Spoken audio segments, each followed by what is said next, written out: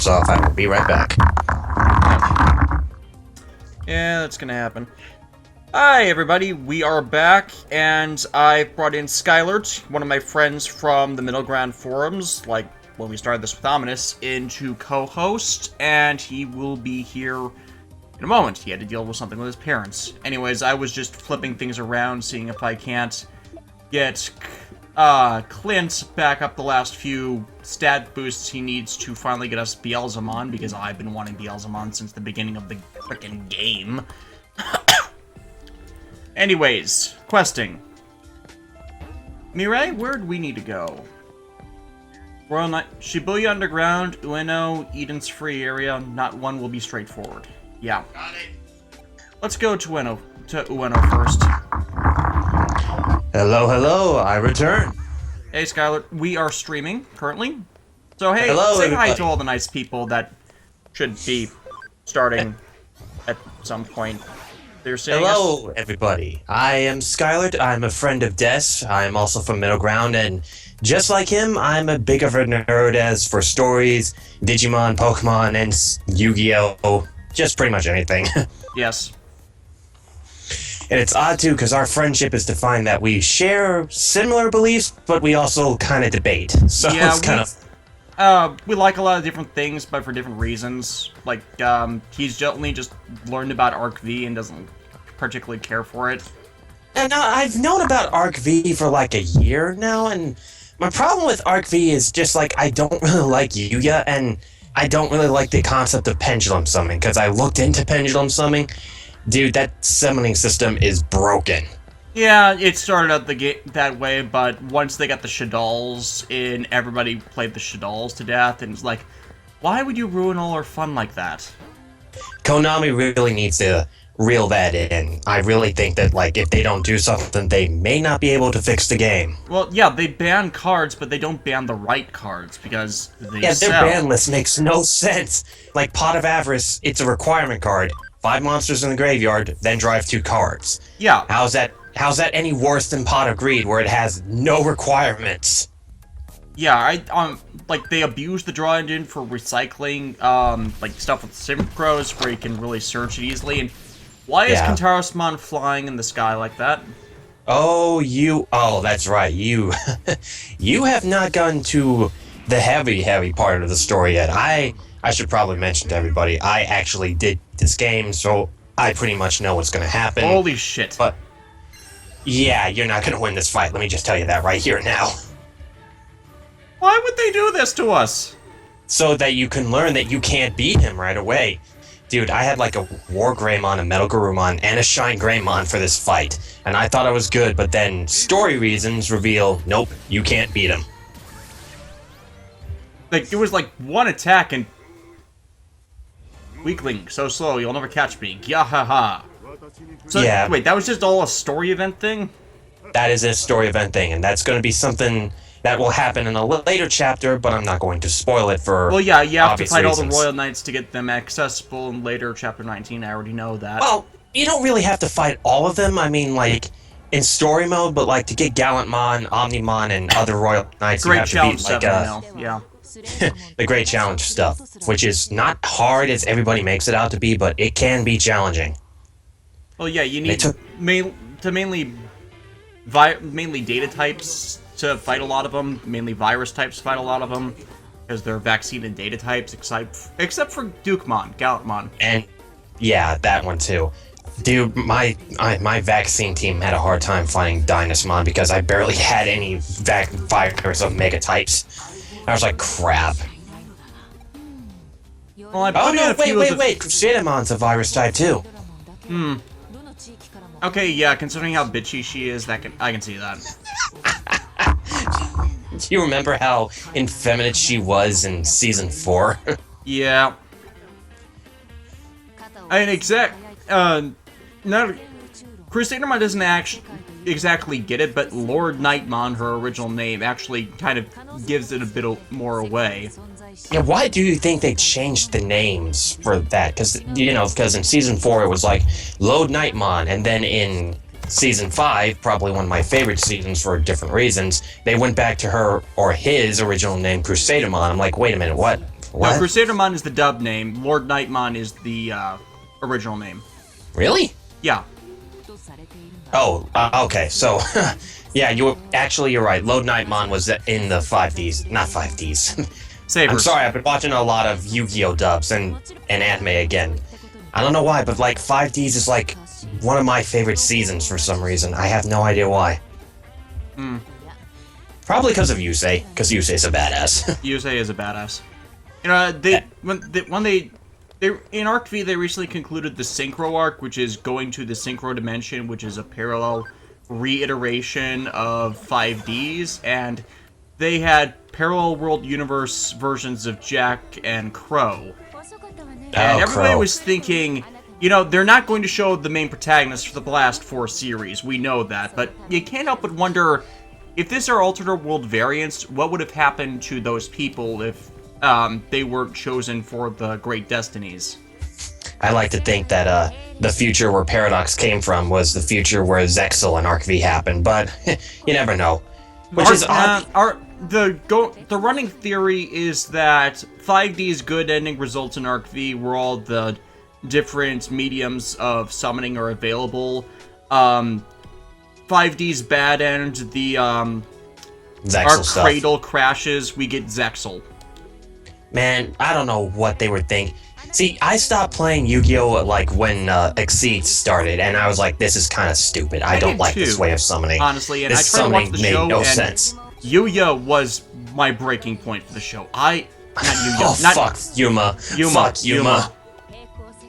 Dude, could you believe that he was going to be voiced? He was going to be voiced by Johnny Young Bosch at one point, and I was like, wait a minute, what?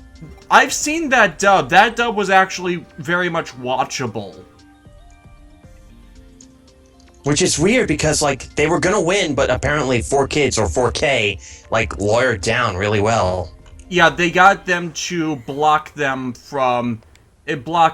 from else from getting the rights. So, no matter what, Konami would need to buy out 4Kids to get the rights for anything to use it. So, that was the loophole to the bankruptcy. Man, could you imagine if Funimation got the rights to dub Yu-Gi-Oh! And they kept the old voice actors and just did a much better job voice acting and voice directing? I thought I recognized this Digimon in Try. Oh, yeah, that's right. What did you think of Part 2? Part 2 was okay. I liked it. I thought it was a bit scatterbrained, but, you know, it was like more of a downtime thing. So, more of a comedy special, but I loved Joe and Mimi's character development. Those were great. Yes, that was one of the best parts to it. And it's like, you know, focusing on how they're on the arguments of real-life responsibilities versus what you think is important. Yeah, man, I did not see that ending coming, though. Like, I don't know if anybody who's in the stream chat is caught up on Try, but I will not spoil it. Yeah. Like, I should have seen it coming, but in the back of my mind, I'm thinking, they won't do it. Well, we kind of got a sign of it in the first chapter, but it's continuing the appearance of Royal Knights, or Royal Knight affiliated Digimon, which is irksome, especially with Alphamon's first part, because, you know, I really like X-Evolution, so... X-Evolution is so good and so underrated. I know! Like, here's the problem with the Digimon anime. Oh, great, you got Mecha Kabuterimon, that's awesome.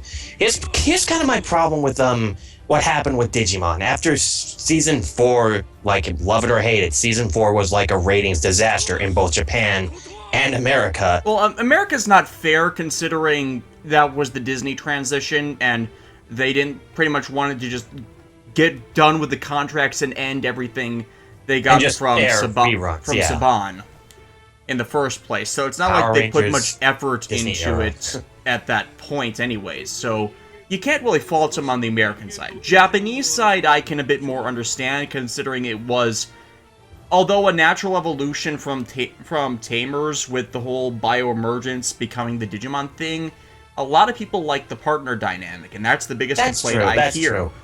That's true, because, like, I'll give Tamers this. Tamers is, like, one of the best seasons. I wholeheartedly agree with you and a lot of people that, like, Tamers had, like, the best story arc, the best character developments, aside from Try and Original Adventure. My problem with that is, like, Tamers gave birth to Frontier, and they missed the point exactly about what made Digimon, and The partnership. I don't know, they tried to dynamic. make it a Sentai show, and most American people are like, what the hell is this? Man, it works for people that are more like on the Power Rangers bend. I feel that had it aired right next to Power Rangers on Fox Kids, and it lasted would've at made more least sense. one more year, Yeah. it would have fit better. Still Toei. Yeah. And they at least compensated by having really strong character development for the cast. I don't know, like, I felt like Takuya really didn't get that much character development, and I really, really did not like Koji as a character. He was like, I'm the rival character, and I'm icy towards everyone. Red My Oni, element is ice. Blue Oni Wait, is what? where he's at least more personable than Matt has been. That's true. Yeah. Genkuamon is so freaking cool, man. He's like the only Royal Knight that's like actually got a human face. He's got the whole Bancho Leomon look to him, too. That's true. Pac-Mon, yes. Bancho Leomon is like the best Leomon ever, and I don't care what anybody else says. You go Super Saiyan and you punch a Royal Knight's saber out of his hands. Hmm.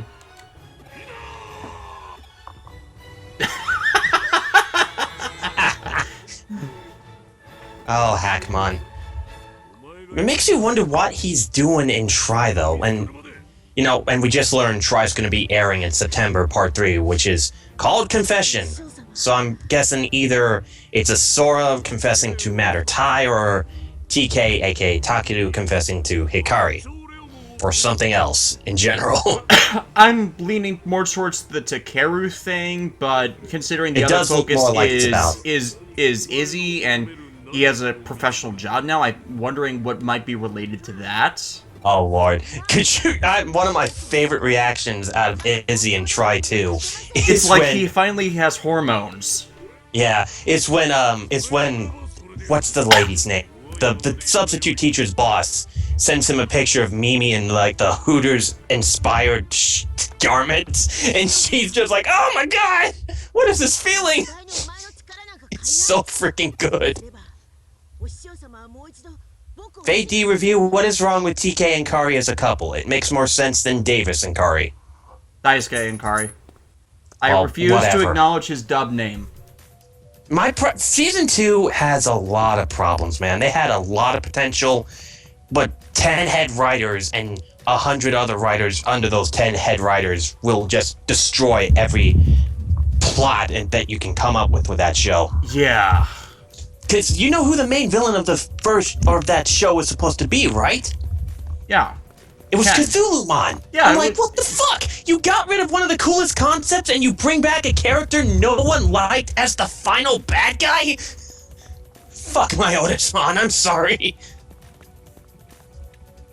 The fan base has made you hate that pairing? I can understand that. I have pairings that I hate from other shows. Like, I hate Soren Dash and I hate Dyslestia. I hate those pairings. Speaking of that show, the new Dragon Girl is actually pretty cool. I do like her design. I have not had a chance to watch. I had an episode to upload, and then I was off to this. I'll Well, you'll probably like hear this. about it from one of my reviewer associates later. All I Nolan know North is in the episode. Dragonland's something, something, something. Yeah, Nolan North is in the episode as well. Oh, Deadpool's in. Nice. Yeah, oh, Deadpool. That is true. He's more than just Deadpool, though. I feel like Oh, he's... yeah, I know. It's just that it's the only thing he's voiced off the top of my head that I can remember. You gotta use your invincibility power to get into the museum. Oh, yeah. I keep That is forgetting why about I'm here, that. folks, because I beat this game and I know what's gonna come Stealth after. line. Make myself transparent. So, what do you think of not Sasuke, actually Sasuke? It seemed like he was kind of a nice character, kind of reserved, and then the fucking bullshit. I fucking hate Sasuke, man. He's like not only one of the worst characters to come out of Japan, but one of the worst characters ever created, if you ask me. Oh yeah, I'm really right there pushing with something. you. I've said it in multiple videos of mine going back to when I started doing the reviewer shtick. I watched that GU episode like I was in. Yes, GU was about Haseo, and Sasuke was not the main character of Naruto. And it could have potentially... No, it wouldn't have worked. Had he actually been the main character going through this, had we been focused on his entire journey to evil and then recovery, but fuck no, not as presented. Kamishimoto can't fucking write, man, and I hate that ending, so much. And I hate the last. I actually sat down and watched like 15 minutes of that movie. I'm sorry, quote unquote movie. And I'm like, this is like the biggest fucking turnaround for a shonen series to become a shoujo movie. It's fucking retarded. It's worse because, had they legitimately justified much of it in the narrative, I don't think that many people in comparison would have had issues with it. My problem too is not just that, but like, when was Naruto ever really interested in Hinata? I get that Hinata interested in Naruto, but I'm sorry, Sakura spent way more time with him than Hinata did. Yeah, it would have made more sense had it been a completely oblivious dynamic through the show on the team. Like, if it was a love triangle, it would have made more sense. But Naruto and Hinata barely interacted. It's like, what the hell are you doing? Oh, Naruto, we could rant about it for hours. There are not many good characters in Naruto. At least not ones that don't get gypped. I legitimately like Anko Mitarashi. They do nothing with her, and what they do is just like your enemy is being trained by Orochimaru. Why not get the person who knows the best of Orochimaru to help in your training? Or Orochimaru's quote-unquote son that's apparently in Boruto, by the way, stupidest name ever. Lightning Bolt. Yeah, it's still stupid, but that was the impression, which is... You know what's a character that didn't get any good treatment whatsoever in that manga? Tenten. Like, people say Sakura's the worthless character. I'm sorry, Tenten barely did anything. Which is sad because, they say they have, the ability to make legendary weapons and seals and all that crap, and you think that and she gets her ass kicked all the time. The time. You'd think with the ability to do that, she would still be more a mental person because she has to forge and design those kind of special weapons once she gets enough of the training in. But no, they kind of, only do that kind of bullshit for, the super specialists. And considering the whole Uzumaki bullcrap sealing thing... God. Don't even get me started on that bullshit. Like, Naruto was good, and you know what? Naruto should have ended with the pain arc. I know a lot of people don't agree with that, but that is where the series was at its heyday and when it was really, really good. I honestly didn't like anything after the time skip. Yeah, I can understand that. Like, Sasuke's dumb clothes. It's like, he spends better part of 3 years training to control this power, and, then the end result is, no, you cannot control this power. Then what did you spend 3 years how to control doing? It later on. Yeah. Like, Naruto... Like, you could have a really good story with Naruto if you didn't have... I'm convinced that he didn't have anybody telling him, no, you can't do that, you cannot do that, you gotta listen to the editor. It's like George R.R. Martin in this bitch. Yeah, I feel that some of this initial setup would have been better had they not just gone from the first botched mission to the tournament arc. I feel that they done a few smaller arcs in between, introducing or interacting with the other teams. Something might have It would make more sense. It would definitely make more sense. I'm in agreement with you there. Because, like I said before, like it or not, Sakura interacted with Naruto way more than Hinata did. Legitimately more. Ironically, half the stuff people did in fanfics, they called years before the manga revealed them. Yeah, because that's how many shonen frickin' tropes Naruto uses. Like, hell, Dragon Ball Z set up so many of those tropes, and it did it way better. Yeah, and not to mention that every shonen series since Dragon Ball has tried to be Dragon Ball because they've You're been never really that going to big recapture sellers. that And magic. you want to know one of the few ones Well, One Piece does its own thing because it keeps to the adventure thing. They really don't do tournament One Piece arcs. is an exception because One Piece is actually really good. It's And about the Oricchio adventure, has, like, and each arc has a set beginning, middle, and end that progresses the journey is the story. That is the point of the story. Yeah. Exactly, my friend, exactly. But that and Oricchio has, like, editors that tell him, hey, you gotta change this around a little bit. And he's like, okay, sure, I'll do that. Yeah, but he even, you know, like, for all his work, he actually recognized that, you know, hey, I'm kind of exhausted, I need to take time off, and people can understand that. Yeah, which is weird because back in Japan, like in the early 70s and late 80s, even up to the 90s, you really didn't get a break that often. You could get a couple days break, but then you had to do like a weekly chapter every month, and it was stressful. Yeah, well, except for the writer of Guyver, because that production on that manga has been so slow.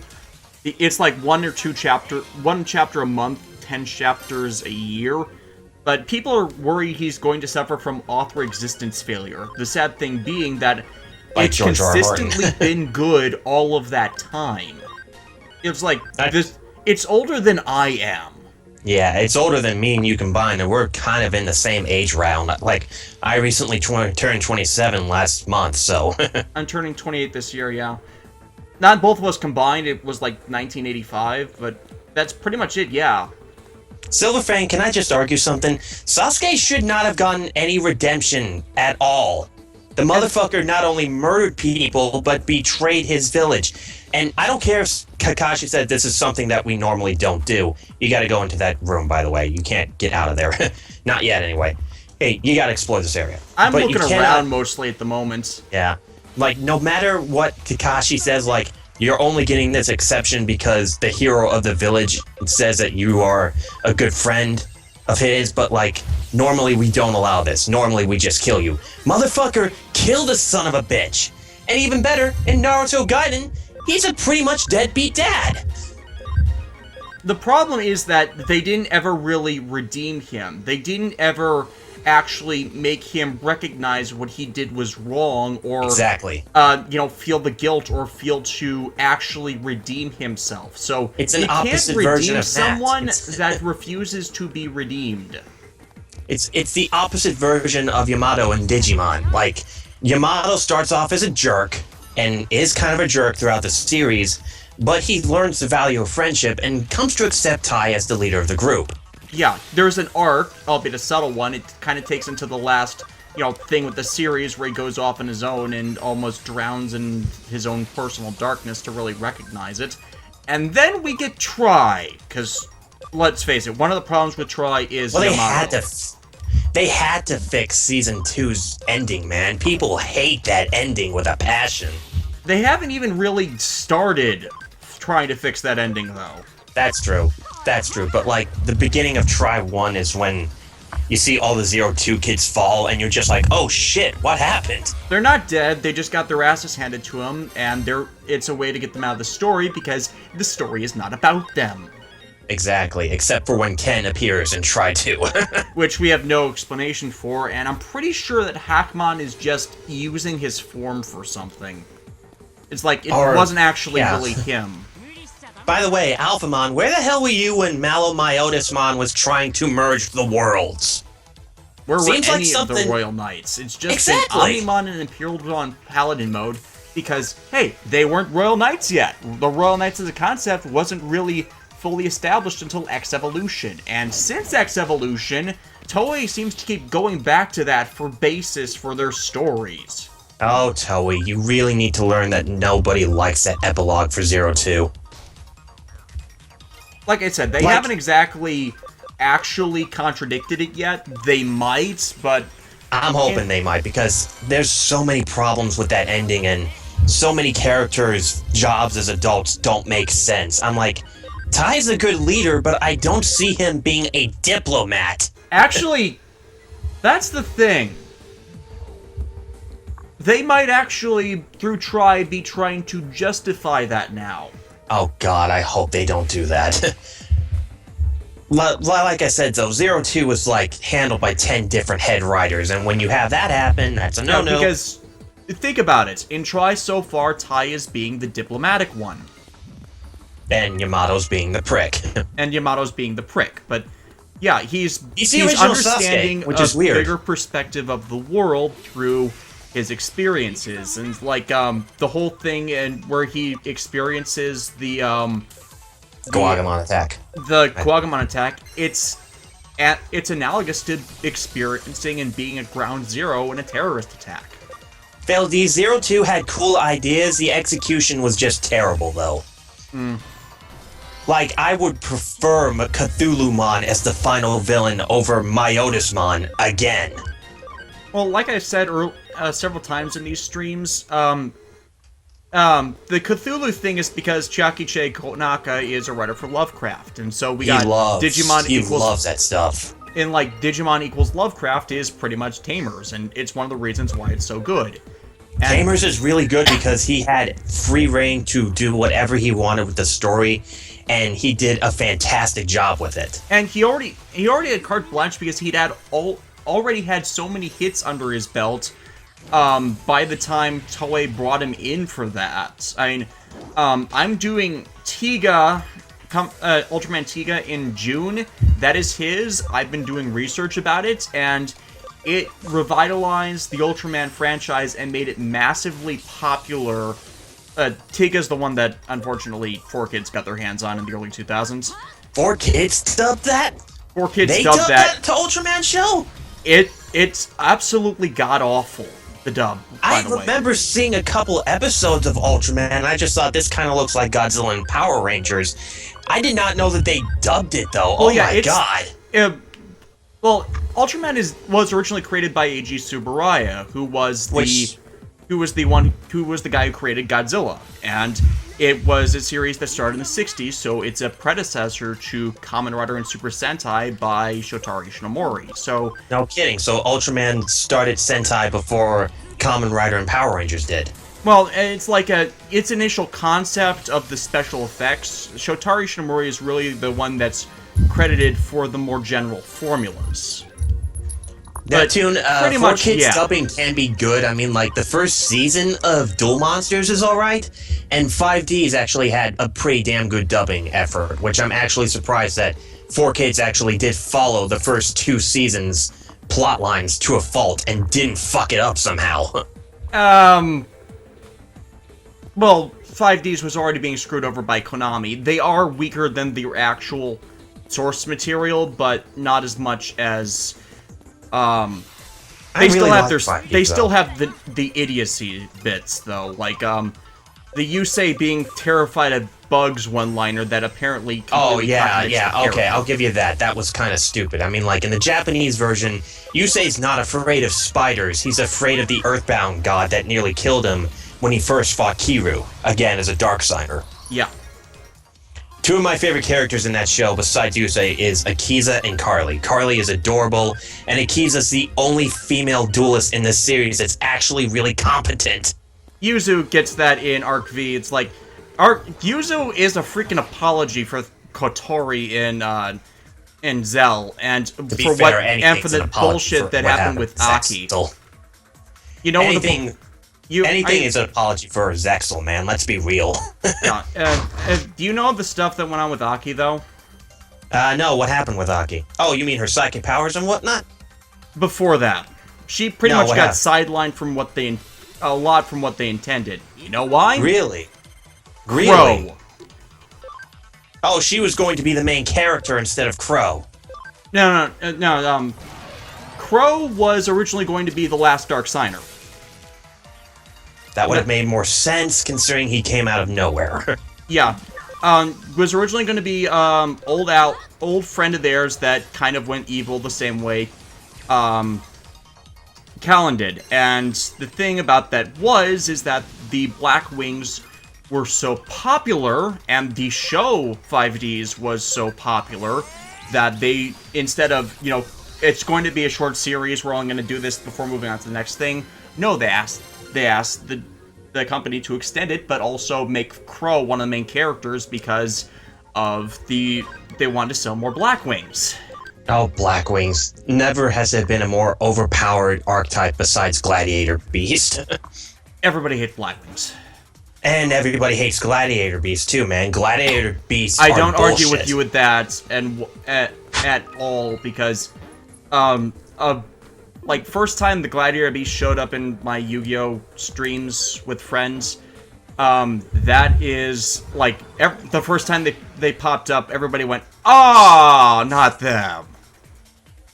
But like Black Wings are still the ridiculously playable ones. You want to hear a funny pull of what I got one time?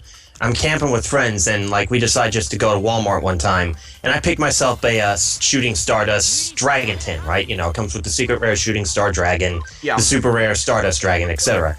I don't remember the exact pack that it came from, but we're opening packs, and one of my friends opens a pack for me when I'm looking through a bunch of commons and a silver letter rare, and I'm just like, man, this pack was bullshit. And my friend goes, Charlie, I just pulled you something epic from this pack. I turn, and he's holding a black feather-winged dragon in his hand. And I'm like, no fucking way. I got one of the Signer dragons from a tin collection? It happens. It's like, I think that's how I got my black feather dragon. But yeah, there was originally not going to be the whole 6 Signer stuff. Crow shunted Leo in that, and when they got the third and fourth arcs, Konami kept insisting that Crow get the spotlight over Aki. Aki was a much better character, and her relationship with Yusei is actually one of my favorite aspects of 5D, by Even far. though they don't actually get together, because it's everybody's headcanon. It's implied that they could get together, like, in the years future. after the ending. Yeah, which is pretty much everybody's headcanon about the show. Like, I'll be honest, 5D has problems, but I really do enjoy it because the third arc, that story is really good. That story for the seasons are really good stories. Except for the third season where they didn't really know what they were doing, but yeah, they're not consistently horrible. Like, they screw up the most in the third arc of the show, though. Because I'll agree there. I'll definitely agree there. Jack and Carly go back to zero and then end the series without having really resolved. You know, they kind of confessed their love to each other in the second arc of the series. Oh man, Jack and Carly's relationship was great. It's odd too because Veronica Taylor, aka the old voice of Ash Ketchum, is Carly. Yeah. Man, I'm still surprised that 4Kids is only dubbing Yu-Gi-Oh! Now. I mean, like, I get that their bankruptcy happened, but at the same time, it's just like, what the fuck? Okay, now we got a boss fight, I should probably help you figure this stuff out. If I'm either facing Hakumon or Bancho Leomon, I've got a data type to deal with Bancho Leomon's power-ups. You're fighting Bancho Leomon. Whereas Bancho Leomon has all physical abilities. Be careful, because Bancho Leomon is actually really hard to fight. Like, halfway through the fight, he'll use an ability that just makes him hit even harder than he did before. Damn you, Bandai of America, for not dubbing this game. I think if they dubbed it, most of the localization fuck-ups would have not been known to anybody. You mean like they couldn't get any of the known voice actors or something like that? No, as in they didn't want to. They didn't want to put in the money for it. Hell, they didn't even put in the money to put in a competent translator. I mean, Which is funny. Oh, sorry, go ahead, man. Half my ongoing irritation is when I hear a line of dialogue in Japanese that I actually know, considering my understanding is pretty fragmented, and then they say something completely fucking different. Yeah, that's what happens when you have incompetent translators. Like, it's also funny, too, because I think about, like, if they did get voice acting, they'd probably get the voice actors from Pokken Tournament to do it. Yeah. And I don't put that blame on Nintendo. That is Bandai of America's fault by far. I'm still mad at Bandai Hoover for not bringing over any of the Robot Tyson games. The problem I'm with mad those... at Bandai for not bringing over any other Digimon. It took a petition to bring this one here. Japan recognizing the petition and pretty much telling Bandai of America, yeah, import it.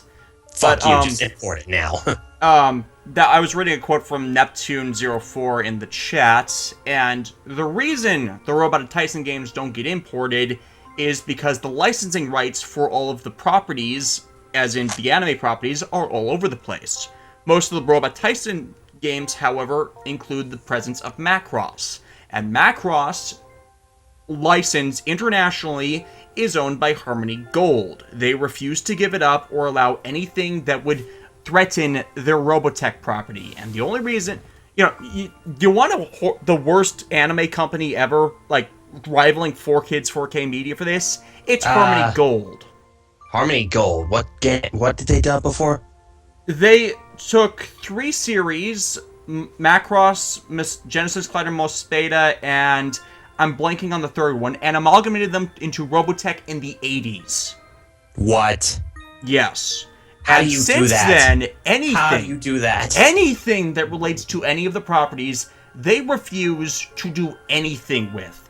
They only want to do more Robotech stuff. But no one wants any more Robotech stuff because of all these Macross sequels that are really good that they won't let anyone have. So they tell people there's going to be a new project every few years. Everyone says no, but because they at least got into pre-production on it, it extends their license indefinitely. Damn, that's stupid.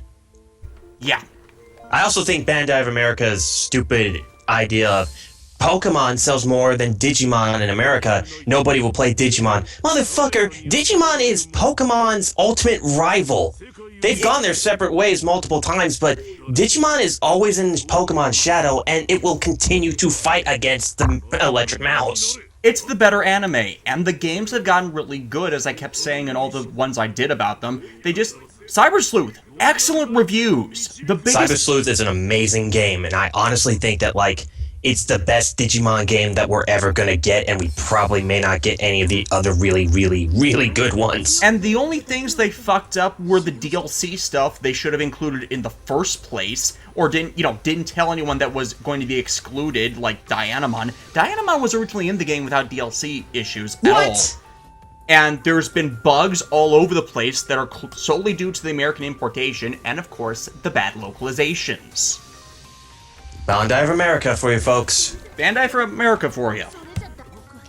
And Neptune, to be fair, I like both series equally. I don't really compare them that often. Bandai better games, Digimon better anime. We've accepted that. Yeah, Nintendo better games. Nintendo better games. Because you said Bandai better games. I'm like, not really. Sorry, I said not a lot of Digimon games. I meant to say Pokemon consistently better games, even though they haven't really evolved. Digimon has a bunch of bad games, but each of them informs and helps get them really good. Like Cyber Sleuth fixes all the problems from the World games, and I'm really happy about that. Yeah. Well, technically, they fixed them in the DS versions. This is just a result of that. Okay, Silverfang, as far as I know, there is no finished translation for Redigitize. There is... Actually, I think there is. A finished version? Yeah, I think I mentioned it in our chat. I know it's in my, I know one of the PSP games is in my queue. It might be the one you're talking about Adventure RPG. No, it's not the Adventure RPG. I think it might be the one that precedes them on the PSP. Whichever one was the first PSP game, they did something with that. I'll have to look it up for you. Yeah, because I'm pretty sure I mentioned in the chat a while ago when we first got the Cyber Sleuth stuff. Not in the chat, in the forums post about Cyber Sleuth. Hey Des, if you had a Pokemon gym, what type would it be, what theme would it have, and what other stuff would you include? This is a question from Fade Review. I would have it probably be fighting type gym. I really like fighting types. Oh, you'll love Machamp then. Machamp and Pokken is great. Sorry, go ahead. And I kind of built it like the puzzle house, the trick rooms from Gen 3, because, just because you have, that's the theme. Just because you have power that, physical power, because that's the whole fighting type theme, doesn't mean you can't use it. You can't be smart about how you use it. I can agree with that. Build it off that kind of theme. Because I really like the trick room. That. Yeah, I bet you... Have you played Omega Ruby Alpha Sapphire, then? Oh, yeah. I okay. think I'm halfway through Ruby Alpha Sapphire. I completed Omega Ruby the first time. I took time off, way back when they were first released from doing anything to just do them in a week, like I did the original Gen 6 games. Which is, you know what? I've been with Pokemon since every generation, man. From Red version all the way up to 6th Gen. Sun and Moon, I'm going to look forward to those, but we need more info on them right now. I can't really judge them right now, but I'm excited, but I want to see what they are. I can agree with you on that. Honestly, I initially dropped that at Gen 3 because I'd kind of grown out of Pokemon, and I was kind of, like, meandering through junior high school. I think... Well, I didn't have a Game Boy SP until, like, 2004, so I was mostly console gaming those years. I can understand that. Like, I can understand a lot of people dropped out after Gen 2. But then like, Pokemon to me is like the series that got me into RPG games. Yeah, I but can't then beat it. I got a Game Boy Advance. I think I was playing Sonic Advance for about a year, maybe some other game, and then I started buying a bunch of GBA games, and I was playing the Mega Man Battle Networks, and then I saw... I don't know, I think I might have saw something for an episode of the Pokemon anime for Hoenn, and then I saw, you know what, I like these, might as well see what's going on with this gen, and so I picked up Pokemon Emerald, and Pokemon Emerald is my favorite of the pre-DS cartridge games, and it's pretty much... Yeah, I don't disagree with you on that. Emerald is like the definitive version for Ruby and Sapphire from Gen 3, by far. And I must have completed that game like 6 times over the course of 2 years because I literally like it's fell a in good love. game. I literally like fell in love with playing as Torchics, getting Torchics as my starter, and it's like this is the beginning of my obsession with fighting types because fighting types started to get really good in Gen 3 and 4. Yeah, and then they kind of vanished into obscurity with Gen 5. Generation 5 was so disappointing. I like it for what it is. I actually like it. The storytelling was the strongest that generation. Oh, I will agree there. Gen 5 story, amazing. The region, terrible. The Pokemon designs, terrible. I can mostly agree with you there. Embor is like the weakest fire starter that they've ever done. And they had an opportunity to do something other than firefighting, but because Embor was based off the pig from Journey to the West, it's fucking firefighting again. Yeah, I think they really should have... took 2 bad hits. Yeah, I really think they should have varied it up with that, because then firefighting. Now finally fire psychic. Yeah, 3 times in a row is enough. I like Delphox. I don't care if people say that it's the weakest. I don't care. It's way better than Embor. I named mine Rachel. Just Embor is the... You know why. I pretty much do know why. And here's the problem with Embor. It's not its typing that bothers me. Its status, its type, its stats, its attacks are all very, very lacking. It has a lot of HP, but a lot of its moves are just terrible. It's like they're supposed to build themselves up, but they don't really build themselves up. Yeah, for those of you who are wondering, my favorite starter Pokemon, and probably my favorite Pokemon in general, I know it's stereotypical, and I know people say he's overrated, Charizard? but I love my Charizard, man. I love my Charizard. Charizilla was my first Charmander, and back in Red version, he was my partner. He was my absolute strongest Pokemon. Stereotypical, but I fucking love dragons. Dragons are awesome. Don't knock the dragons. All dragons. Yeah.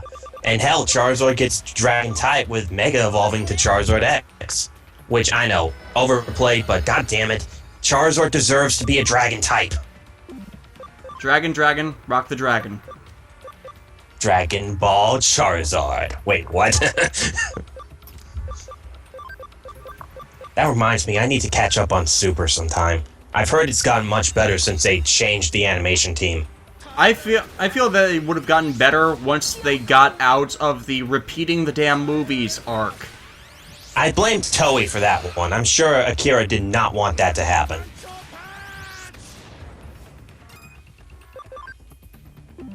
Silverfang asks, I posted this idea to you before, Des, but how would it go if they did make the idea of having the legendaries be the Black Sun and Shadow Moon Sentry Knights for Sun and Moon? I have no idea what he's talking about, so you're gonna have to explain. Okay, this is relating to my Kamen Rider stuff, and Kamen Rider Black, the best series in the franchise for Kamen Rider, is based off of a rivalry between brothers born of what was done to them by a evil organization. They are implanted with two artifacts known as King Stones and turned into beings known as Century Kings, with the intent for them to carry out a ceremonial duel, so the one stronger and more receptive of the power of the King Stones can tear the other from their sibling and then absorb the power of a dying entity known as the Creation King. And they are named... Oh, yeah. Oh, I know what you're talking about. I watched that review of your remaster review for Black. That actually did kind of get me interested into watching a Kamen Rider show. And, yeah, they're named Black Sun and Shadow Moon. So, the joke has been in the fandom, since they're finally doing Pokemon Sun and Moon, after Digimon has done Digimon Worlds Dusk and Dawn, to pretty much just, they're doing the theme and... Oh shit, I'm going to die. Yeah, you actually should pay attention. This guy is really... Like I said, when he does that punch, he's pretty baller. He killed my War Greymon, who was my strongest Digimon, with just that one punch. One punch Bancho Leomon. Well, we know what Digimon Saitama would get. Feldy, I don't think Toriyama stated that. He stated that he does not like GT, though. Like, he thought it was a good side story, but he hates the execution of what GT was. Hell, I don't blame him. GT didn't involve him, and, you know, it's a recurring trend with Toei projects. Almost any time they celebrate an anniversary, they manage to fuck it up. Here's my problem with GT, too. GT acts like all the filler stuff that happened in Dragon Ball Z is canon. This is my problem with Toei, is that like, hey, remember all these movies that are one-shot movies and are not really connected to the timeline whatsoever? And don't actually matter. They're canon! I'm sorry, anime movies, unless explicitly stated, are not canon to the main timeline. Well, Toei, that's a thing with Toei, actually. They don't like divergent continuities. They've actually done... GT isn't exactly the only example of this, but a lot of people like to discount all of the Sentai and counter tie-in movies, and a lot of them don't have an easy way to discount them. Others do, like you don't watch it, but the Kamen Rider ones, mostly of the 2000s, are mostly alternate universe ones that apply to this. Oh, that's so stupid. Every Sentai versus movie ever is treated as canon, so it's inconsistent. Oh my god, like... Oh, that's so dumb. Toei has a bad problem doing that. The biggest problem, though, with them is that they can fit if you, go about where they fall on the timeline, because with Toei's movies, every time they try to tie into the series, there are continuity errors due to what's going on, because they're made in advance of the episodes they fall around because they require more effort. Like Broly. People swear Broly's canon. I'm like, no, it's not. There's no way Cell would not know about this legendary Super Saiyan. How would Cell know about this legendary Super Saiyan? Dr. Gero DNG. Vegeta's DNA. How would he know about... Cell possesses the memories of the people that have... that he has the DNA from everybody. Like, but remember... Did Vegeta know about Broly in advance? I didn't think he did. No, he knew about the legendary Super Saiyan legend. That's what I mean. Oh yeah, he knew about the legend, but they didn't know Broly was the legendary Super Saiyan, because... they didn't know anything about the stuff from space until they came to Earth, and they didn't know about any other survivors of the same race. Okay, I get what you mean, though. Yeah. So, is Hackmon a rookie level, or is he an ultimate level? I keep forgetting. I don't think we did the Warp Digivolution thing here, but I don't know. Because he looks like he's a rookie-sized level. There are Ultimate and Mega Digimon that are smaller than there are the size of rookies, so it's entirely possible. That's true, like Gatomon being, of a champion level, and Mankumon being a champion level as well. Marine Angemon. That being a Mega. Yeah, you're right. You're totally right about that. Fade D says he's a rookie. Okay, thank you, Fade. Yeah, so I guess we did do the warp digivolution thing. Yeah, too bad warp digivolution doesn't work that way in this game. It doesn't. We at least... There are a few of them that skip a level. I mean, I'm training a Tokomon to evolve into Lucemon so they can go to Lucemon Fallen Mode, and Fallen Mode counts as an ultimate. That does count as an ultimate, yeah.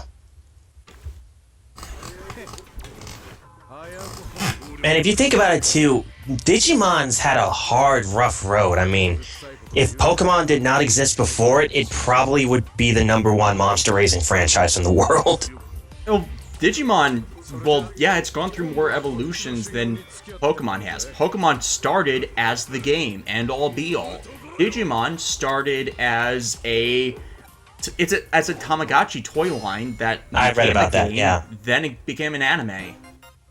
Which is weird because they made a really good story from an anime that was based off a virtual pet toy.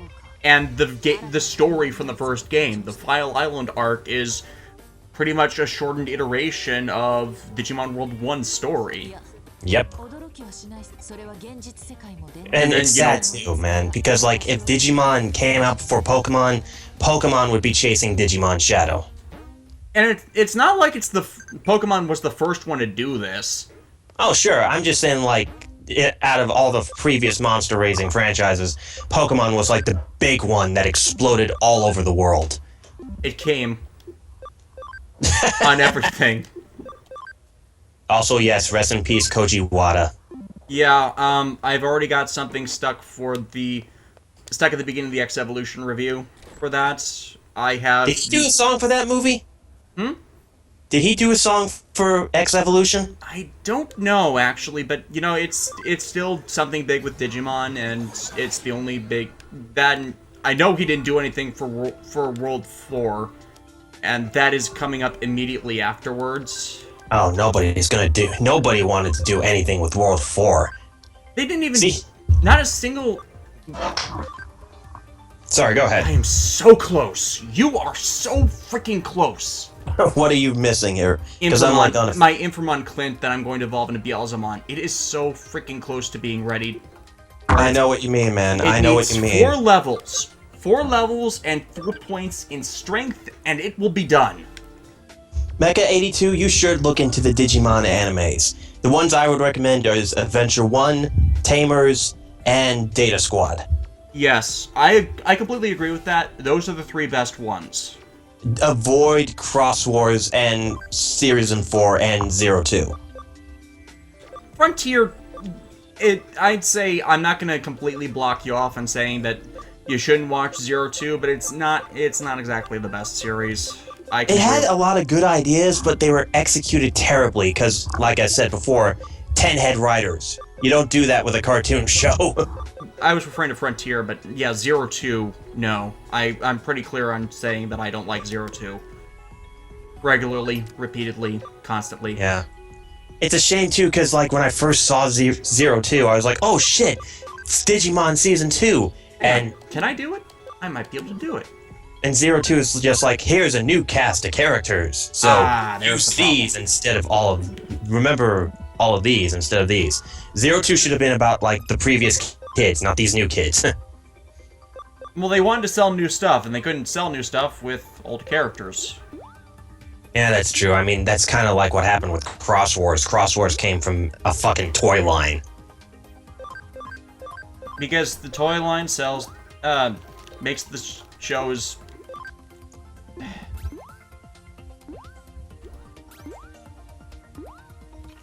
Now, well, we can only hope that eventually Tri will try to fix all the problems that 02 caused. It's like going to be one of Toei's exceptions to their anniversary events suck rule. Yeah, because both Part 1 and Part 2 have been really good. Mm-hmm. And it's like, it's exceedingly rare that the exception comes about. The only one I can name where they didn't absolutely fuck it up in some respect is Gokaiger. You know, the Sentai with the pirates that was adapted into yeah, I know what you that mean. Sucked. which is like it's a celebration of every Sentai show before it, and they use every single outfit. And managed to get one representative actor from each of the prior series, which it was the more amazing thing considering that happened by accident. Actually, Fade D, there will be 4 more Try movies. It's been confirmed that there will be 6 Try movies, and we've only got the first 2. Wait, really? I thought it was they were doing it solely to 4. Yeah, no, they're doing 6. Like, we have 2 now, we have 4 more to go. Huh.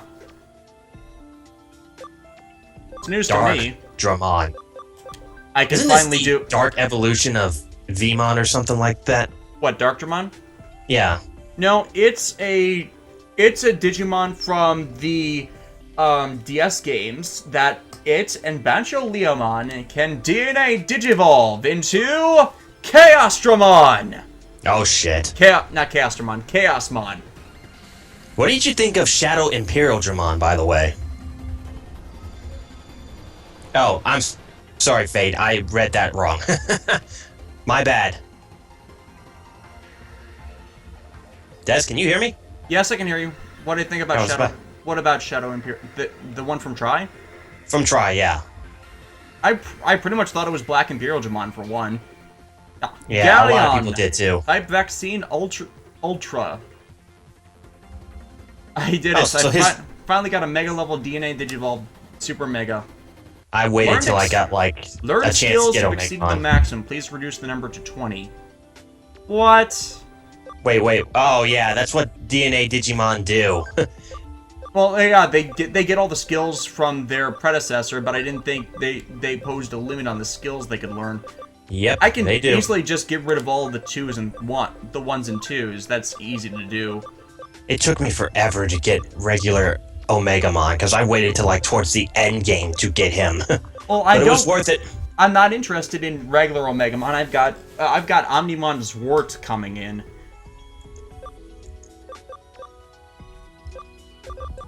Oh man, this game is really good. I really like this game.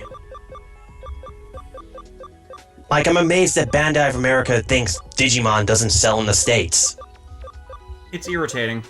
I mean, they're kind of right to a point, but at the same time, it's just like, no, they do sell. You idiots just don't pay attention to the websites. It's like, it was something I was regularly echoing in my reviews, in that, hey, give us something and don't fuck it up, and you'll get your money. You fucked it up. You didn't get our money. Silverfang, I'm not going to go to MagFest next year. I don't have the time or the money to do that. I'm not going again. Yeah, I would hope to one day meet up with Des in real life at a convention and like just do kind of like a review of 1 or 2 of the Yu-Gi-Oh movies. You might be losing your chance because I got to do the next one sometime. The first one sometime this Pyramid year. of Light? Hmm?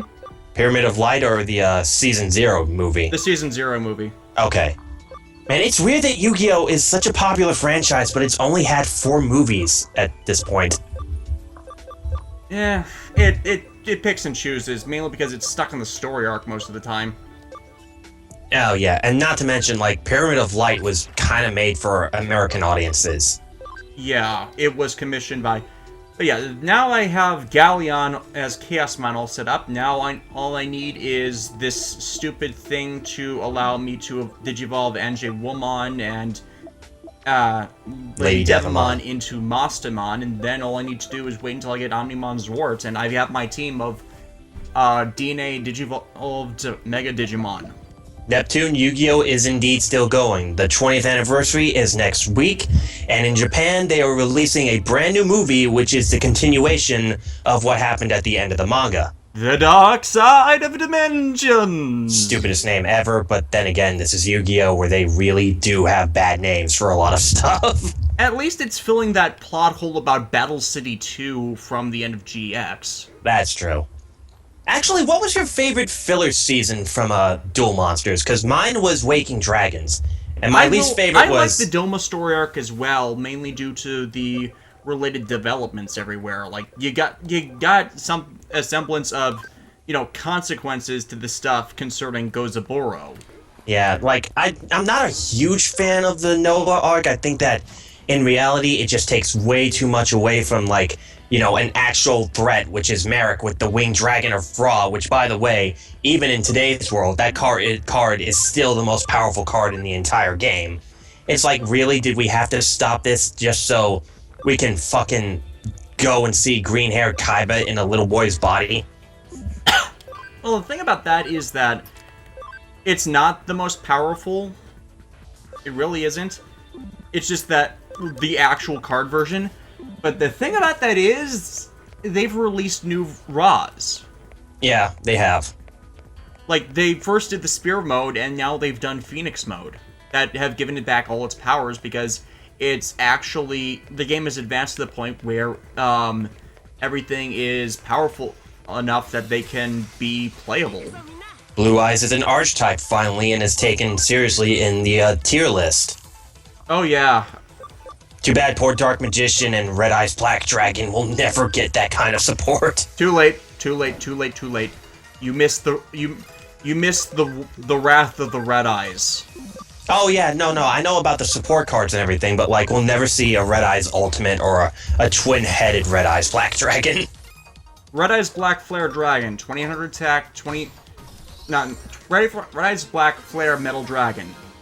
Cannot be destroyed by card effects while it has XYZ materials. Anytime your opponent activates an effect, it deals 500 damage to them. That's a little bit OP. Yeah, it's one of the staple Ixis cards right now, and then there's the fusion retrain of Black Skull Dragon, which is ridiculous.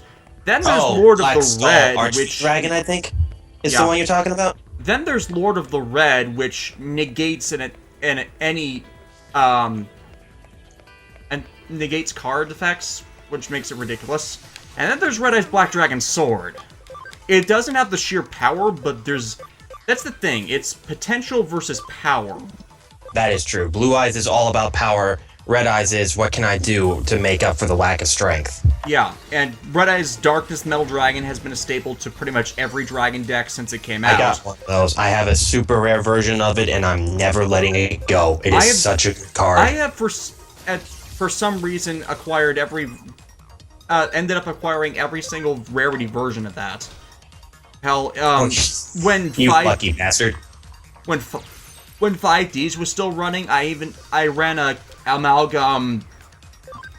I called it my Dragon Eyes deck, where it was Blue Eyes, Red Eyes Darkness, Red Eyes Wyvern, and the White Stones allowed me to use any of the 7 or 8 Synchro Dragons. That is awesome, actually. The only Synchro Dragons from 5Ds I got are Stardust, Red Dragon Archfiend, which apparently I somehow got as a first edition because I bought it off of Amazon, and I'm kind of surprised that it's still a first edition, and like I said before, a Black Winged Dragon. I'm thinking about grabbing a Black Rose Dragon Gold Rare from eBay, which is like 99 cents.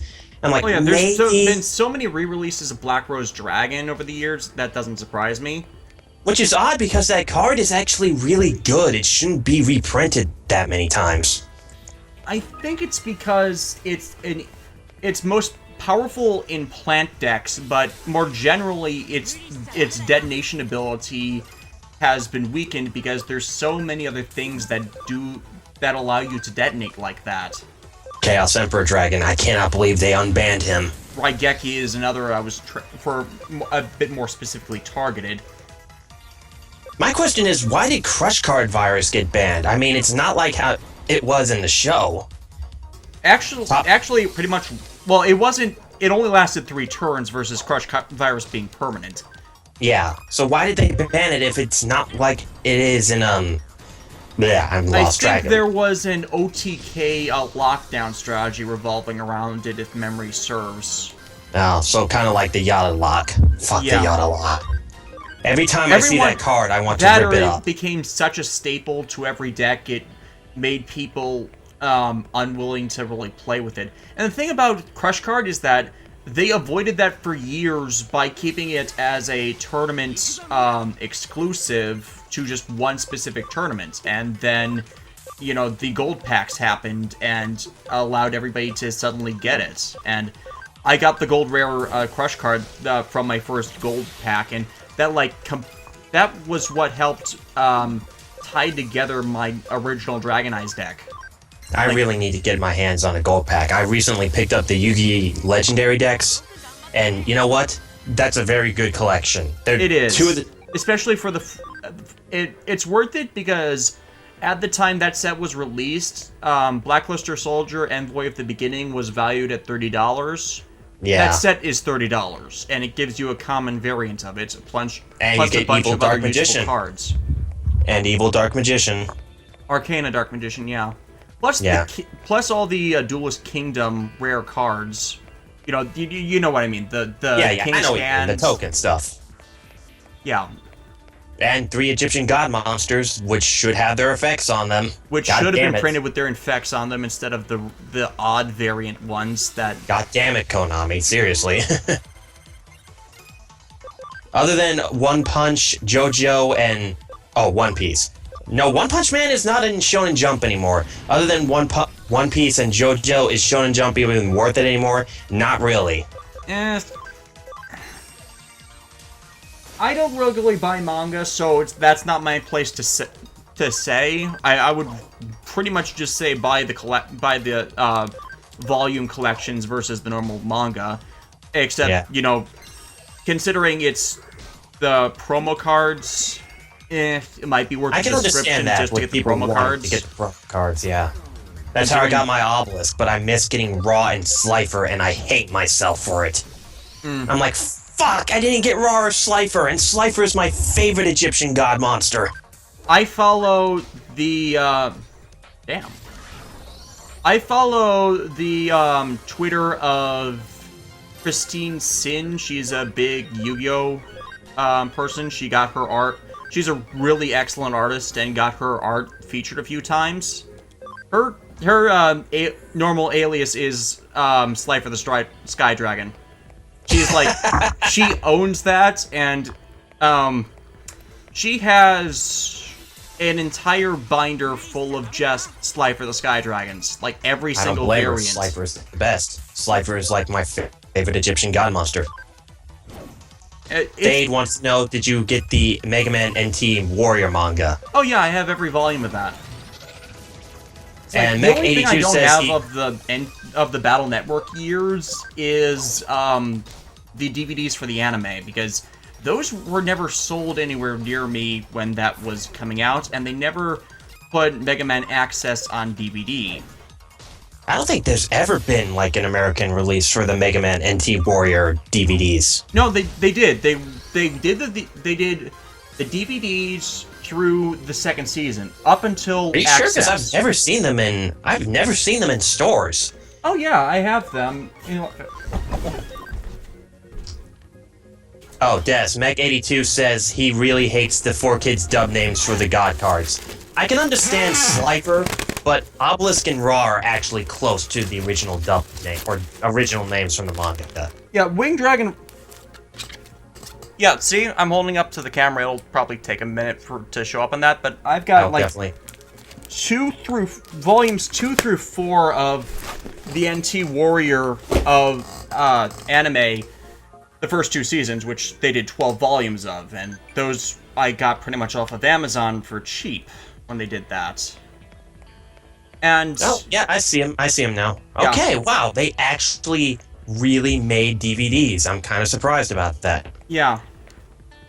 And yeah, the only one that's really bugs people is Slifer the Sky Dragon, since it's Saint Dragon God Osiris. Obelisk, Which is Ra, odd and Osiris that relate to Japanese mythology, which are, you know, important fixtures since that's a Japanese series. And instead, they changed it so to be representative of Roger Slifer, a official at 4Kids. I thought Osiris was an Egyptian name, though. Osiris is an Egyptian name. It's for it in Egyptian mythology. The pharaoh is representative of Osiris, the living god, and then when he dies, he becomes Ra, the sun god, while his successor becomes Osiris. Okay. In representative, because Osiris was the son of Ra and came to succeed him. And to be fair, Obelisk isn't really an Egyptian god, it's just like a monument. Yeah. But it kind of relates to that, relates to the whole religion, because it's a tower reaching to the sun. Silverfang says, I would like a review from you for a few things, but I'm waiting to get enough money to donate. That's fair. It's like, I would love to, like, review, Bonds Beyond Time with you, because, you know, love it or hate it, that's kind of like the best Yu-Gi-Oh movie, even though it's really short. It's like it's one of the best events, because it relates to 5D's main story arc, but manages to tie together all the series in a way that makes sense. And I think it's also... One thing I think a lot of people really like about 5Ds is, like... I don't know, I'm losing kind of my train of thought here, but one of the things I liked about 5Ds was, like, there was competent character development, competent storytelling, and, you know, Bonds Beyond Time's premise is completely stupid with Paradox. I put on a mask, and I learned that the answer to why the world was destroyed was dual monsters.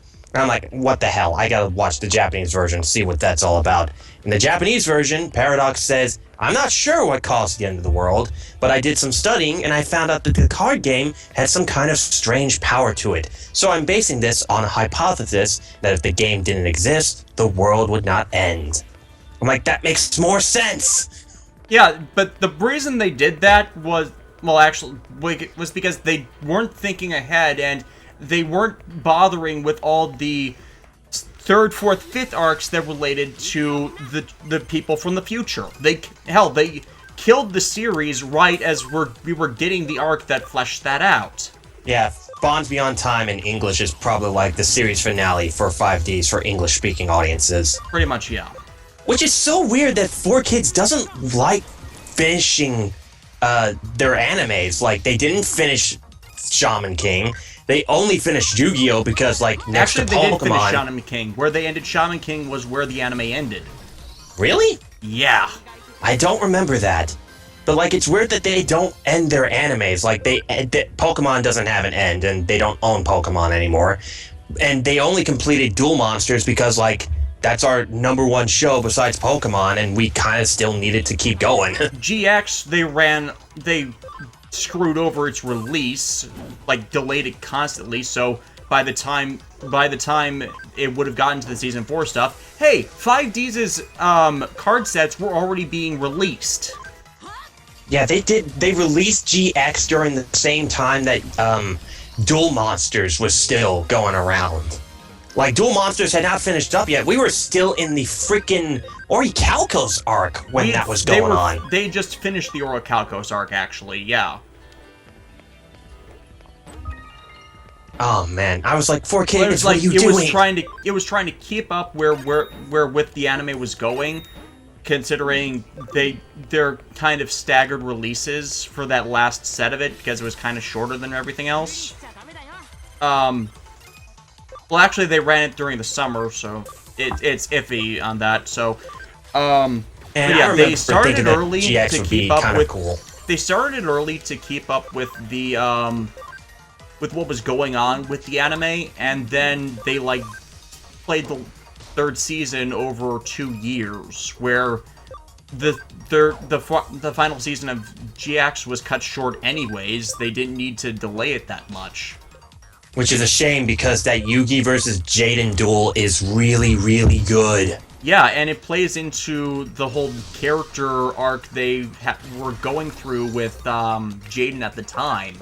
And, like, you know, finishing his recovery to himself with this more mature perspective on the world he'd gained after all the trauma stuff with Yubel that they pretty damn... I don't think derailed in the dub, but downplayed. Oh, it's 4Kids. They'll downplay everything. Yeah. Silver King, why does the anime-only ending of Shaman King piss you off? I don't get it. What's wrong with that ending? If you can kind of clear that up for me, buddy. It just ends. It's like, they beat Hao, but, you know, that only forces the whole tournament thing they were going through on hiatus, and it literally ends with them getting the signal to continue the tournament, so it doesn't actually end. Whereas didn't they do that because the manga was still going on or something? Yeah, they did it because the manga was still going on. And the manga's ending was how, aka Zeke, actually becomes the Shaman King, and all the people that don't want the world to be destroyed, like, go to fight him, and they actually convinced him to not actually go through with it. So, like, the protagonist's team, like, become legendary fixtures amongst all the things and amongst all the shamans, and the series pretty much wraps with, years later, Yo and Anna's daughter is waiting for them to come home from something they were assigned to do. I will be right back. I have to use the restroom. I will be right back. Yeah. And actually, what chapter are we on? We are on chapter 15. Okay, so you're not at the point where I know you will not be happy with, so... Alright, I will be right back, man.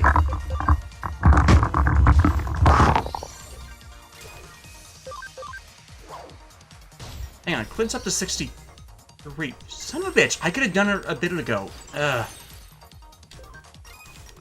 When I get out of here...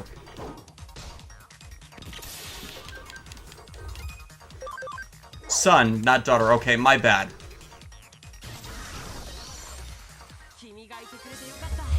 Sorry, I wasn't a big Shaman King fan. I was like, pulling it off the top of my head.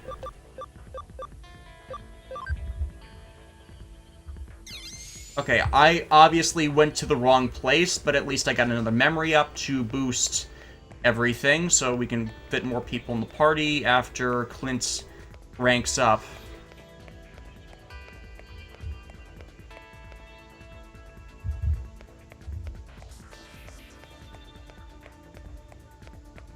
I thought it was in the Nakano Underground that we had to go to, but obviously I was mistaken on that. I can go to Mirai for a hint, because I gotta go there next anyways.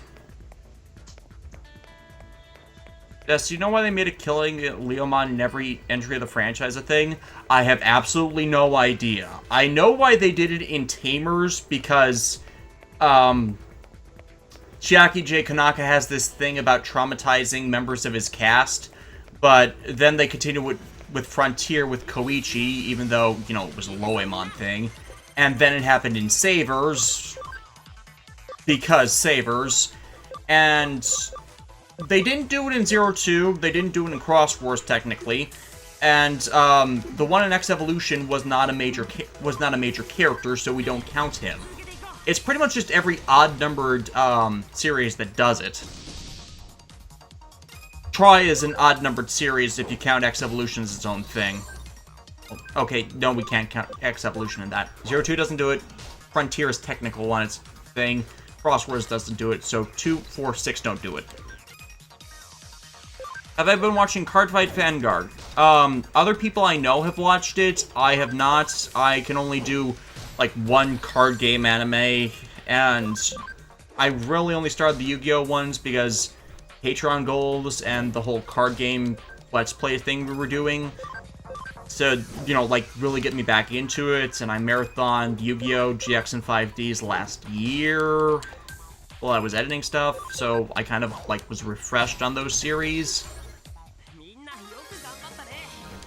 Speaking of which, I will be going a completely different way with those reviews when we get to them.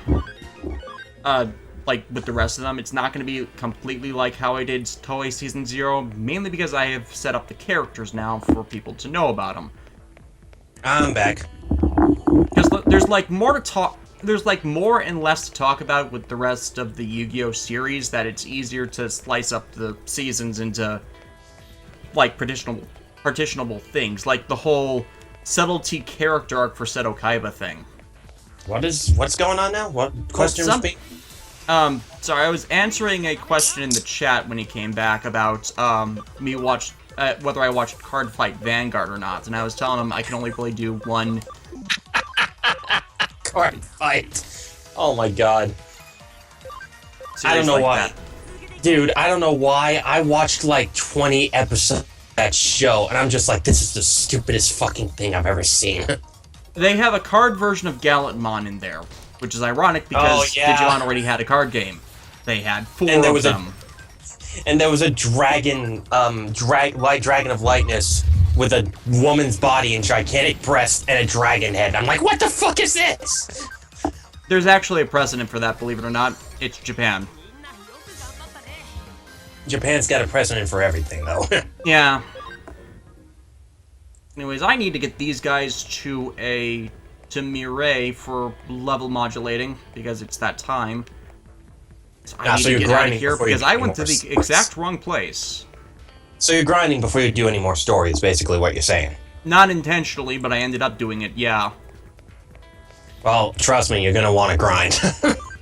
You've got to grind at that grindstone. That is basically what JRPG games are.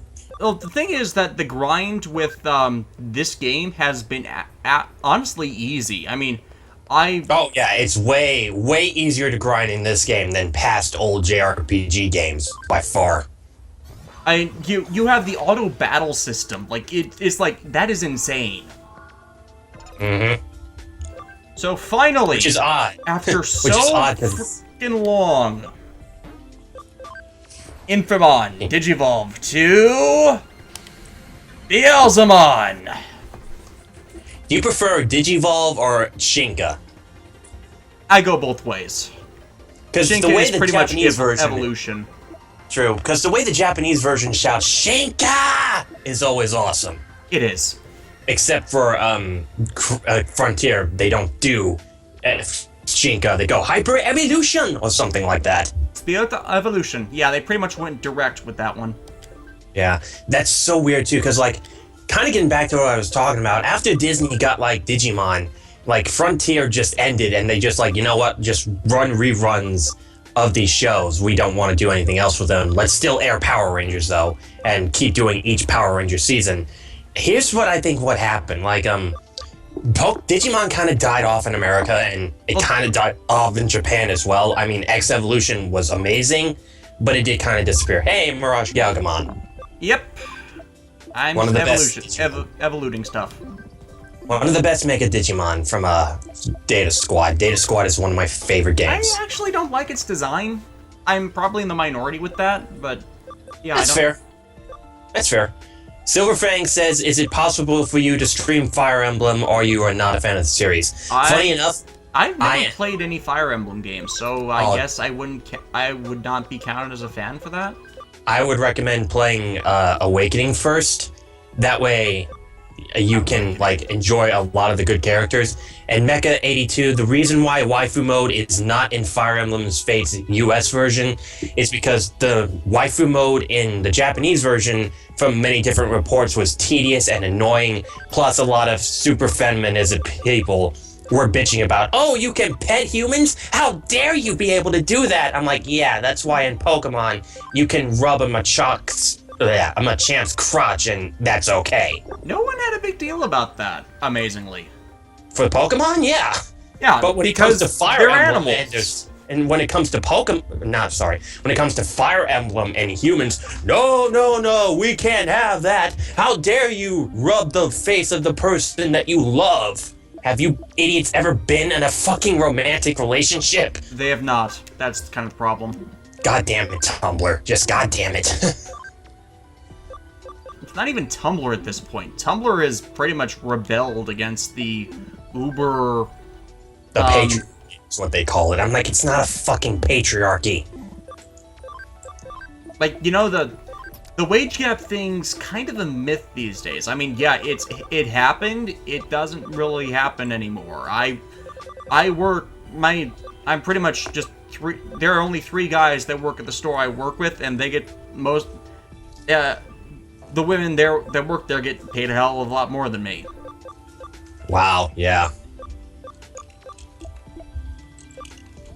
Granted, that's also taking into account my own frickin' expenses, because I drive 20 miles there and 20 miles back, and that's like, I need to work an hour to make up that, and that I need to transfer, so that's not so much a thing. Oh man, like, that's the reason why we don't get the waifu support stuff. This is why we can't have nice things. Because of feminisms. Because of, extreme feminism. I'm sorry. Caustic feminism. I'm sorry. It's not feminism in itself. It's just, people that don't know what feminism actually is. Okay, let me just state this. I'm all for equal rights. I'm all for men and women and even people of color to get equal pay and respects and, representation. their rights. Yes. I'm not for them causing a goddamn fucking matriarchy where they destroy everything that they really don't know what they're doing. And hell, a lot of it's complaining for the sake of complaining, because... Oh no, we changed it so, you won't complain. Yeah, we don't read that, we don't really care about it, we just were offended about it on principle. Exactly. And what the fuck were you on about in the first place? They don't know. They really don't know. Ueno and Shibuya.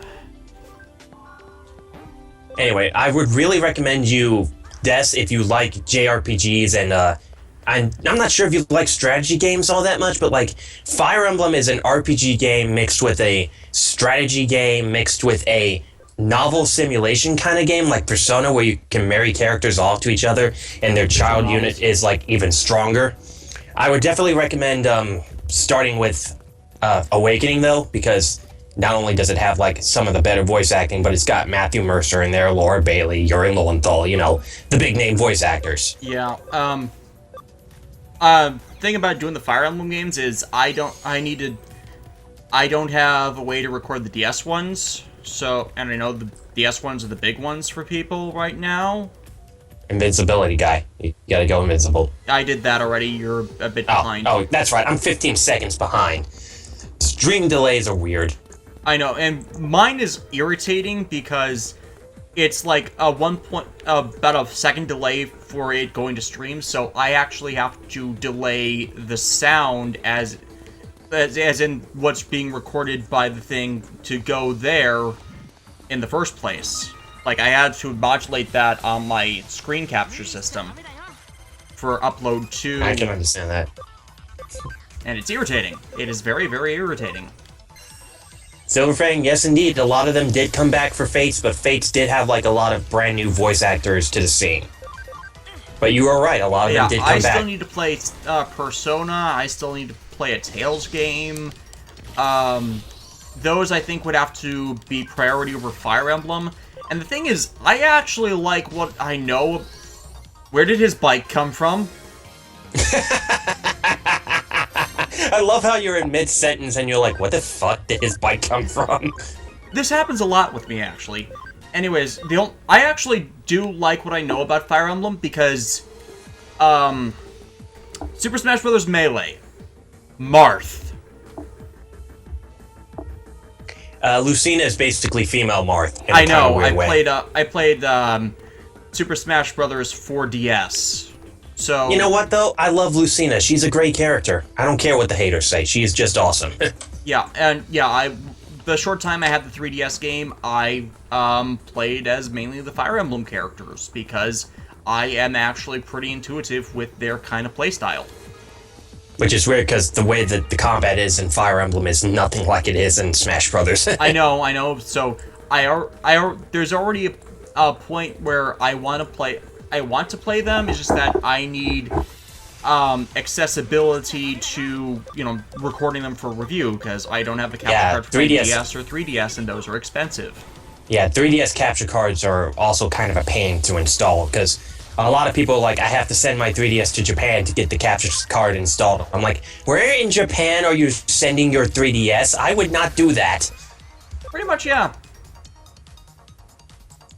Show me Double Impact. Sawed-off Shotguns of Glory. Corrin is a cool character, though, I don't know, Corrin in Conquest is a bitch. In Birthright, he actually... to do the Dragon Ages, so I put them on Patreon. I'm doing Mass Effect 3 before Mass Effect 4 comes out. Me and you have different opinions about Mass Effect 3. Like, I enjoy it for what it is. It's got problems, but it's nowhere near the worst game that's ever been made. It's actually a really good game. It's not god-awful, it's just that the ending completely fucks my appreciation of it. I blame Electronic Arts for that, because BioWare stated that, like, EA BioWare stated that the game's producer and head writer the replacement head writer went rogue for that. Yeah, and Electronic Arts kind of forced them to get it out in March. They're like, we really want it to be a summer release, and EA is like, no, we want a March release right now. And there's a lot about Mass Effect 3 that I actually really do like. I think that's more like the buggy stuff about it versus the ending, because even with the extensions, the ending is bullshit. Yeah, that's kind of true. I'll give you that. But like, at least the extensions explained it a little bit more than just what the fuck happened afterwards.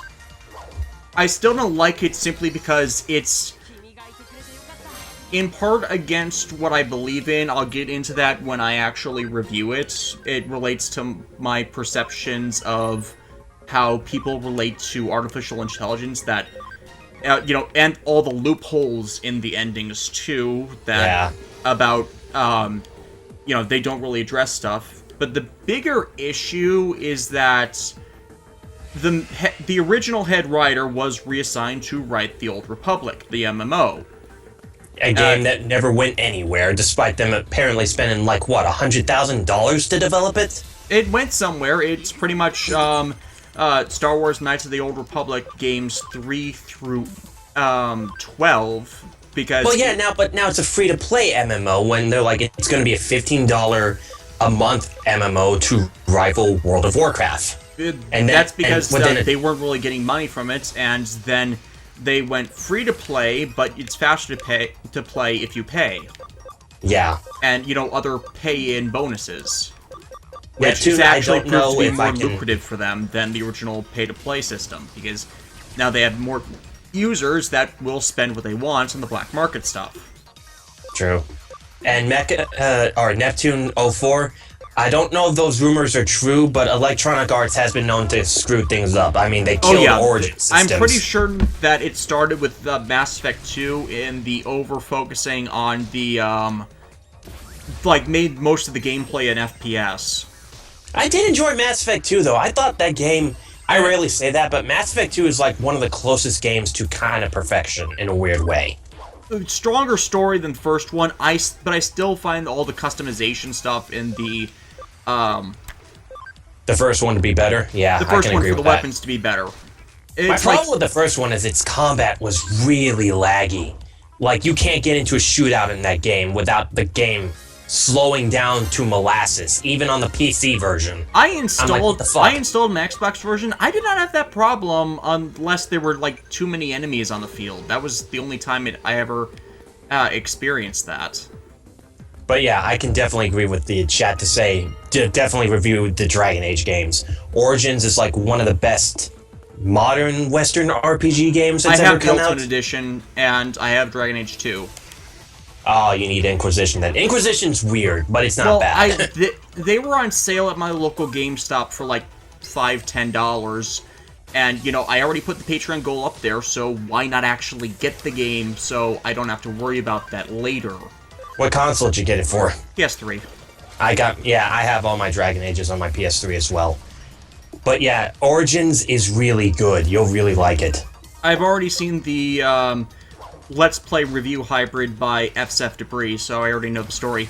I want to romance Morrigan simply because I had a crush on Claudia Black when I was younger. You also like those sassy female characters, I've noticed. Yeah, I love, to use the Cowboy Bebop quotes, I love a woman who can kick my ass. I don't blame you. Cowboy Bebop's like one of the best animes ever made. Yeah. I'm amazed it took one of my first exposures to Stephen J. Bloom. I'm amazed it took me until the Blu-ray for the series came out to actually watch the entire thing. Really? Because I watched it from Adult Swim from when it started to when it ended, and I was like 12 when that happened. I don't know. I guess it was just in this time slot so late at night that I never actually got to it, or when I did, it was always the same couple episodes. The one with Faye's backstory, the Edward episodes, stuff like that. Why is Silver that? Flame. Silver Fang, what is Deca Yellow? Don't do that. What is this about Deca Yellow? He said cough, Deca Yellow, cough. Oh yeah, Ayumi Kinoshita. She's the actress who plays Aki in 5D's original dub. Or Oh, Japanese version. right. Okay. And pretty much Aki's not really sassy though. she's personified. Reika's probably the one that started it. Yeah, Jonathan Johnson in the chat. I crushed huge on Rika when it wasn't creepy to crush on Rika. Oh yeah, and then your crush kind of fell apart when Rio was introduced. Everybody I know that likes Tamers fucking hates Ryu or He Rio. He is a shoehorned-in character that was executive mandated to be added. I don't blame them. Though. But like, not to mention he Jerry screws should have over been the fourth one. He screws over the timeline too because he's originally from the Tamers reality, but his character origins are in these games for the Wonder Swan that crossed over with that was supposedly based in the Adventure timeline universe because it co-stars Ken, and then the whole that was an aborted plot from 02 as well. Yeah, good job on that, Toei, for forcing that when people who are in America never played or seen these games. And Jonathan Johnson says cough Nini cough. Cross Wars. Oh god, fuck Cross Wars. Also notice that Vmon is the only Digimon that has 2 Mega Forms in the Royal Knights. Imperial Digimon, Paladin Mode, and Magnamon. Magnamon's iffy on that since it's an and Digimon. Aerial Vidramon. Aerial Vidramon, man. Oh, and Aerial Vidramon as well. It's like what? No, what? not It's Aerial Vidramon. All-Force Vidramon. That one All-Force, actually originates from the Digimon Adventure 0 manga, where it was another Taichi who was partnered with a Vmon. Instead of an Agumon. I remember seeing brief images of that, but I could never find the manga. Too bad we'll never ever get a freaking Victorymon or Victory Greymon in a fucking video game. Actually, I think it was in the DS games. Ah, damn it, why is he not in this?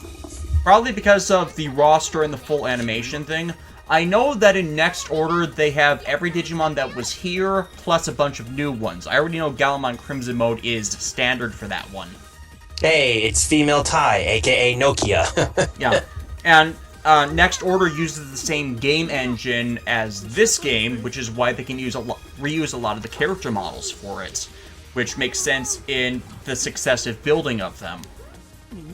Yeah. They kind of did the same thing with Digimon World DS, Dusk, Dawn, and Championship, where they did the exact same thing and had practically the same gameplay dynamics. In case you can't notice, chat, me and Des are huge Digimon fans. Yeah. Well, they kind of got this from, me doing these streams in the first place, because I wasn't really big on streaming before this. Oh, and yes, screw Shoutmon. Nobody likes Shoutmon. And Crosswords have ended the ever... You know what? I give Frontier... At least they built up Shoutmon and his evolutions a bit, despite the whole Crosswords bullcrap. Gumdramon goes from rookie, fresh partner to Mega Digimon. That is bullshit. Yeah, but here's the thing. I give Frontier a lot of shit. I really don't like it. I thought it was the series that, like Power Rangers Turbo killed off Digimon for a long, long time. But Power Rangers Turbo was at least based on a god-awful Sentai, and the producer that mainly was making it awful was said to be a Sentai fan, and time has shown that he really doesn't understand Sentai nor what makes Power Rangers good. True, but like I was saying though, Frontier is gold compared to Cross Wars and Cross Wars 2. It's like, what the fuck is this bullshit? So much stock footage. So much. Which is weird because if you think about it, Digimon is kind of like the anime version of a Sentai, where they switch the characters and cast every few years. Not every few years, pretty much every series aside from 02 and the Cross Wars parts. Yeah, but like they do that every time. Cross Wars ran for the better part of a year and a half. And Cross Wars has been seen as like the worst of the series, which is amazing considering like the series has gone through so much shit before. I honestly blame the timing because Toei started going to fragmented crap in like their production organizations go through cycles of shit. That is true. It really is cyclical, and it's irritating because you should be able to have consistent quality, and then you have these same people that keep destroying people's couches. Yeah. Like, I've been chronicling it with my Kamen Rider reviews, but pretty much every bad thing that's come from the show since its revival in late 1999, early 2000 can be traced back to the Toei producer Shinichiro Shirakura. Yeah, Toei's done a lot of stupid shit over the years, and I do blame that too. Like, I blame them for GT for a lot of shit that they've done. And I think the only reason why Try is considered to be any good is because I think the original creator is part of the team? I'm not sure. Akiyoshi Hongo? Yeah. Might be. I actually don't know. Because he was in charge of Adventure Story mode all the way through. Oh, by the way, this fight is bullshit if you have a lot of vaccine Digimon. Kitoka, aka Mega Gargamon, and Hercules Kabuterimon are in stock. I'm leaving Isis in the party simply because of Final Heal. Why did you name her Isis? Because I always name every Renamon I've ever gotten Isis. It's a thing that relates back years that... Okay, that's a slide, I'll give you that. Plus, Isis, Goddess of the Moon, and one of Rika's insert songs was Moon Fighter, and that kind of really connected with me in a weird way. Yeah, that makes sense. That makes sense. Oh, you've got to be kidding me. Life Drain.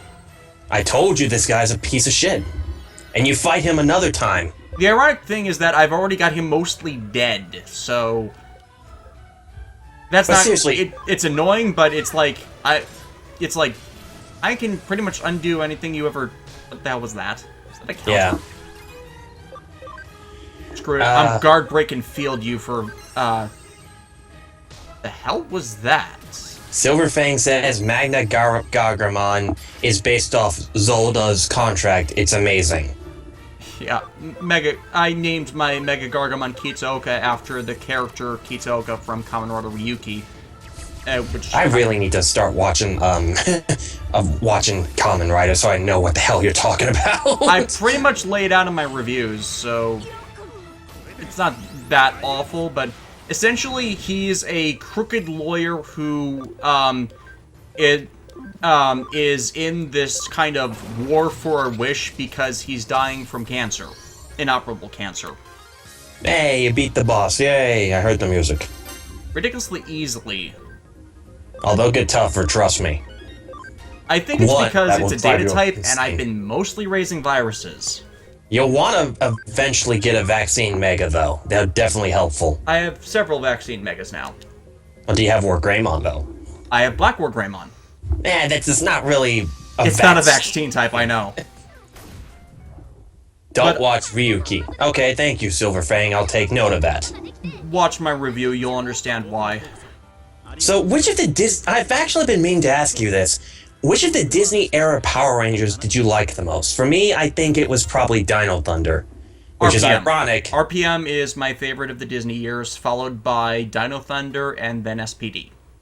Which is ironic, because I hate Tommy, like, with a passion, but yet he's in my favorite Disney-era Power Rangers series. I actually really like Tommy Oliver as a character. It's just that Jason David Frank is an ego-fueling jackass. He is an asshole. And a lot of people's dislike of him has spread onto the character. Yeah, the problem with him is that he still thinks that he's having a feud with Austin St. John, which I'm like, dude, get over yourself. It's years ago at this point. Did you hear about that bullshit? Vaguely. I don't follow that much of the main Power Ranger stuff. I think it had something to do with not liking that, not having a good working relationship on set, not helped by him pretty much taken over the show because the that's my main problem. showrunners at the time didn't know how to manage popular characters. That's my problem. Tommy, when he was the Green Ranger, he was cool. He was kind of the second in command because we could all see that Jason, not the actor, the character, was a natural leader and was a badass. And then all of a sudden, Tommy's gone. He can't be Green Ranger anymore because in the Sentai, Zoo Ranger, Green Ranger died, which makes sense. But then, now we're going to make him the White Ranger in a Sentai outfit that's not from Zoo Ranger. And by the way, but they were already adapting because of the Megazord footage. Yeah. And by the way, guys, he's the leader now instead of Austin St. John. Wait, what? Yeah. I know Tommy's the most popular character, but he didn't deserve to be the fucking leader. That was actually a result of the contract disputes, where they were pretty much only sticking around until their contracts were up, and then, that was preceding their actual leaving of the show. Yeah, you're right there, but at the same time... Because, every episode after White Lights involves stock footage and bad voiceover actors to cover the fact that they left. Man, I hate saying this because I know he's popular, but when Tommy took over as the leader and it became the Tommy show, I was just like, fuck this is so stupid. Which is strange because one of my favorite Power Ranger seasons is after In Space. It's Lost Galaxy. I don't know why, but I really enjoyed Lost Galaxy. Lost Galaxy has its problems, but it's pretty much considered pretty much every post Lost Galaxy, Lightspeed Rescue, and Time Force, few people there's very little dislike of those shows. Time Force is so good. I know! It's so good. It's like, those 3 years, 4 years if you count In Space, even though In Space has its issues, were considered Power Rangers' golden age. And then Saban lost the rights. No, Saban... No, wait, they lost the rights after... Saban sold the rights to Disney because they sold ABC Family to Disney. Oh, wait, I was wrong. Wild Force was the last thing Saban did. And Wild then Force Disney was started under Saban. It was like halfway through production. The second half was under Disney. So it pretty much counts in everybody's minds as a Saban season, but it's not as good, mainly because the people that were for the most part responsible for it being good were Judd Lin was the head writer from Tail End Turbo, part of Turbo that didn't suck, through Time Force, and they pretty much removed Jonathan Zacher as showrunner after How Bad Turbo got, and until Judd Lin left. Hang on one sec. Mecha82, how can you not like Kaiba Ranger? His Zord is the Blue Eyes White Dragon. I know what he means, but I just had to. Yeah. Can't stand Keeper Ranger. Keeper Ranger is Die Ranger's White Ranger that was adapted into Tommy. Oh, wow. I read that wrong. I am so sorry.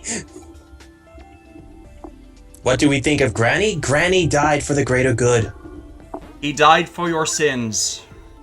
As I was saying, so Jonathan Zacher got the show back for Wild Force, and he pretty much turned it into a poor man's Gal Ranger, which is the source material for Wild Force. Because Gal Ranger was based on nature theme, wasn't it? Nature theme and the animals, yeah, and they kind of...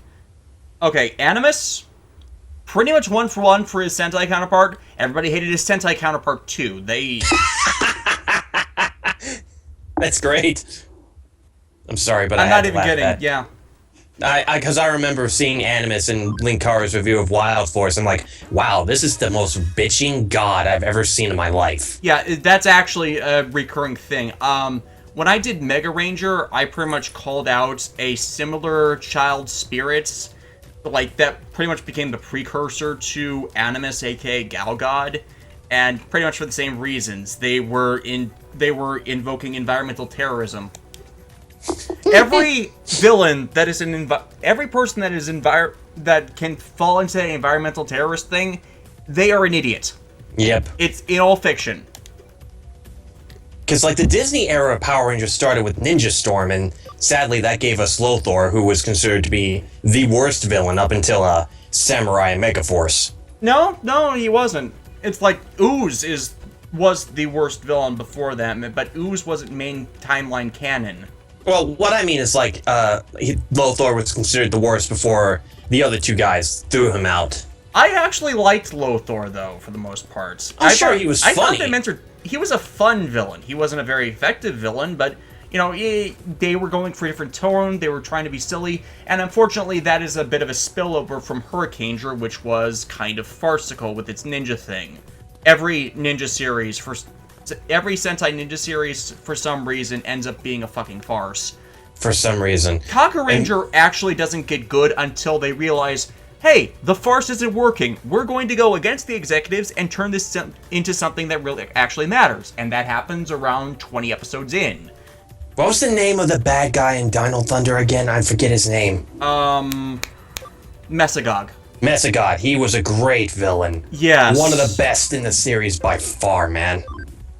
It's pretty much on how he's, what's the phrase? Underplayed? Underplayed. And, you know, they've got the Jekyll and Hyde thing for him, which is also a significant part of it. And he's not a goofy villain. He's like, I'm taking this seriously. If you fuck with me, I will kill you. Yeah, it's like, Power Rangers has not done well with silly villains. Like, the best they've done are Rita and Zed. And Rita and Zed, they managed to be menacing despite their goofiness. The goofiness is not the end-all be-all to them. Jonathan Johnson says, every time you say Jonathan, it hurt me. I'm like, oh, is it like the executive producer of Power Rangers now? We mean Zacher. Isn't he the guy that's running Power Rangers right now? The guy that made the stupid... He was fired after Megaforce. Oh, he got fired. Wow. Because I watched your MagFest review of that, and you were talking about, like, how he disregarded all the Disney-era Power Rangers and said that they weren't canon because he was bitching about it before, Saban got the rights back. Yeah, they pretty much just wrote them out of continuity, and they would have done them for the rest of them were it not for Gokaiger kind of necessitating, through adaptation, the whole thing. Silverfang says Ninja Storm, Hurricaneger, and goddamn Ninja suffer from Naruto syndrome. I know you're not into the whole Sentai thing, but it's Ninja. It's okay. It's pretty bad. I hate Car Ranger. Car Ranger almost killed Super Sentai. It's pretty much, I wouldn't say proven, but it's a generally held misconception that it saved Sentai in from the Western perspective of it, since they find it really silly, really goofy, and it had 4.7. A rating score of 4.7. Because I was about to say, Linkara said, like, in Japan, Car Rangers saved Sentai. In America, Turbo nearly killed off Power Rangers. No, it's pretty much consistent. It took until... Okay, the rating... It ended up being a total of 4.7. But before that, the first 32 episodes of it average out to a 4. Oh my god. It still has the record holder for lowest rated episodes in Sentai history. Multiple of them. After episode 32, the people not after episode 32, a bit before they made that episode, they saw how bad the ratings were, executives at Toei threw up their hands and gave up on the show, allowed the people actually on the show to do their jobs. After episode 32, the ratings literally doubled in a week. Wow. Yeah. It's crazy. And that showed that there was not a lack of interest for Sentai and allowed the previous ones, because other things Toei were doing at that time, B-Fighter Kabuto was running at the same time as Car Ranger. Its average ratings was a 8.7. Jesus Christ, what? Yes. Toei you seem to have a lot of issues with Toei. I'm guessing that it's like a, I love you, but I hate you at the same time. I love their shows, I just don't like their practices. Yeah, it's like you've they seen don't that, seem how they do it with Digimon. they don't seem to learn their lesson ever. Does Toei do Digimon? Toei does Digimon. Toei does Okay. One Piece. Toei does Dragon Ball. Toei does pretty much everything I review. Except Naruto. No, they didn't do Naruto. Shit, who did do Naruto? I forget. I don't know because I don't care about Naruto. Yeah, man, like, that final ending was such bullshit, and you can tell Kimishimoto was, like, rushing to get 700 chapters done. It's just Yeah. like, why do it's like it seriously baffles me on how they keep repeating the same mistakes over and over again. I think it's because the company doesn't have any idea what they're doing. It's like with Konami not knowing what the fuck they're doing. And honestly, I'm surprised that Konami's even standing. Well, there's this weird thing where, what was the phrase? There's this series I've done reviews of called Garo, and Garo is actually really good, but it wasn't considered a success with its original first season in 2006. It got a few movies until it was revived in 2011, and now it's had a season run pretty much every year, and 2 years ago, they started doing anime adaptations, and that one is... the first anime is getting released as a dub very soon. No kidding. Yeah, after being simulcasted by Funimation. A good dubbing company. I would not argue Funimation dubbing anything. Yeah, and the thing is that each Garo series only runs for about 26 episodes. The episodes, while having there's a series-long arc, are mostly standalone. It's pretty much the same Sentai formula of someone fighting a monster of the week, but the thing is, it's about a bunch of knights fighting horrific eldritch abominations born from human negativities.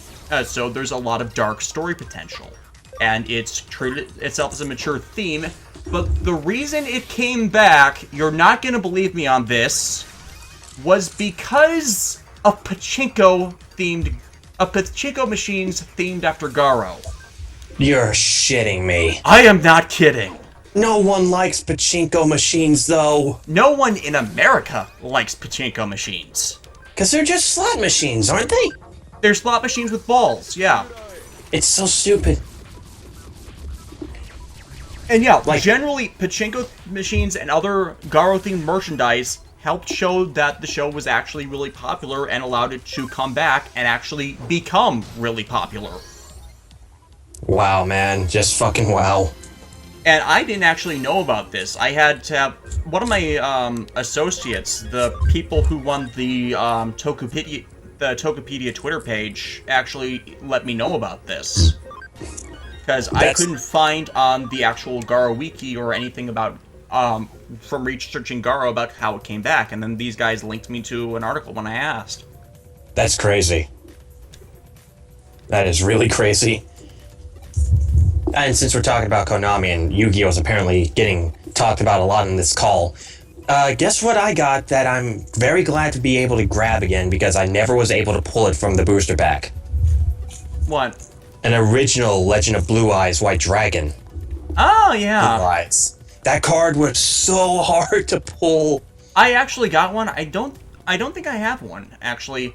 I'm not a big fan of that artwork. The ones I keep in my deck are the original Shonen Jump Blue Eyes White Dragon, aka what I call the Earth in Blue Eyes, since it has the blue eyes, the Earth in the background. I have the the anime 7th anniversary artwork version, which is the one that's on the skyscraper, right? Because I have that one. Skyscraper, yes. That's a beautiful card. Yeah, and then the third one is the Galactic Blue Eyes, the one where it's flying through the stars. Oh, that one just got released, didn't it? A couple years ago, yeah. That's gonna be in the new movie. No, that's a different art one. There's actually a completely new art for the Blue Eyes White Dragon that has Seto Kaiba in it. Yeah, that's probably going to be promotional card. I really hope that they bring those cards over here when the movie comes out, like, because you know they're going to do that. Most of those cards for that set, are most of the new Blue Eyes cards are either promotional cards for the movie or coming in one of the coming booster packs. Oh man, I'm not buying booster packs because I don't like chances. I'll just buy the card single on eBay or Amazon. I want to wait until I don't have a lot of money right now, but I'm definitely going to do that eventually. It's like I run Blue Eyes decks. I currently have a very strong Blue Eyes Amalgam deck that runs either their mass summoning off of Maiden with Blue Eyes or as a means to an end to summoning Galaxy Eyes Dark Matter Dragon. I don't blame you. Blue Eyes White Dragon cards are awesome. It's been my favorite monster since the show first started. And I always kind of wanted Yugi to like get a brand new fourth one to add to his deck, just to screw Kaiba over. Actually, one of my favorite combos, I don't think you've seen my streams, is there's a card out there called Moon Mirror Shield. It's pretty much makes it so that your monster is always 100 attack points stronger than the highest attack or defense of the monster it battles. So it's like the Wicked Avatar then. Yeah. Equip it to Maiden with Blue Eyes. You get an instant Blue Eyes. You attack You attack with awesome. Maiden you attack with Maiden because then it beats whatever's strongest, and then you can attack with Blue Eyes for 3,000 points of damage. That's actually pretty cool. I might have to pull that off. Yeah, and it recycles itself. Pay 500 life points when it hits the graveyard. It goes to the top of your deck or it goes to the bottom of your deck. Okay, so I'm kind of looking through my deck. My deck's kind of like a Blue Eyes, Red Eyes, and Horus the Black Flame Dragon level 8, and I have Red Dragon Archfiend for like the defense monsters. Mm-hmm. My 3 Blue Eyes are the Skyscraper Blue Eyes, the Blue Eyes White Dragon in front of the Stone Tablet. The generic version of the Earth and Blue Eyes, yeah. Yeah. And a super rare Duelist Pack Kaiba Blue Eyes White Dragon first edition. Oh yeah, I like that one too. Because I looked that up on eBay and I pulled it from like a pack one time, and I was curious to see how much a first edition super rare Blue Eyes White Dragon from Duelist Pack Kaiba costs. $35 for that card, apparently. I'm like, it's a super rare though. That should not be that expensive for one card. Wait, isn't the one from that Duelist Pack the one that came in the Kaiba Evolution starter deck? No, that's the Legend of Blue Eyes one. Hang on. It had a different artwork, I thought. Hang on, I'll go to eBay and I'll pull it up and I'll show you a link to you. And go to the Yu-Gi-Oh! Wiki. They in the gallery section. That would make more sense for it. They have all the artwork galleries. Yeah, true, but like for some reason, wikis are no longer like in my Windows 8 computer. For some reason, it's like dying down. I don't know. Like, I don't like Windows 10, and Windows 8 kind of pisses me off, but I'm terrified of upgrading. I know several of the programs I use will no longer be supported by Windows 10. That's why I've kind of avoided the upgrade. You know what? I'm actually reading the chat here, and the Blue Eyes Maiden with Eyes of Blue is basically Kasara, and I just thought of something. Yeah. Every Yu-Gi-Oh! Character is kind of like a reincarnation of a character from Egypt. Why did we never get a Kasara human form? Like, I know there's fan forms of that, but an official Sorry. I honestly think because she fully became the dual spirit of the Blue Eyes White Dragon. I can see that. Hold on. Oh, here we go. I found it. And I just hit Windows key. God damn it. Alright, head into the chat now. Let me pull this up. Posting the link right now. I guess you could show like the stream chat what it looks like too. That's the original artwork of it from the original starter deck. Yeah, and it's a 35 card on eBay. Okay, I see. Yeah. For a super rare version. For a super rare. I'm like, why is it so... For a super rare, that's of the same artwork. Yeah. That is weird. You want to hear a sad story of what happened to one of my favorite promo cards from Shonen Jump? Oh, boy, what happened? Okay, do you remember the cool Red Eyes Black Dragon artwork from the one Shonen Jump issue where he's holding a fireball in his mouth and he's kind of got his head turned towards the camera a little bit? Oh, yeah. I think that one was one of the... no, the anniversary... That one was from The one I'm thinking of where it's on the Scorched Earth one that's from the 7th year pack. Oh, no. I'll find it again. This is the different one. I remember Twisted in on itself from the Broadway card shop. NISB Dragon.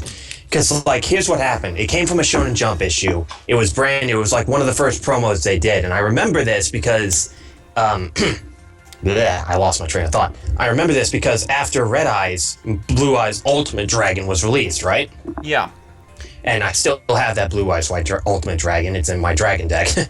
Anyway, of course. So, here's what happened. Like, one day I'm showing my friends it, and I didn't have... This is going to make you so angry at me. I didn't have the card sleeve around it, and somebody knocked over a can of soda, and it poured itself over the card's top half. And I realized it right away, and I'm frantically trying to get the card away from the soda, and I'm drying the card off with my shirt, and the card has, like, I gave it to my friend because he doesn't have a variant of that Red Eyes, because I have a brand new version of it.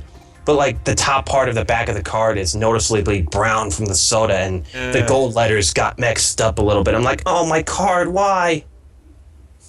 I'm not exactly mad at that. I'm not, like, over-obsessive with, why would you do that kind of thing. No, that's not me. It's just, that's just sad. I'm like, my poor card, I'm so sorry. Because I was going to use it in my deck, and then I was like, no, now it's ruined. But then I got a brand new one from a different... I think I got it from, like, Amazon. It was in much better shape. It's in my binder. I'll eventually take pictures of my binder and show you all the rares I got. Anyway, here's the one I was talking about. Oh yeah, that one. That was the variant that was made most popular in the Red Eye structure decks. That's what I was thinking of, honestly. Yeah, Silverfang, I was sad. I was heartbroken, because around that same time, my original Slifer the Sky Dragon card got stolen from me, and it was near Christmas time when that happened, and my family went out of their way to get all 3 of the Egyptian god monsters in the ultra rare variant. The effectless versions, sadly. Yeah, the effectless version, yes. This was when I was in middle school. And then on that day, I was like, okay, any of my rare cards, I'm going to put them in a binder or a sleeve so this shit doesn't happen again. That actually is something that ended up happening to me, not as extreme, but my original polymerization is in a hard case plastic thing, because the edges are so worn, even if you're looking at it straight on, the entire thing is edged in white. I played the crap out of that card. And this is why card sleeves exist. It is literally it was in my first booster pack from the original Legend of the Blue Eyes White Dragon. You pulled a super rare poly from one of those? Yes. Wow.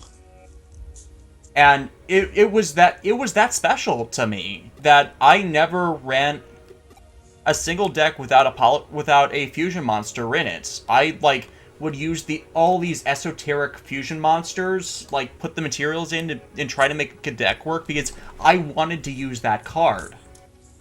Yeah. And then it was the era of the elemental heroes when I realized that this card is getting too old. There are common variants of it now. I'm not going to trade it. I'm going to keep it, and I'm just going to keep it in a sealed card in the hard card sleeve. So what happened to it? Is it still safe? Yeah, it's I have it sticky tacked onto my set. It's I'm looking at it right now. It's right underneath my Sengoku driver, and sticky tacked right under the oversized Azurized Silver Dragon, and above a kind of cardboard thing of the O's emblems. You don't know what those are. But in some of my more recent videos, it's kind of technically viewable on the far right of the live scenes of mine. I can understand that. Because you know, it's it means a lot to me. I might as well leave it on display like that. So yeah, man, I can understand that completely. I mean, today's world, pulling ultras from Yu-Gi-Oh! Booster packs is kind of easy. Back then, when booster packs first came out, you were lucky to even get a goddamn super rare. Well, the problem with that, too, is that they were amalgamating multiple sets, so, if they broke 100. Here, it's 60 cards from the original set plus 20 originals. No more than 80. Yeah, that's what made it so hard to get any ultras or even the goddamn secrets from each booster pack. Back in the day, yeah. Although, ironically, I ended up acquiring most of the secret rares, even if they were pretty much useless. Like Serpent Knight Dragon, I tried playing that for a while. Or Gaia the Dragon Champion. Gaia the Dragon Champion was also from the original booster box I bought. That was the first fusion monster I tried to continuously use polymerization with. You have a secret rare Gaia the Dragon Champion? I had a secret rare Gaia the Dragon Champion. I sold it to get packs of, I think it was either Metal Raiders or Magic Ruler, and then I graduated to Black Skull Dragon, which I couldn't use for years because for a long time until Red Eye's Black Dragon was made more available in the first Joey starter deck. Yeah. I actually found a version of, you're not gonna believe this. I was looking my best friend in middle school had the Red Eye's Black Dragon, and we would actually tag duel people because Summon Skull was easier. I had the polymerization and the fusion monster. He had the material. He actually had a Legend of Blue Eyes White Dragon Red Eyes? No, I didn't. My No, friend I mean did. your friend. That's what I mean. But yeah, they did. You're gonna probably like this, and I'm probably gonna buy it before I show you the link, and then you just buy it. There, right now on my watch list is a Legend of Blue Eyes Red Eyes Black Dragon going for $9.99 with no shipping fees. And I'm like, I already bought Blue Eyes, but I don't know if I should really get this because it's in really good shape. Well, you're gonna hate me for saying this, but I have Exodia cards. I mean, you have Exodia cards, but I had the LOB no EN Exodia cards. Oh, you are so lucky, man. And I finally only retired those from an active half-built Exodia deck when the Yugi set came out. Oh man, the only Legend of Blue Eyes Exodia part I own is a right arm. I don't have any of the others in Legend of Blue Eyes. I have the legendary golds now for Exodia, but I don't have any of the other Exodia pieces in the Legend of Blue Eyes format. And I looked up on Amazon and eBay for a set of those. I ain't paying $200 for 5 cards. Yeah, I understand that. I'm actually considering selling mine because I kind of need the money. But back in the day, before they became... It was like, first time they came out with more common variants, their price ridiculously dropped, and that was back when I didn't see the appeal to the more common variants, so that was when I was able to get that set, and I've had it since. And I think I'm kind of fortunate compared to some other people, because I was playing from the first set. Yeah. So, it's like, pretty much, since the last regular sets I bought before my current modern update of my decks was the 5Ds cards. So it's like, I have a bunch of older stuff that people aren't really interested in because they don't see much of use for it. Mega 82, don't feel bad about your Secret Rare Gaia not being a first edition. Even if it's not first edition, it's still a very valuable card. For a price range, I guess. Oh yeah, I don't have that Gaia the Dragon Champion anymore, but... Yeah, I know you haven't been following the game, but a lot of the recent Arc V sets have been expanding a bunch of the older cards. Like, Dark Magician's getting advancement to his archetype. Dark Magician Girl is getting her own secondary players. Their advancement started with the release of the legendary dragon cards. Tamias creates Hermos. I want that Dark Magician Girl Dragon Knight card. It is so good, and you don't even need the Eye of Tamias to use it. You do, but because it makes it the easiest to play it. But yeah, Dark Magician Girl, the Dragon Knight, is definitely the best. There are only 2 Tamias fusions, but you usually play them both eventually. But Tamias is, you want Tamias because you have Dark Magician on the field. Use it. You don't have to go to the Dark Magician fusion of Tamias. You can go to Dark Paladin. Oh shit! No way. Yes, and you can also go to Dark Flare Knight. Sorry, go ahead. That is why people that was to offset the fact that Tamiya's fusions were the least in number. You know what they should have done for the Legendary collections, actually, now that I think about it, and I love the collections? A lot of them should have been holos or rares, just to make it fair. I mean, I know they're structure decks, but, 5 of them in each deck are holos. It's like, but a lot of these are also very valuable and very good cards. Mm-hmm. But yeah, in comparison, Critias has 3 fusions. 3 fusion cards, the Doom Virus Dragon, the Mirror Force Dragon, which is frickin' broken, and the Tyrant Burst Dragon. And I'm still waiting for Tyrant Blue Eyes White Dragon. It's not coming. That's not a real fusion card. It's a, whatchamacallit. It's just equipping Tyrant Burst Dragon to Blue Eyes. They actually... That's part of Tyrant Burst Dragon's effect. It's a shame because that design is so cool. Not much different, actually, but...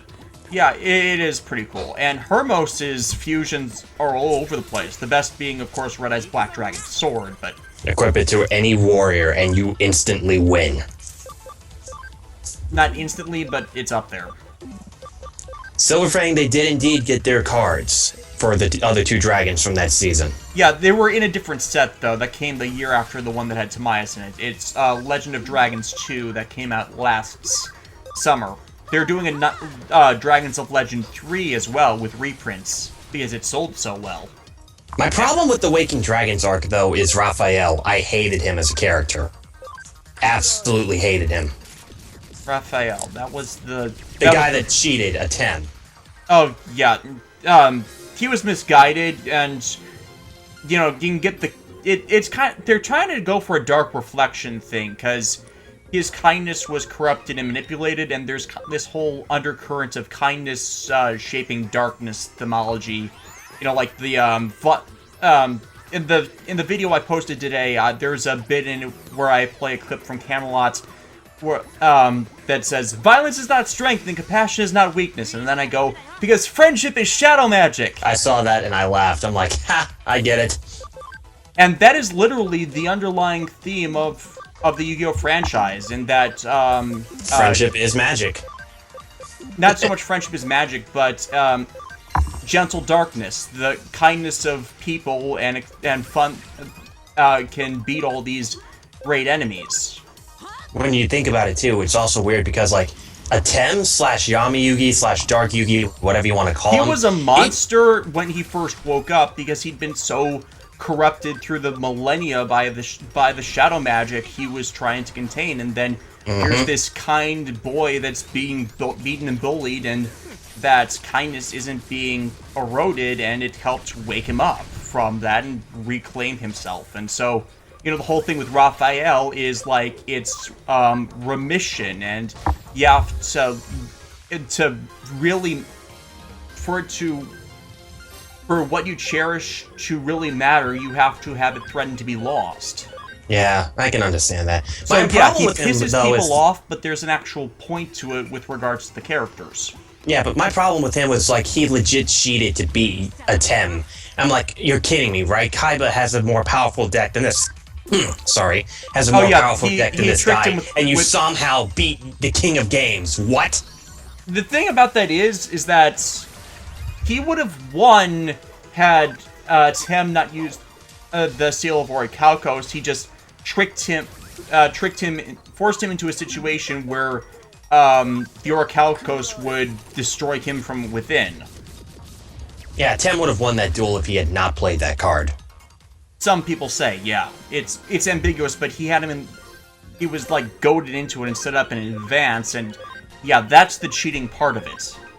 It's the only duel I refuse to watch in rewatching the Waking Dragons arc, because it pisses me off so much. Because I'm like, here's Kaiba, who has the ultimate white dragon deck in the series, and he can't beat Yugi. Pegasus couldn't beat Yugi, but this no-named filler character cheats his way to win. What bullshit. I mean, you don't even see him get his retribution against Raphael, kinda. It's like, it was more like proving he was wrong in the first place, and he was wrong in the first place. He was lied to. It's just that, it's confirmation bias. You put him in a situation where he becomes evil to show that, yeah, he's always evil. That's true. That's true. And yes, Jonathan, Blue Eyes Neo Ultimate Dragon is going to be incredibly awesome. I told him about this yesterday, and it is, yes, because the thing about it is, you now have 6 materials in the deck to summon it with, because... Yeah, because Blue Eyes Alternate White Dragon counts as a Blue Eyes. Counts as a Blue Eyes on the field, yes. I thought it was also in the hand, too. Nope, only on the field or in the graveyard. Okay. Otherwise, it would be banned right away. The first Blue Eyes card to get hit by the ban list. You can't have a card that says this card's name is Blue Eyes White Dragon and then have more than 3 of them. That's the problem with the Harpy Ladies.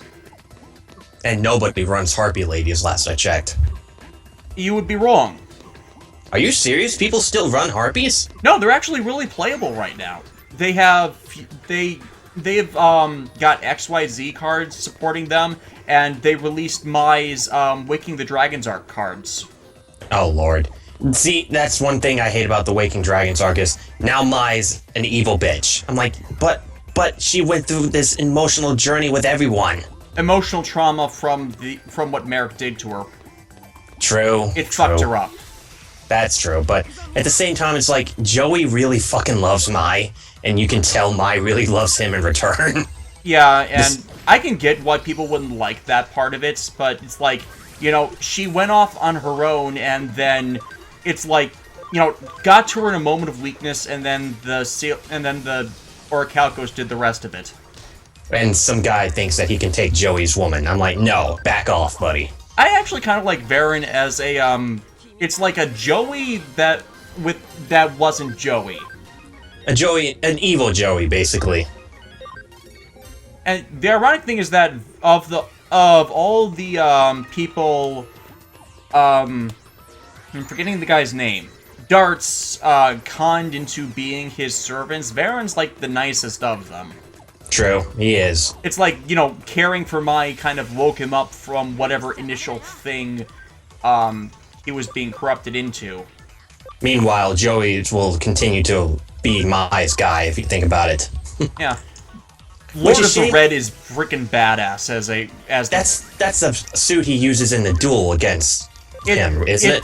It's what he evolves Red Eyes Black Dragon into, the ritual monster that he uses to then fight Varen with his own game, yeah. Okay, because I was like, I saw that card once, I'm like, that's from Waking Dragons, isn't it? Yeah, most of the Dragons of Legend cards, most of the anime-exclusive cards for that series used by Yugi, Joey, and Kaiba got released in the Legend of Dragon sets. And we'll never see the Sinister... what's the name? The Serpent with Infinite Attack Points. Oh, no, the Orichalcos Divine thing? Serpent. No, Divine they didn't release any of those. I'm saying, like, the general ones. Oh, no, I know that. I mean, like, we'll never see that card ever get released because it's broken. I mean, they did the Seal of Orichalcos. I don't think they're going... And Orichalcos Shuneros, but I don't think they'll go much farther. Well, they had to nerf the Seal of Orichalcos because it was so broken. All of its effects, yes. It's now, like, can survive destruction once, but there's a lot of cards out now that can protect field spell cards, and then there are things that are super powerful only when there's a field spell on the field, like the Malefic cards Paradox used. It's like, yes, there was a Uber archetype running for a while around the Malefic monsters that I played with for a bit. Yeah, they had to nerf the Malefic monsters too because the way that it was in the movie was just really kind of broken. They weren't completely broken, they just had a lot of... Actually, they didn't nerf them much at all. No, you can only have one on the field at a time, though. Yeah, in the movie, he's got like 5 on the field at the same time. That's their only restriction, and it's not every card. Every card? Not every card. Because I have Malefic Truth Dragon, it says you can only have one Malefic monster Malefic on the Parallel field. Gear needs to be on the field in order to Synchro Summon Malefic Paradox Dragon. I kind of like the Japanese name over the English name for those cards, though. Sin. Yeah, Sin makes more sense, because Malefic is... What is a Malefic? What's Malefic. a Paladin? It's kind of playing into the word malevolent, I guess. Yeah, but why couldn't you just say malevolent? I don't know, because 4 kids. Remember, this is a company that for some reason thinks that we need to be reminded every second. These Egyptian god cards, I'm like, just call them the god cards. We know they're from Egypt. No religious views, fuck you. Yep. So Chad, as you can tell, me and Des are really into this game. They know, they've come around to watch the streams. Oh man, I remember the first time I got into Yu-Gi-Oh! Was with a friend that I knew from homeschooling, and my first starter deck was the Kaiba starter deck. But then I found out Yugi's starter deck had like the better cards, like Summon Skull, Monster Reborn, you know, all that stuff in it. And you wanted to buy both so you could amalgamate them, and that's what I did. First 2 sets, I ran Blue Eyes and Summon Skull. I can't believe Summon Skull got dethroned as the strongest normal 6-star monster. That Isosaurus is 2,600 attack points higher. Oh, yeah. You know, about that. Here's my problem with Red Eyes Black Dragon as a card on its own. Back in the original day, you know, when sacking was still more important, right? Like, it makes sense, level 7 or higher monsters require 2 sacks, with the exception of, like, level 10 and 12. So that's the rule. A level 7 monster needs to have, at minimum, 2,500 attack points to be playable, and Red Eyes is below that. Yeah, he's a level 7 monster with 2,400. It would have made more sense if he had 2,600, but for the longest time, him being a 2-sack monster with an attack point that, let's be honest, a lot of level 6 monsters had that attack point. Jinzo, Summon Skull was 100 points stronger than it. Yeah. It's like, there was no point to play Red Eyes. I'm like, it should have been at least a level 6 monster with 2,400 or a level 7 with 26. It would have made Joey a little bit stronger, and you think about it. And I know Kazuki Takahashi probably didn't plan for it to be like that, he didn't. It's just that that's what it was at the beginning before the levels really mattered, because the game at that point didn't have the tribute rule for higher monsters. That is true. That was in the retool for it in the Battle City arc, and when the Battle City arc came around, that's when Konami came and better fleshed out the rules.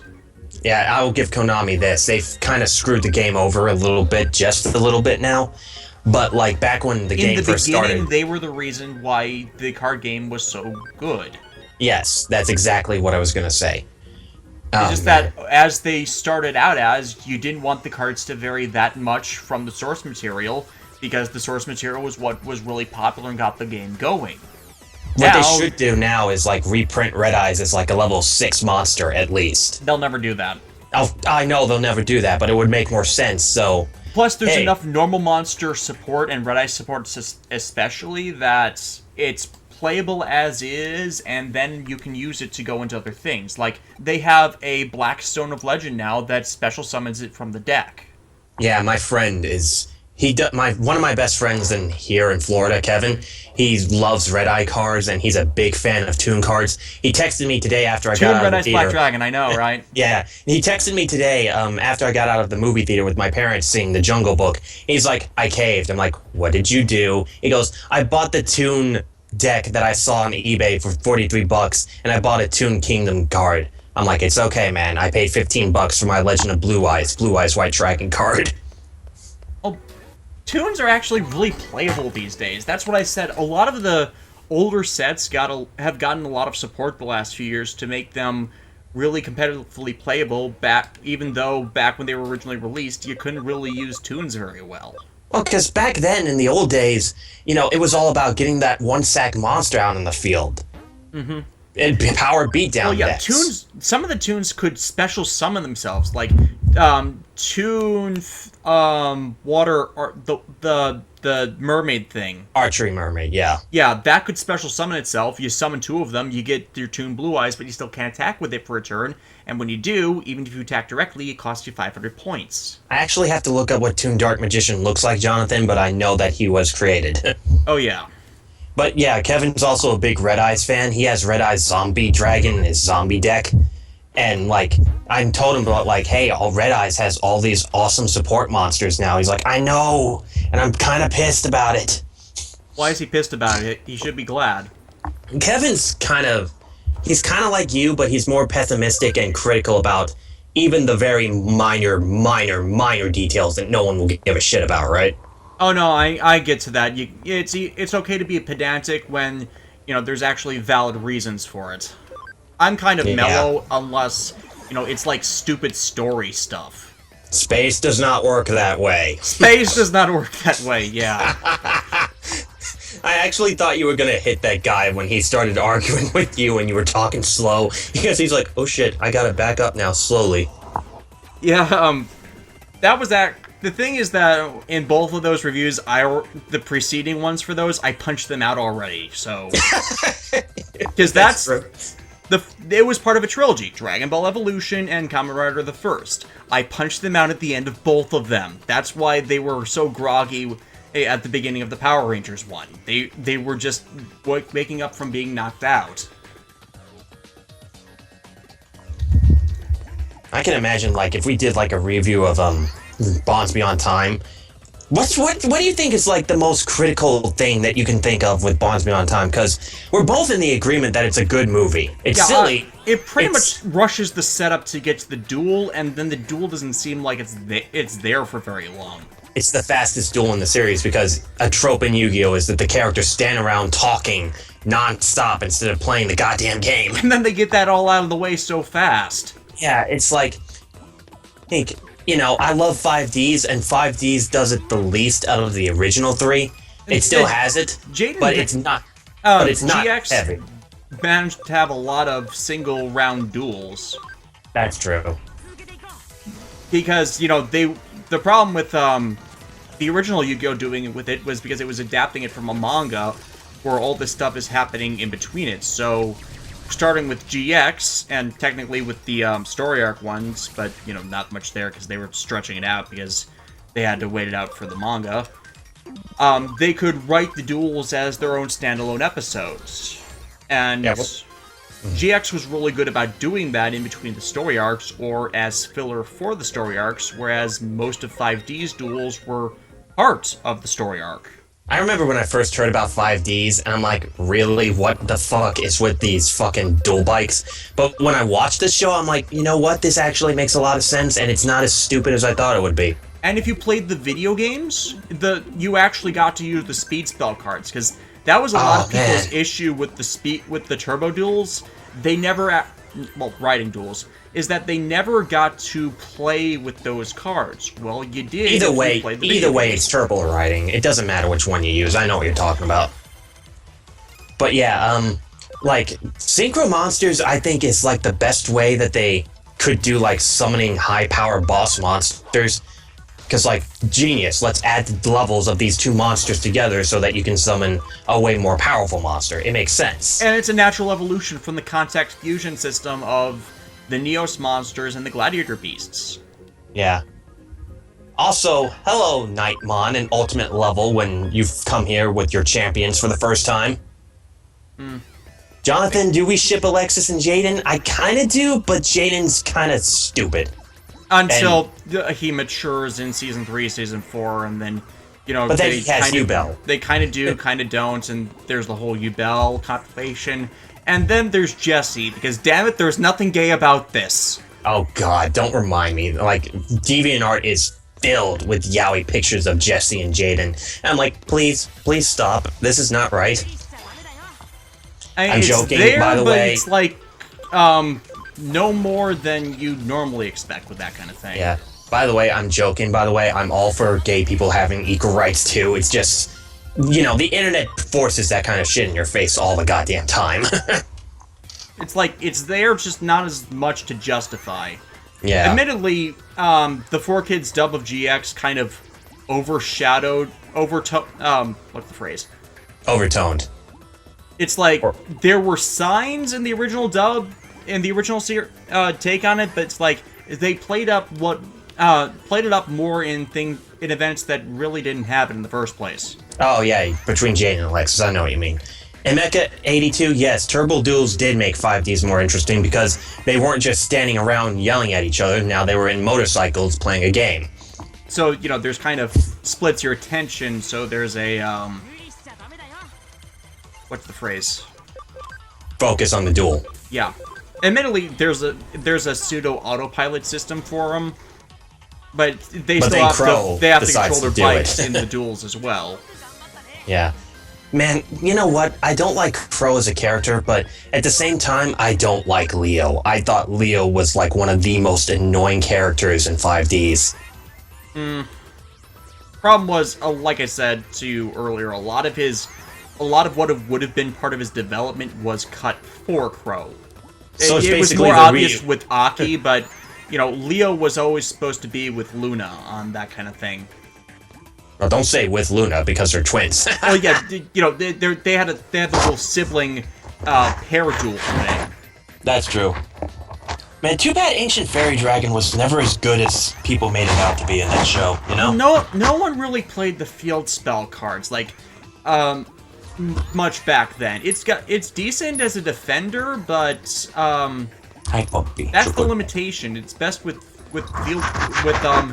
countering field spell card strategies. So because I know people still run Black Rose Dragon, Stardust Dragon is an obvious staple for a lot of decks. And Red Dragon Archfiend, it was kind of crap before, but its effect made up for it because it can destroy effect monsters without even flipping the card over. No Yeah. man-eater bug for you. No, yeah, and, well, flip effect monsters have lost a lot of power over the years, but still. Really? Did they really nerf them that much? It's just that they weren't releasing any for the longest time. Hi, Bub. Yeah, sure. Good golden retriever. I love you, Shadow. Good boy. And then, they kind of came back with the Shaddolls. The Shaddolls are... the Shaddolls. I'm sorry. Nothing will make me more furious than Gladiator Beast. Shaddolls restrict special summoning strategies, and their boss monster, Shaddol Construct, if it battles a special summon monster, doesn't matter if it's Synchro Fusion, or from the Synchro Fusion XYZ, from the tech, a Pendulum Summon, no matter what, if it was special summoned, it dies. Fuck that noise. Yeah. Why don't they use that on the 100,000 attack point monster, which I'm sure Konami demanded to be made, because let's make a monster more powerful than the Egyptian god card. Nope, that's an anime-only card. Was never actually released by Konami because they never intended to make it at all.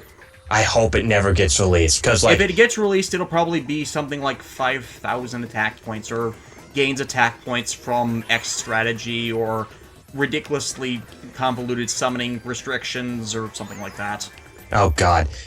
You know what? Because I saw that clip, because I was curious. Alright, let's watch something from Zexal. Hey, you know how they beat it? A monster that reduces attack points to 0. That's such bullshit, considering its monster effect is remove the XYZ materials from it to negate effects.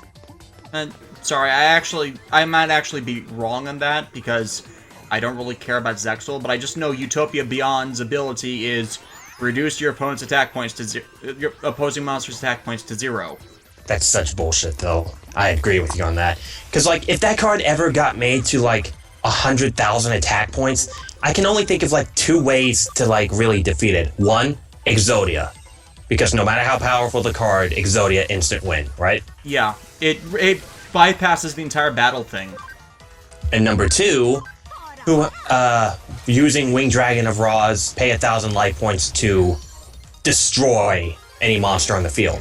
Force them to use their XYZ materials, and then use it a 4th time to get rid of the card. Well, you won't be able to use it 4 times, because 4,000 life points in the anime. Okay, yeah, I meant in real life, though, is what I mean. Silverfang, I did read the GX manga, and yes, Chaz or Majumi's character was much better in the manga. The thing is, that's reflective of his original Japanese anime character. They made him a lot more silly/idiotic in the dub, whereas in his original version, he's kind of like the Ojamas, except he's denying he's like them. So he has these expectations and goals and dreams, and his arc eventually becomes, I'm the goofy goober, and I am totally in acceptance of that. I'm a badass, it up. but I am a badass. Jazz it up. I hate that fucking line. Because in high school, my friends and I were watching it, and my name's Charlie, right? One of my friends, or I should not really call him a friend, he was kind of a dipwit. He played Yu-Gi-Oh! Too, and he had one card I hate, Fiber Jar. He would see me and he goes, "Hey, jazz it up." I'm like, "Shut up, Charlie is not long for jazz." Yeah, it's not. And, like, really, I don't think he used Fiber Jar. No, he didn't use Fiber Jar. No, the guy that called me Chaz had a Fiber Jar. Yeah. That card's never coming off the ban list, by the way. It's not. Neither is Cyber Jar, sadly, even though there are monster effects and trap effects that can stop flip effects. There are too many low-level monsters that Synchro decks would abuse the hell out of it. XYZ's decks would abuse the hell out of it. Thank God we'll never see Yada back in official tournament play. Every time I see that card, I want to rip it up. What card? Yatagarasu. Yeah, oh yeah, you told me about this earlier. Skylar ran afoul of the Yada lock. I ran into the Yada lock 5 times when I went to a tournament one time, and it was against the same guy, and I hated it every freaking time. The Yada lock, if people aren't aware, are when you summon Chaos Emperor Dragon while you have either Last Will, Witch of the Black Forest, or Sangan on the field, then blow it up for its ability, but then, thanks to those 3 cards' use, you then get to search your deck, and you pull Yatagarasu. And as you haven't used your normal summon, you normal summon it, go to battle phase, and Yatagarasu's effect prevents your opponent from drawing cards. And since you used Chaos Emperor Dragon to remove all the cards in their hand and on their field, you just removed any chance they could do anything, period. Yeah. I'll be right back, Des. I'm gonna greet the parents real fast, and I will be right back. Go ahead. Now, back in the day, there weren't things that were immune to destruction effects, like Stardust Dragon. So, pretty much, you had to have the exact right cards to shut down Chaos Emperor Dragon as it was being summoned. There were cards that did that, but not everybody ran them. Bottomless Trap Hole, for instance. So, it was pretty much it was pretty difficult to avoid the lock. Why am I even wandering the place? I can use... No, that's not what I was pressing. I have no idea why I did that. I need to function call, and I can't function call because I don't have that right mon with me. So yeah, the Yada block was kind of a dick move back in the day, and it and other rampant lockdown and OTK strategies were what created the ban list in 2004.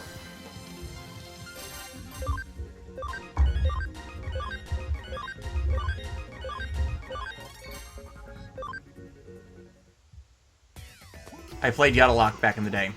Some people did, some people didn't. I actually had Yatagarasu, Sangan, and Chaos Emperor Dragon in my deck at that time. Here's the thing. I wasn't the best player back in the day, so I never actually realized the lock until the ban list came around and people told me about why it came around, because of the Yada lock. So I'm like, why did I never see this? I have these cards in here, why did I never see this?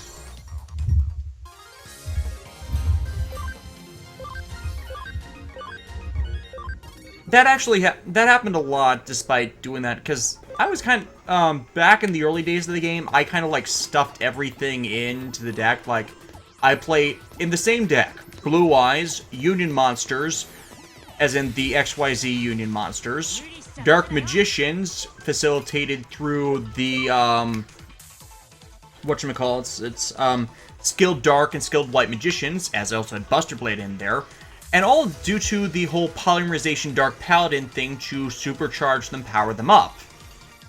I actually won duels back in the day with this kind of deck, because we really didn't have the whole big archetype support, but this was my last deck before we really hit GX, and I kind of went Elemental Hero happy for a while.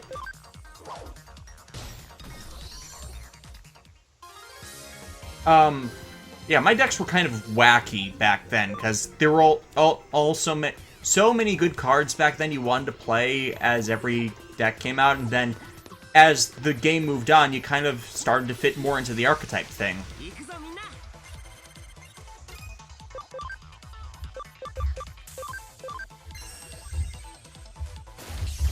I guess the reason I won duels back then was because no one was expecting that kind of wackiness. I guess. Honestly, I would never be able to play that deck this kind of day because it's pretty damn clunky and requires so many forbidden cards to even work.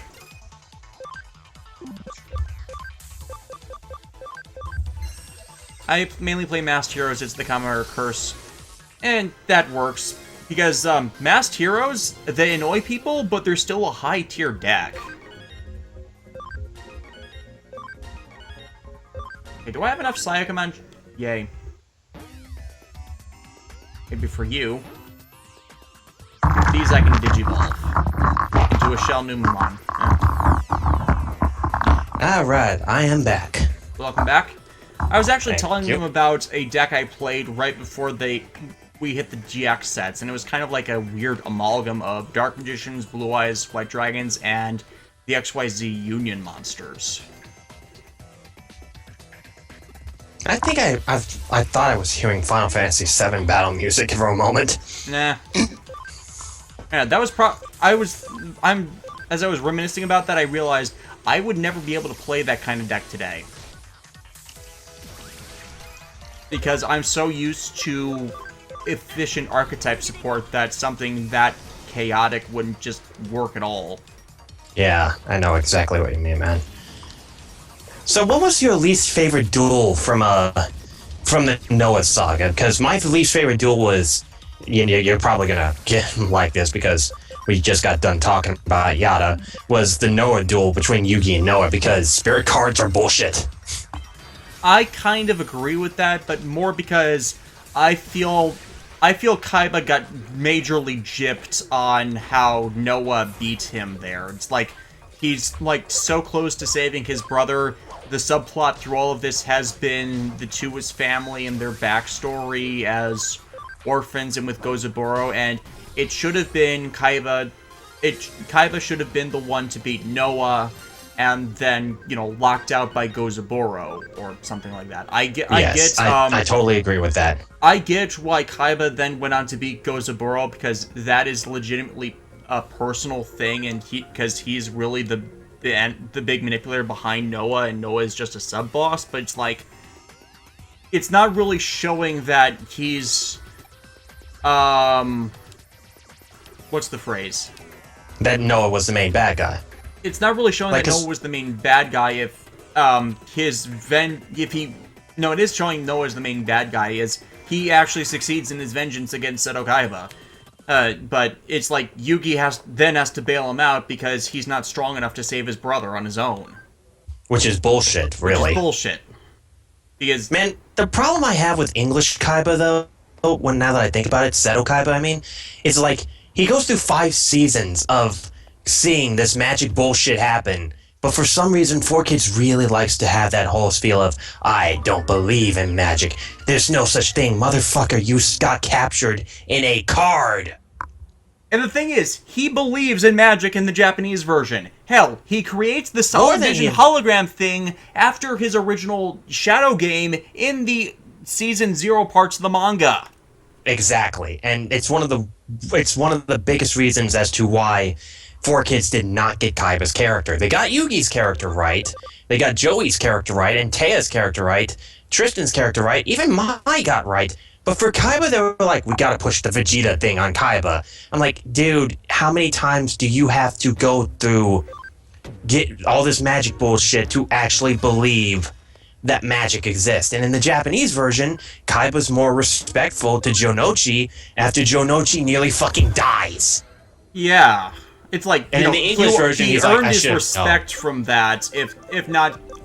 He earned respect from the dude, if not really, a sense of camaraderie. There's a restrained respect as, people who, he respects the Joey's resilience and hard work, if not the fact that he is kind of reliant on luck over skill. To be fair, that's always been like Joey's theme when it comes to his duel, so... Yeah, because he should have lost to Mai the first time around. Yeah, because, luck is... okay, luck is what held him on before skill, and even after he got skilled, and it's like, you're holding on through luck. You should not be able to hold on through luck through all of this, even though, you know, gambling is your gimmick, and I think that's what really grates on Seto, because, you know, the world's always been against him. He's never been able to really win without consequences or other people suffering for it, like Mokuba. So, has there ever been a meme where they showed Kaiba's face in, like, that meme thing, like, owns a corporation, still goes to high school? You know, like the raptor face or the baby face thing? No. But, yeah, you're not going to believe this. This is actually something I'm going to be addressing in my, when I get to the Duelist Kingdom stuff, but Seto Kaiba's entire character arc is informed by one scene, one moment in the first episode, and it is something for kids whitewashed out. When he's first introduced, he is reading Also Sprach Zarathustra, which is a philosophy book written by Friedrich Nietzsche about, you know, through personal perseverance comes success. So, and you know, all these other weaknesses and failings can be attributed to other people, and it's no, not other people, falsehoods in other people, and trying to grow oneself beyond your own past and limitations. And Seto Kaiba is about the future, about progress, about building a better world, and discarding the evils of the past. And it's literally everything you need to know about this character in one fucking scene. Jonathan, I don't think they used the God cards in the Noah arc. I think they didn't use them because Noah didn't register them to the database, because Yugi and Kaiba would have just mopped the floor with Noah and the Big Five with Slifer and Obelisk. I actually have a better analysis written up in advance, but it's the whole Mind Crush thing that Yugi puts, not Yugi, Atem puts Kaiba through. The reason he kind of has that high animosity with him is not so much that he beat him, but Yugi did for him what he was endeavoring to do for himself. He took the efforts out of the personal character journey he was trying to put himself through. Exactly. And 4Kids handling Kaiba's story was just like so contrived and so stupid. It's like you took a character that was actually the Vegeta of the series and you just made him into a dick. Yeah, well, trying to make him the Vegeta of the series. Yeah, that's not a good character trait at all. And it's a shame that 4Kids didn't continue the production of the uncut episodes, because from what I saw, they were actually getting the story right. And I think Funimation was like, you gotta do this, otherwise we won't sell it. But the ironic thing is that,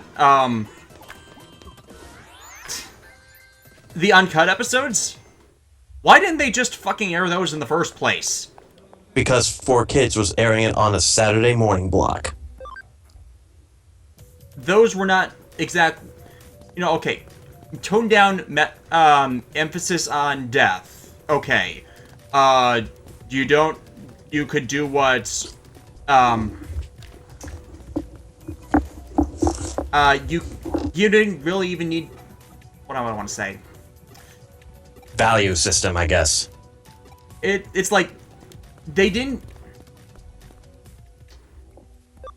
The original anime is massively, massively toned down from the manga to actually child-friendly range. Both versions, by the way. 4Kids took it down from the child-friendly range to the preschool age range. Yeah, that they did, and I think that's what a lot of people really did not like about it. I mean, like, I grew up with the 4Kids stuff, so I can't really actually completely hate it. But looking back, and when you watch the Japanese version and compare it to the 4Kids, it's like, wow, they really didn't know what they were doing. And they never once brought it back up to that. Never. Not once in any of the times they have dubbed it over the last 15 years. I don't know, 5D's kind of had a serious story arc to it. Unavoidable. and they cut out a lot of the character development. It's this, they never, if they have the chance to skimp on it, they do. That's true. That's true. Oh, by the way, folks. Sorry.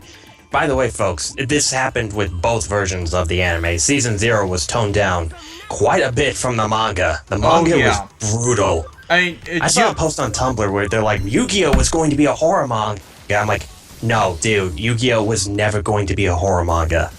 It had horrific images, but it was never going to be a horror manga. Death was a legitimate threat, even in the original anime, by the villains, but, the times Atem actually killed people... Actually, no. He didn't... Okay, well, the guy he set on fire, but, you know, that was, like, result of the game was the only more death than that direct happened. action. Or the guy that got stung by the scorpion, but I think a hospital came to pick him up. Yeah, and died from complications, so manslaughter at the very least. It's like... It kind of goes against the original intents of the manga in that you go through horrific things, but you're a character that doesn't go out of their way to kill people. Just punish them. That's the entire point of the penalty game, to make them be victim to their own atrocities through horrific imagery, nightmare fuel. Yeah. Oh, Mecha82 pointed something out. They have to look down. They have to look down their audience, and they think that kids are stupid. Like you say, kids are not stupid. And to be fair, some kids are stupid, but kids are more intelligent than we give them credit for. Yeah, I mean, way more intelligent. First anime I saw when I was like 8 was Tekkaman Blade. It's a ingoing. Yeah, it was a middle of apocalypse situation, end of Earth scenario against giant mutant space bugs, and your hero is the sibling of the... What am I doing? Your hero is the sibling of... is a member of this family that was actually the one who discovered these space bug monsters in the first place, was mutated into a successor. Their father died to save him so he could do this, but his incomplete power set is killing him like it is everybody else, and you actually lose your mind in order to further power yourself up to end this entire conflict. Wow. This is not a children's show. This is not a children's show. It was played on a block for children, and it was barely toned down. Yeah, the problem with a lot of American companies is that they think anime is The dub was done by Saban. You're kidding me. Not even kidding. The dub was done by Saban. See, here's the problem with 90s anime dubbings, right? You know, let's be real here, anime really didn't start airing in America. I mean, you could say that 8-Man was dubbed in America, and that was like the first mecha/Sentai hero anime, I guess you could say.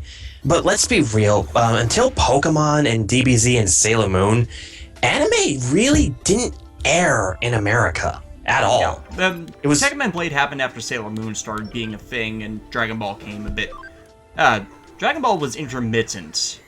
Yeah, we got DBZ, actually. We didn't get Dragon Ball until, like, the early 2000s. Like, 2002 is when we got Dragon Ball. Oh, no, that was... Toonami ran a pre-existing dub of it. Did they? Yeah. Of regular Dragon Ball? Regular Dragon Ball, yeah. Not dubbed by Funimation? It was Ocean Group that preceded it, yeah. Oh god, Ocean Group. I'm sorry. No, the Ocean dub is not superior to the Funimation dub. And if you really want a good DBZ dub, watch DBZ Kai Uncut in English. My review of Dragon Ball Evolution said pretty much, yeah, watch Dragon Ball Z Kai. It cuts out some of the nice filler arcs from the original Dragon Ball anime, but it's a lot more on point. But seriously, the problem with back in the 90s is that, like, oh, look at this cartoon stuff. Let's dumb it down for kids a little bit, because cartoons... That was more late 2000s thing for the most part. Otherwise, it was being done by Saban.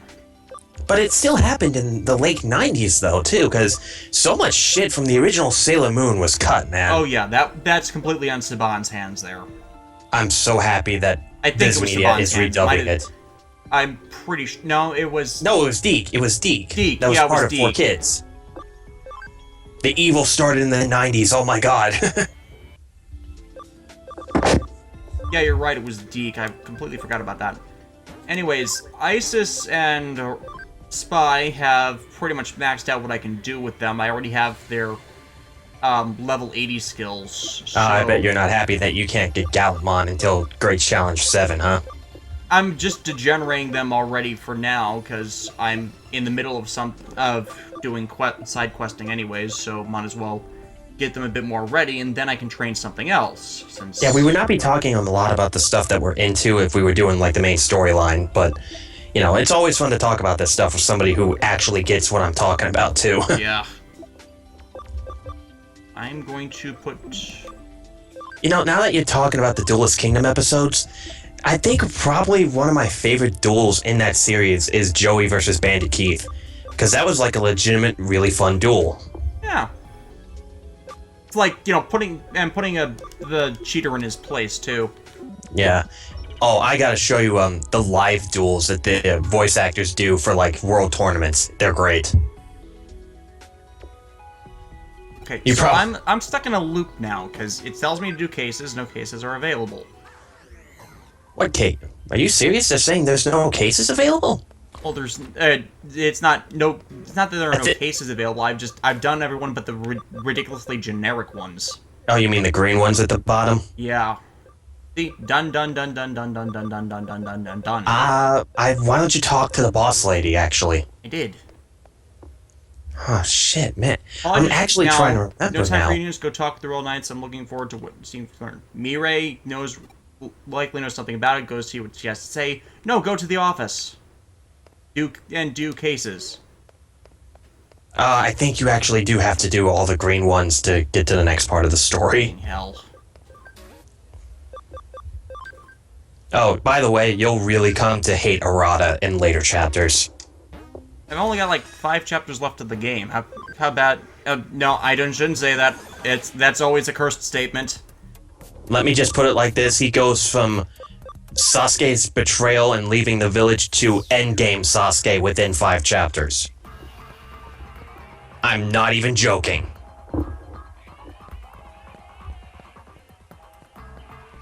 Silverfang 555. The Paradox Brothers duel was a pretty cool one. Funny enough, that was the first episode of the show that I watched with my friend who introduced me to the show. Oh yeah, that was a great duel, and I wanted to do... It's like, it really introduced the concept of tag dueling, which has been big ever since. Like, you can partner with someone else to play in... It's an export. Kunai with Shane. And plus, you know, when they actually got us freaking rules to explain it, you know, made for a great time. Plus, it was a tabletop duel.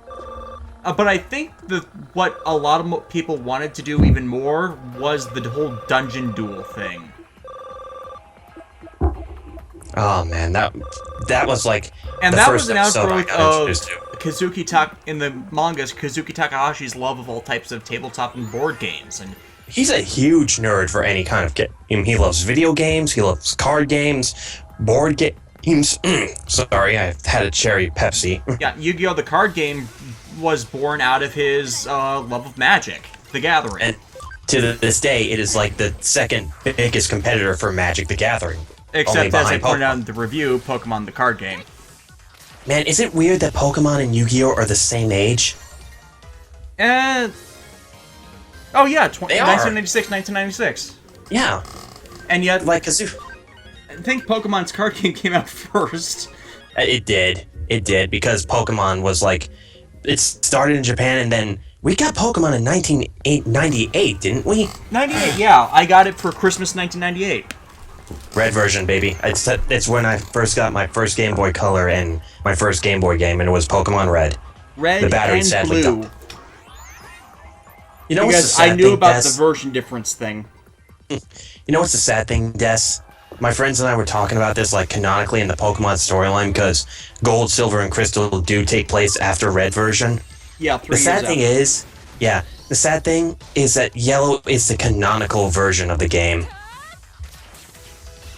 Yeah, because you end up going to face Ash at the end of Gold Silver, So it makes sense for this whole special Pikachu edition to happen. Yeah, because he's got, not only that, but he's got Charizard, he's got Blastoise, he's got Venusaur, and he has Snorlax, and he's got Lapras. Mm-hmm.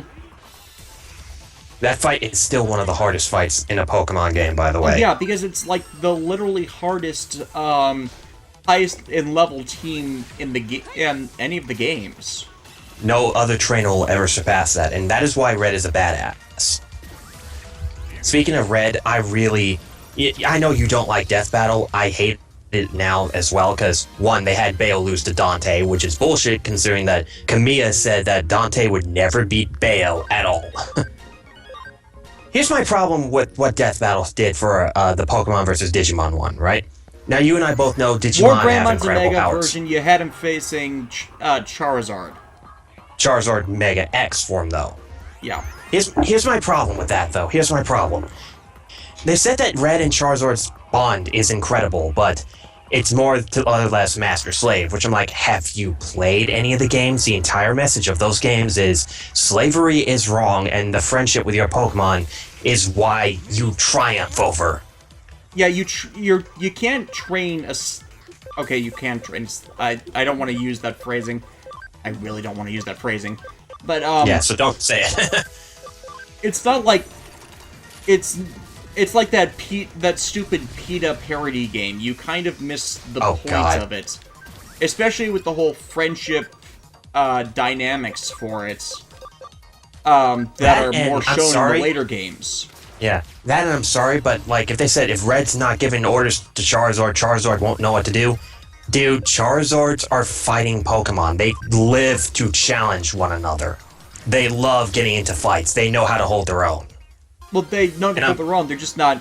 The thing with the Pokemon thing is that a lot of them aren't exactly trained in tactics. That's why the trainers have to yell out commands for them, because they're a bit more... I get that, yeah. Unruly I get that. Otherwise. Yeah, I get that, but my problem with that is, like, if Charizard's going to be weak to the Greymon Destroyer, or the Draymon Destroyer claws that War Greymon has on, then War Greymon should be weak to the Dragon typing.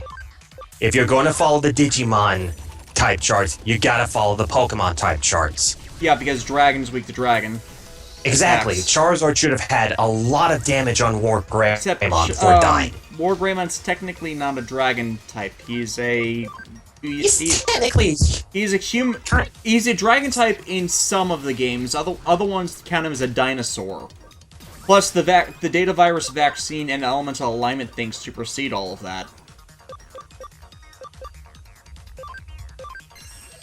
So it's technicality. Sometimes he is, most of the time he isn't. The only Digimon that count as dragons all the time are Draymons. And Extramon. No, Extramon is a Draymon, you're right.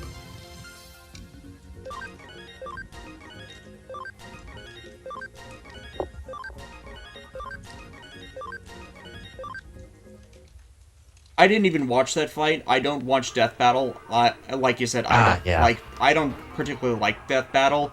I don't like a lot of the conclusions they come to. Because their bullshit is, like, half-assed now. And it really bothers me that Akuma is part of the research team, because Akuma has a nasty habit of being the I'm always right, no matter what anybody else says to me kind of guy, you know? Well, I do that too. I just feel like I do a better job of justifying my opinion most of the time. Because, you know, I go ridiculously elaborate on it. No, me and you are in the same boat. It's like, I'll go into details to prove my point as well. It's like, okay, you want to debate with me? I will bring up everything to argue with you. Silverfang says the only dinosaur that we got in Pokemon was Tyrant and Tyrantrum. Not true. Aura and Orisus are dinosaurs. Aerodactyl is a dinosaur. Craniodos and Bastiodon are dinosaurs. There's a bunch of dinosaur-like Pokemon. Archeops is a dinosaur as well. It's based off an ancient, Archaeopteryx, yeah. Yeah. Most of the fossil ones are legitimate dinosaur ancient, animals, or something that are similarly that long-lived. hang on a sec. Johnson Johnson says, have they seen when Charizard left ass? It said those Charizard are stronger than a trainer's Charizard. Yes, that is true, but then again, they weren't going by the Pokemon anime rules. They were going by Red and the Red from the move Origins and the video game rules. Unless Charizard can easily destroy a town, no. Actually, they can. Their forests have been known to burn entire... Not forests. Their fire breath has been known to burn down entire forest. And it's hotter than the sun, by the way. Outside of sun, possibly. Full sun, you knew. No. See, here's the thing I think they did wrong, too, is that, like... Charizard versus regular Greymon, Charizard would win that because... Let's be real, Charizard is more mobile than Greymon is. Greymon's big and fat, right? Yeah. And Charizard would win that. If he forced Charizard to go to Mega Form against Metal Greymon, I would not have a problem with that. Or Greymon, though. It's a close fight between those two. It's it's actually a really close fight between those two, and their results I just did not agree with. I thought their results were kind of stupid. Anyway, sorry, I didn't mean to interrupt you. Yeah. But yeah, this is why people do not like doing Pokemon versus Digimon arguments. Because there's, like, completely different power scales most of the times. I mean, most of the time when you're thinking Mega Digimon, you're thinking comparable to the powers of Pokemon's legendaries. Yeah, legendary Pokemon, they would have more of a chance of fighting against a Mega Pokemon, or Digimon. Blech. Yeah. Because, like, these are the gods, these are, like, the ultimate knights, these are the demon lords. These are the ones that reshape reality, and Charizard is not going to have the power to reshape reality. Sadly, even though I love Charizard, I love him to death. But that being said, War Greymon doesn't have the power to shape reality either. Yeah, he doesn't, but he's, like, on the tier of which he can fight things that do. Which is odd, too, because many people like War Greymon's like a baby Mega. I'm like, are you kidding me? This guy throws spirit bombs. Dude destroyed a conqueror of one of multiple Dark Masters, who twisted the entire planet into a giant tower and made it oddly envelop the Earth, or all the skies, or whatever that part of it was, with the reality gates. Oh, Neptune, I know the death battle you're talking about, and I think it would piss Des off because he's a huge Power Rangers fan. Was it the deadliest Tiger Zord versus Epion. Actually, I agreed with the Epion thing on that, because they're two different scales of mecha. Plus, mobile suits are for high speed. The Megazords are more for brawling with giant monsters. There's like a different. And the mobility thing for the mobile suits is they're meant to be used in space. Exactly. So I need to go back and rewatch Wing and the original Mobile Suit Gundam. So yeah, I didn't have much of a problem with the White Tiger Zord bouts, especially. Plus, the mobility thing is partially due to the means of creation. We've seen in later Sentai and Power Rangers seasons how actually mobile and agile the mechs can be. It's just that wasn't a thing back with the White Tiger Zord. Like Gokaiger with Gokaio flying through space and defeating all of these ships. That's like. First episode of Gokaiger, ridiculously badass, just out of the bat. Oh, that's because it's all the Sentai heroes put together. And I thought I saw Kamen Rider 1 in there. I'm like, what is Kamen Rider doing here? No, that's not all the Sentai put together. That was just one mech for the series for the show that could use all of the powers of the others. But this was before they got the real powers of the people who they got the powers of. If that makes sense. Right, yeah. It's like, they got the basic sets initially. When they use a key, they don't have the greater ones that give them the true power. Unoriginal naming is unoriginal. Oh, God. You know what? I'm agreeing with you, like with the suits that they used in the movie from Mighty Morphin Power Rangers, the movie, as super armor instead of the glitter armor that they got in season 3. Yeah, no one likes the glitter suits. Absolutely no one Which likes is odd because people loved Mighty Morphin. They're like, Mighty Morphin's the best. I'm like, Mighty Morphin had its problems, dude. 3 out of 10. Yeah. It is, with everything good that's come after it, good and bad, it's underperforming for the series as a whole. Season 3 was the one when they got the Ninja Zords, wasn't it? Yeah. And that's See, where my they had problem the with Mighty metallic armor Morphin thing. was when... Yeah, one of the problems I had with Mighty Morphin was, like, you know, Power Rangers Season 1, Dinosaurs. I love the dinosaurs, right? Yeah. You know, I love T-Rex, I love Triceratops. Mastodon and Saber-Toothed Tiger aren't really dinosaurs. We'll let that slide. Well, it was... They get rid of them. The Zyuranger that that's it's based off of was Ancient Beasts. Kyoryu, while referring a lot to dinosaurs, is as much a reference to Ancient Beasts. Yeah. But, like, my problem with Mighty Plus, Morphin they were after extinct that, species. The Mammoth and Saber-Toothed Tiger were extinct species, so they might as well be dinosaurs. True. But one of my problems I had with original Mighty Morphin was, okay, I shouldn't really call this a problem, because that seems kind of petty. I just like the dinosaurs better than the Ninja Zords. I thought the dinosaurs were cooler in a lot of ways. And they did get the Thunder Zord suits from Toei once Die Ranger finished filming. They used them in the dragon, they used them in the horse, premiere the griffins. Yeah, they used them in the premiere episode of season 3, so they could have just continued shooting original footage, even though, because they're Americans, they don't have much experience with scale set special effects. They could have learned. Yeah. But they didn't want to. They wanted to be cheaper.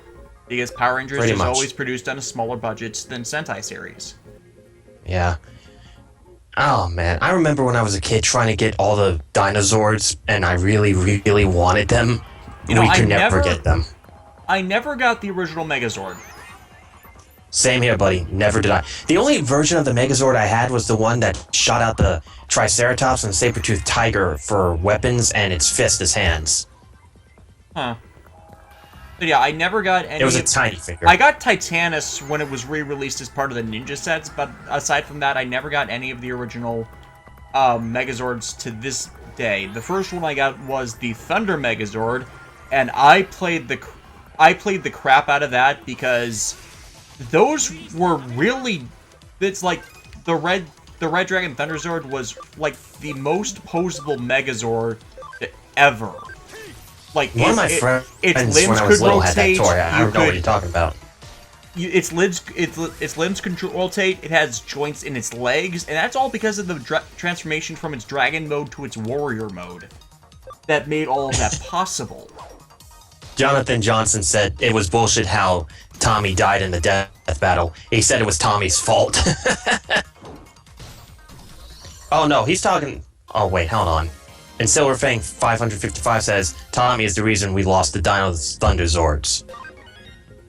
The Zords in Dino Thunder, because the suicide attack, yeah. Right. Wasn't that Sentai, they based that show off on more of a comedy show than a serious show, though? Unfortunately, it was, not entire... The thing with Sentai comedy is that it's not entirely out of tone. It's just that Sentai goes more to the extremes. It's like, it can have a lot of silliness in it, but they keep the overarching tone of the show through the story arc pretty damn serious. When they actually know what the fuck they're doing. Often they do not. That's a problem with a lot of Japanese entertainments. Yeah, Car Ranger was the comedy season, and as I was explaining earlier to everybody, that's the one that almost killed Sentai. Aba Ranger... Ironic. The head writer for that, however, came back for several episodes of Aba Ranger, and Aba Rangers... Those are the comedy episodes of Aba Ranger that don't work. That's just what Sentai was in space based off on? Mega Ranger. I reviewed it last year. It's the series it's based on. It's a bunch of it's actually the Power Rangers concept turned on its head. It's a bunch of kids that stumble into a attacked from extra-dimensional beings by an organization that has created special powers and put out training simulators. It's the last Starfighter scenario, essentially, where they put the training simulators I know what you're talking about. for the powers in game centers. And, well, the only one that was actually recruited properly from that was the Red Ranger of the team, whereas the others just have a bunch of tech experience that happen to be in the area. I thought O-Ranger was the one that almost killed Sentai. No, O-Ranger was actually screwed over from its originally very serious tone by a natural disaster and terrorist attack to having that completely derailed into a comedic farce that killed its ratings. Damn. So pretty much the exact same thing Car Ranger did, O-Ranger is blamed for why it's awful. So that's the problem with citing O-Ranger as the one that almost killed Sentai, but not also counting Car Ranger, because the same thing that made O-Ranger suck is what people proclaim is awesome about Car Ranger. Wow, man, that's just crazy. And the reason most people do that is because at the time this became a popular believed thing about it, neither O-Ranger nor Car Ranger were subbed, so it was secondhand information. O-Ranger wasn't completed subbing until last year, Car Ranger much the same. So you know you don't have to fight all these weaklings, right? I know, it's just that I want to get some of this training on right. Silverfang says he did that too. He sacrificed the Zords in MMPR3, but there was a way to save the Dino Thunder Zords. Tommy just told Ethan there was nothing they could do. He sacrificed the Zords against the Blue Globber monster, not at the beginning of Season 3. They were overloaded after trying to get them more support powers so they could face Rito in his initial encounter, and that screwed over the Zords and damaged their powers. Tommy was not the one that did that, though. That was My problem more with like Tommy was that he became the face of the franchise, sadly. You know? I think that because he was so popular, they didn't bother to really develop any of the support players, the replacements, that much.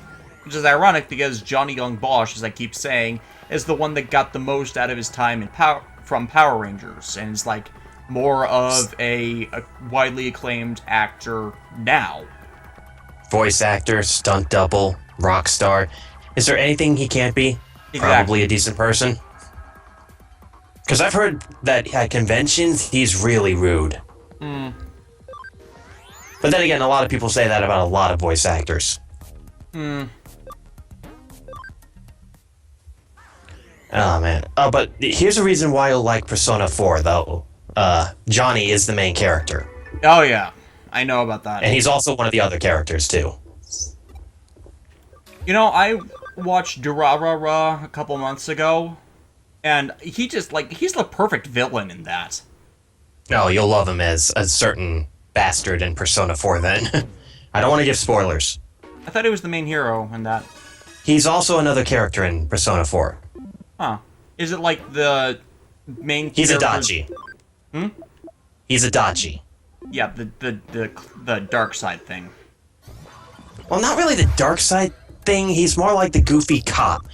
I don't want to give... No, you know what? I'm going to stop talking about what a Dachi don't spoil is. Persona 4 for me because I haven't played it yet. Yes. Here's what I think you should do if you're going to play Persona, though. Do you have a PSP? I do not have a PSP. I already know Persona 4 Golden is the superior one because it has... No, because you have to play Persona 3 as well, because Persona 3...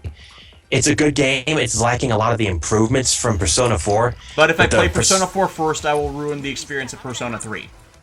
Yes. But here's the thing, too. Persona 3's superior version, which has all the advancements from Persona 4, i.e. being able to... I know. Yeah, Persona 3 i.e. FPS. being able to control the characters in the PSP version, like you can do the characters in Persona 4. Plus, you can play as female character in Persona 3 on PSP, who's voiced by the lovely and talented Laura Bailey. Because I know that in the original Persona 4, Chie is not voiced by Aaron Fitzgerald, and No, it's somebody else. yeah, that didn't want to reprise the role, so they recast it for Persona 4 Golden and everything past that. Silverfang 555. Yeah, you know, I'm just calling you Silverfang. Fuck your number. Johnny did play one of the best characters in Tales of the Abyss, and I honestly think that Tales of the Abyss is one of the stronger Tales games.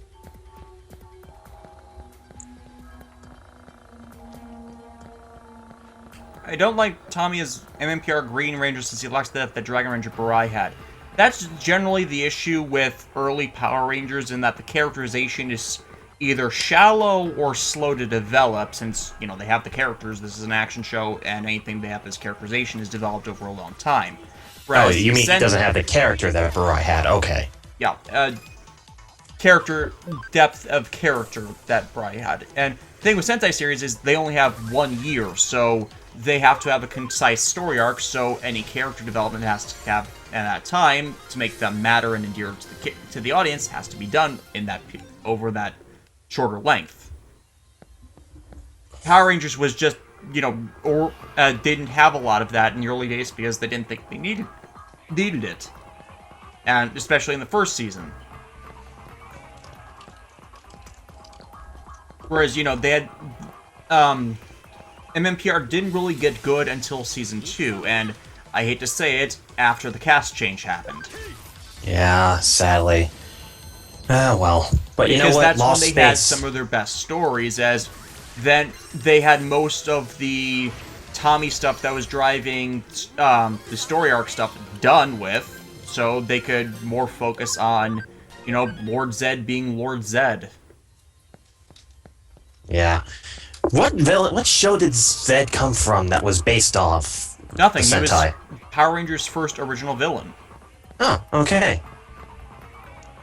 Silverfang says, my name is a Yu-Gi-Oh! And Kamen Rider reference, and a very major spoiler for the series, but it's fine to say Silverfang. Okay.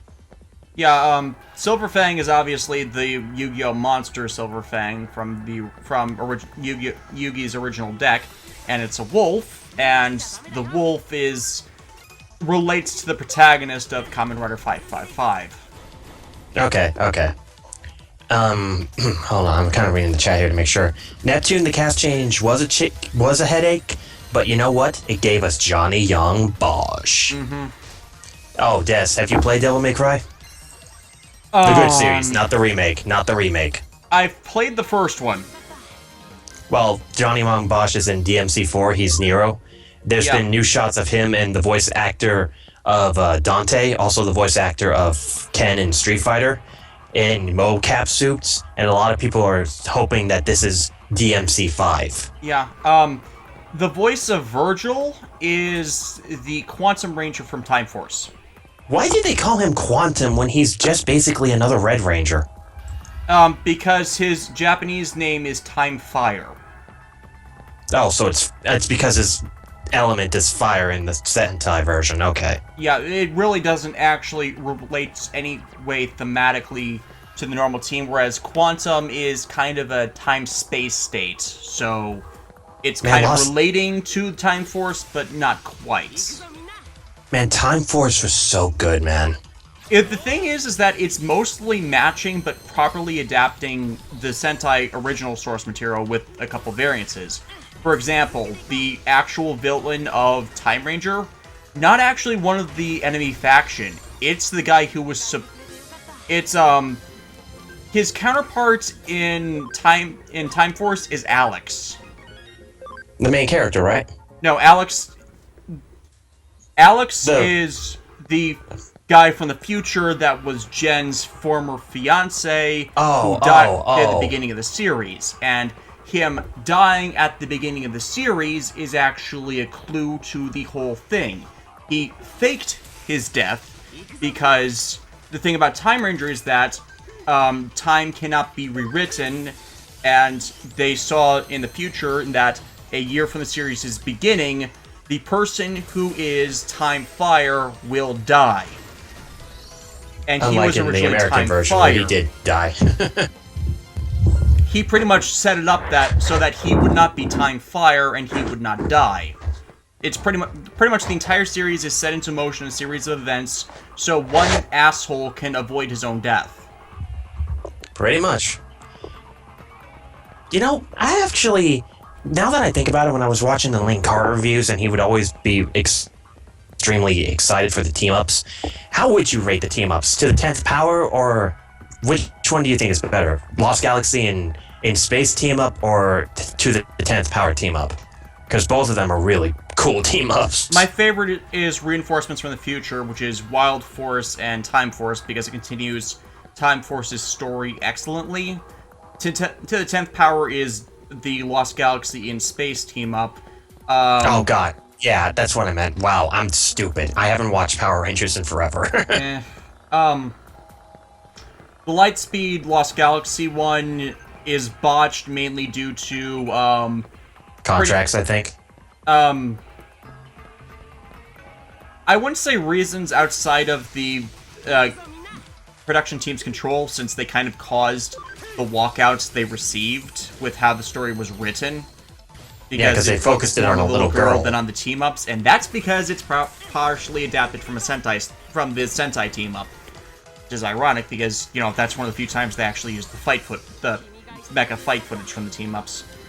Which is strange, too, because in the Sentai footage, Lost Galaxy was not in space. It was about nature again.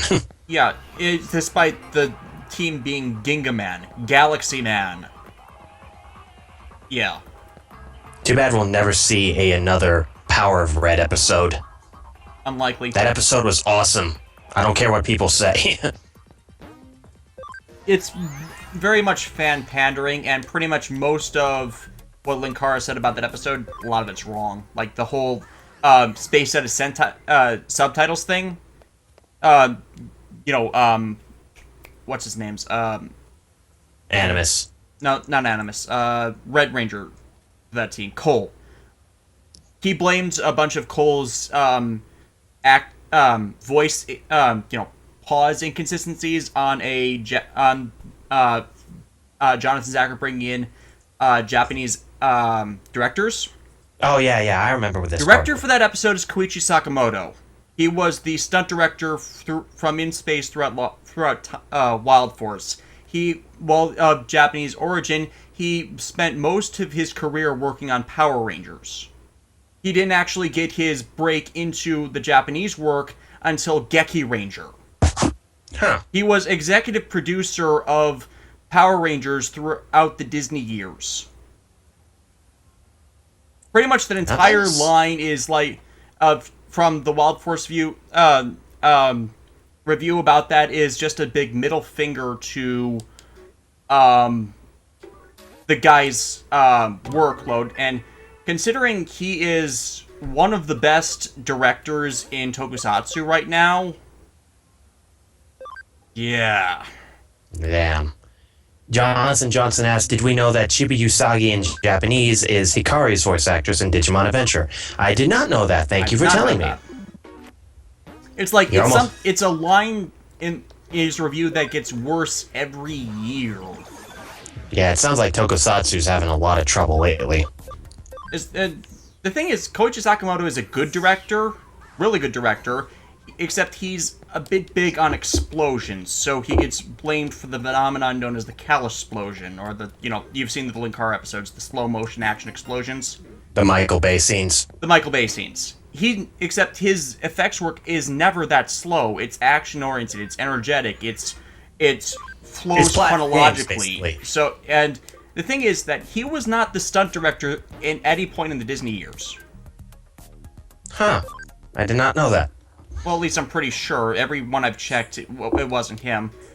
And since he was on Geki Ranger, people, wait, what'd I do? I thought I gave it back to him already. You're almost done with these side quests. Just hang in there a little bit longer. And yet, he's, there's this whole passing the buck thing about it, and it's frustrating because, him being blamed for it is common knowledge for anyone that only watches Power Rangers, and yet you look at Sentai, and the entire rest of his body of work contradicts that. Odd. I would not have known that if you had not told me. Well, yeah, and hell, it's like before Disney years. You've got 4 or 5 years of all his original effects work, all of the team ups, all of the post space team ups were completely him. So it's like he's praising everything in this episode, and yet he goes to agree with the common misconception that the dude is responsible for this horrific effects work that was actually done by the guy who succeeded him as stunt director. Sad. When you get blamed for something that somebody else did. And it's ridiculously annoying.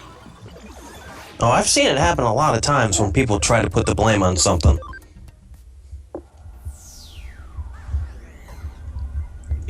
At least even when I misattribute in some of my videos, I at least go for the person most likely responsible, because ultimately the buck has to stop with the producer or showrunner that's actively in control of the show, unless we are aware of some element of executive meddling in it. Right. Ow, I just hit my headset for no reason. That was stupid of me. So, actually, now that I thought about it again, what do you think Dark Side of Dimensions will be like? Do you think it'll be a good one since Takahashi is behind the script and the story for it? Or do you think it'll just be kind of like a filler movie as a kind of a lead up into a new manga series? I'm worried about the length of it, because the length is the big issue if you really are going to have an actual duel in it, because, let's face it, the duels can take a while. Well, let's remember, Pyramid of Light was commissioned by 4Kids, and they kind of had to do that because they got paid a good chunk of money to make that movie. Oh yeah, that part of it's not what I'm talking about. I'm thinking, like, if it's an hour-and-a-half movie, duel takes, what, 10 minutes? 10, 20 minutes? Especially if you're trying to showcase all the new Dark Magician and Blue Eyes cards. You mean the Dark Magician Girl cards? Lemon Drop Girl, Custard Girl. Magician Mahad, level 7 light spellcaster, 2500, 2100. If you draw it to your hand, show it to your opponent, you special summon it. Wait. They actually made Mahad a card? They are actually making Mahad as a card. That's ridiculous. Do you like Black Magician with the actual black clothes, or do you prefer classic purple Black Magician? I didn't... Black Magician with black clothes is actually a... Oh yeah, that actually was a thing at a point. I actually think his purple outfit looks a bit better, but I like purple. Yeah. Well, see, I can understand, like, why Bonds Beyond Time was so short, because it was like... It wasn't really a movie, it was like a special, I guess. Yeah. IVs actually did another one revolving around the Assault Mode Synchro Monsters that I actually find enjoyable. Oh yeah, I saw that one. That was great because Stardust and Red Dragon Archfiend fly into space fighting each other. The ironic thing is that it's only a precursor to the shooting Quasar Dragon summoning. Yeah. Which is more ridiculous and yet more awesome. Yeah. Actually, now that I think about it, I've been watching a lot of 5Ds, and every time you say summon Stardust Dragon, Stardust has never been destroyed via battle or sent to the graveyard via battle. It's the only ace monster that a protagonist in a Yu-Gi-Oh! Show has had that's never been destroyed and sent to the graveyard via battle. Yeah, I think it's mainly because it's mainly brought out to counter destruction effects. It's a very good card, though. Like, base Stardust is very, very good. Well, and Stardust is entirely focused around avoiding destruction in and of itself. Hell, it's even its manga version, Stardust Spark Dragon. Its effect keeps it alive. Really? Yeah, once per turn, when it would be destroyed, you can be rendered immune to that effect. Wow, that's kind of broken. It's not, though. It's only once per turn. So if you attack it, say you attack it once, it uses the survival effect. You attack it again, it dies. Okay. So I'm sorry. It's get what you're saying, it's a more fair version, as usually you only have this one big destruction effect. Okay, yeah. I'm hoping that the movie will be good, and I'm kind of curious. It's like, a lot of people are like, Atem is going to be coming back. I'm like, but Atem is in the afterlife. Why would he come back just because the puzzle's put back together? Well, I think one of the... But GX... Sorry, go ahead. But GX, you have to connect it properly to GX. Yeah, but GX was doing the whole time travel thing in the first place. I was about to say, and I'm pretty sure that was just regular Yugi with Atem's physique. Well, no, they did this whole, they had the puzzle with him then. And there was this whole Battle City 2 thing, so it's kind of like body language. Oh, okay. Oh, man. It's a shame that we never got Yugi versus Jaden dubbed. I want somebody to, like, contact Dan Green and the guy who voices Jaden and, like, do a reenactment of that duel at a world championship for Yu-Gi-Oh! Like they've been doing for, like, the past few years. Okay, yeah, I thought they did a world championship thing with them. I guess I was mistaken about that. No, they did that with Yugi and Yusei, and then right, that Joey was the one. and That was the one. And then they did had that with Joey. Then they had a Yugi and Mai one with after Mai had her new support cards out. Yeah. Actually, I think this is after Yugi got the Tamaya. They got Yugi's Tamiya's cards out as well. Yeah. Man, I love the scripted duels at World Championships because they play cards that are banned and you can hear everybody's reaction and everybody's screaming in joy. Well, yeah, it's a given because, like they said, the Bonds Beyond Time abridged. You may have your broken cards from the future, but we have our broken cards from the now. Or something, something to that effect, because, that show was before the ban list came into effect. Yeah. One of my favorite things I do with my friends whenever we hang out is, like, we'll just start randomly quoting Bonds Beyond Time or Bridge, and I always go, so why are you riding around on a motorcycle wearing an evil mask, stealing people's cards, and laughing like a maniac? Does that sound like a hero? And my friend on cue will do it in a perfect Darts impersonation voice. Well, you put it like that, not Whaley, right? And I go, then what the hell, man? What the actual hell? I've been using that clip too much lately because I've legitimately keep running into heroes acting like monsters. Or bad guys that think that they're heroes. Yeah. And it's like, I'm kind of wearing out the joke because I'm doing it that much. Well, that's a good thing, too. Because I'm doing that with X Evolution and the whole Omegamon thing. Oh, yeah. Omegamon and fucking... And Jonathan at least Johnson, he learns his we do not lesson talk by the about end of the Yugi versus movie, but Astra. it's still annoying. We do not talk about Yugi versus Astra, because, fuck, the Gaga cards piss me off. At least it wasn't Yugi versus Yuma. Oh god, no, thank God. I mean, even they're derogatory to Yuma in that, which is what saves it, honestly. True. I think I just don't like Astra as a spirit partner, though. He's very boring. Okay. He's got this quirk about learning things, and that's about it. I think you're ready to finally continue the main story. And it's not letting me. Are you serious? I'm looking forward to seeing what you've learned. Go talk to the Royal Knights. Mirai Mikagura likely knows something. No, go back to the office. Wait, I think I know what you might have to do. Do I need to go find another Royal Knight? Because I already went and did that. Did you meet Gallantmon yet? Yeah, we met him when we first encountered him with Omnimon. Oh god, I'm actively trying to remember, because I know the next one that you get is Ulforce Vidramon. Because we went and found Magnamon, we went to Ueno for the whole Hackmon, Examon thing, we went to... we went to Ueno. Ueno, Akibahara, Shibuya, where the fuck do I go for this? Hang on, I'm bringing up game facts, because I don't remember. Cyber Sleuth. Ooh, excuse me. Cherry Pepsi coming back. Okay, FAQs. Which chapter are we on? 15. Chapter 15. Parallel World. Let's see. If you wish to do this chapter sidecast, continue reading below. Otherwise, skip to Shibuya. Alright, you did the pet Digimon quest, right? Go to Shibuya. Oh wait, I already did this. I went down and saw Magnamon already. Hold on, I'm kind of looking through it right now. Walkthrough continued.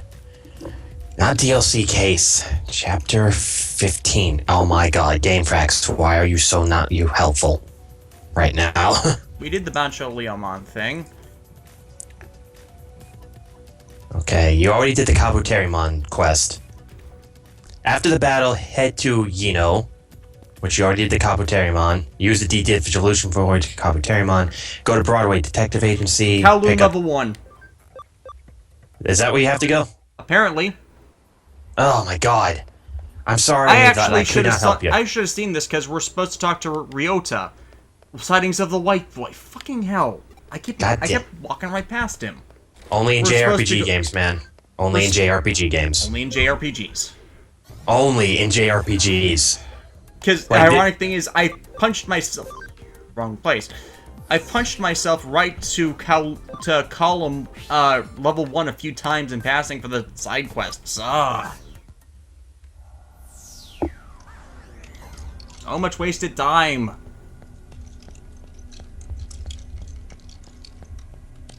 Because that chip then tips the next quest.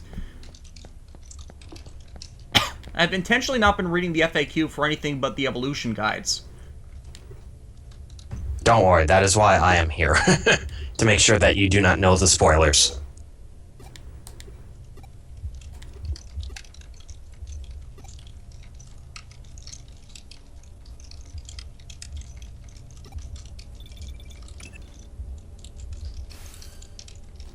Yeah, good night, Silverfang.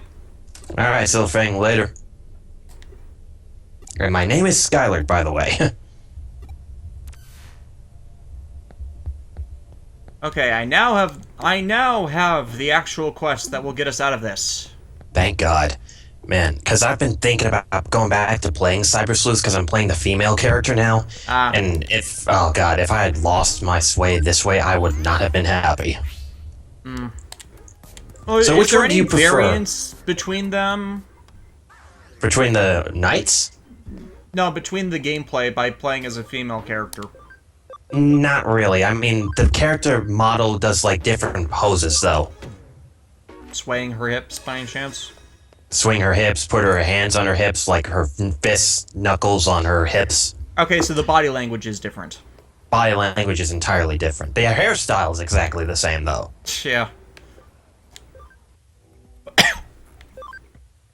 Okay, so which girl do you prefer in this game? Yuko or Nokia? Because Nokia is basically female Tai. Yuko. Yuko for the win. Yuko for the win. Main character X Yuko forever. It's just like Nokia's fun and a nice person. It's just that she's basically Tai. She grates on me.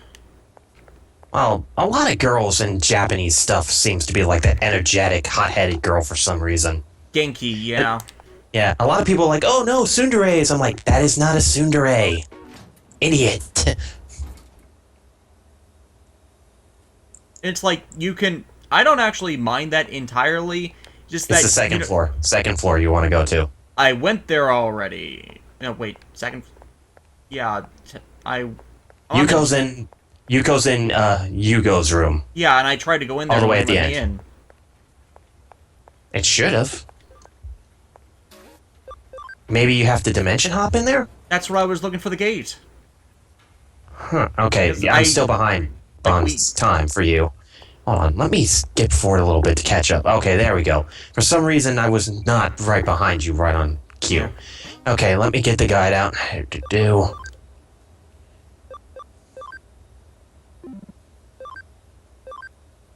Shibuya. Oh, nurse. I need to speak with the nurse. God damn it. At the lobby. Now walked right past that. Wappity schmappity doo. There we go, and now reported there. Dude, you know what's one of the funniest things? Because I showed my friends the duel between the voice actor between Pegasus and Merrick. And Pegasus pulled off a bullshit thing where he stole Yami Merrick's Winged Dragon of Ra. And he's like, now, Merrick, meet my Winged Toon Dragon of Ra. I'm like, Winged Toon Dragon should not be a thing. And my friend goes, it needs to be a thing! Because he likes Toon Monsters? Yes. He's like, Toon God cards need to happen. I'm like, no, they don't. The God monsters were already broken enough as they were. You have Toon Ancient Gear Golem. Be happy. And Toon Blue Eyes White Dragon. Toon Blue Eyes isn't really playable, though. Sadly. Even though regular Blue Eyes is now top tier card. I mean, the only place I would use a Toon Blue Eyes, honestly, is in a dragon-powered, dragon-draw Exodia deck. Yeah. Did you hear that they unbanned Thousand Eyes Restrict? I wrote that. I was the one that wrote it in the chat, yeah. Or not chat, in the forum post we've been having about that. I'm like, why did they unban that card? That card is broken. It's out of the field. Enemies from attacking, yeah. There are ways around it now. True. I mean, like, I'm still surprised Chaos Emperor Dragon got unbanned of all the cards. Oh, I know this side quest. Oh, you're gonna have fun with this one. Good to know. Oh, this is where it happens, isn't it? Wait, what happens? Where Arata starts being a dick? No. You're still away from that. But when that does happen, you're not gonna like it. He has an Infamon. I kind of guessed he was going to go evil at some point. Well, you could tell right away that he was the Sasuke of the game.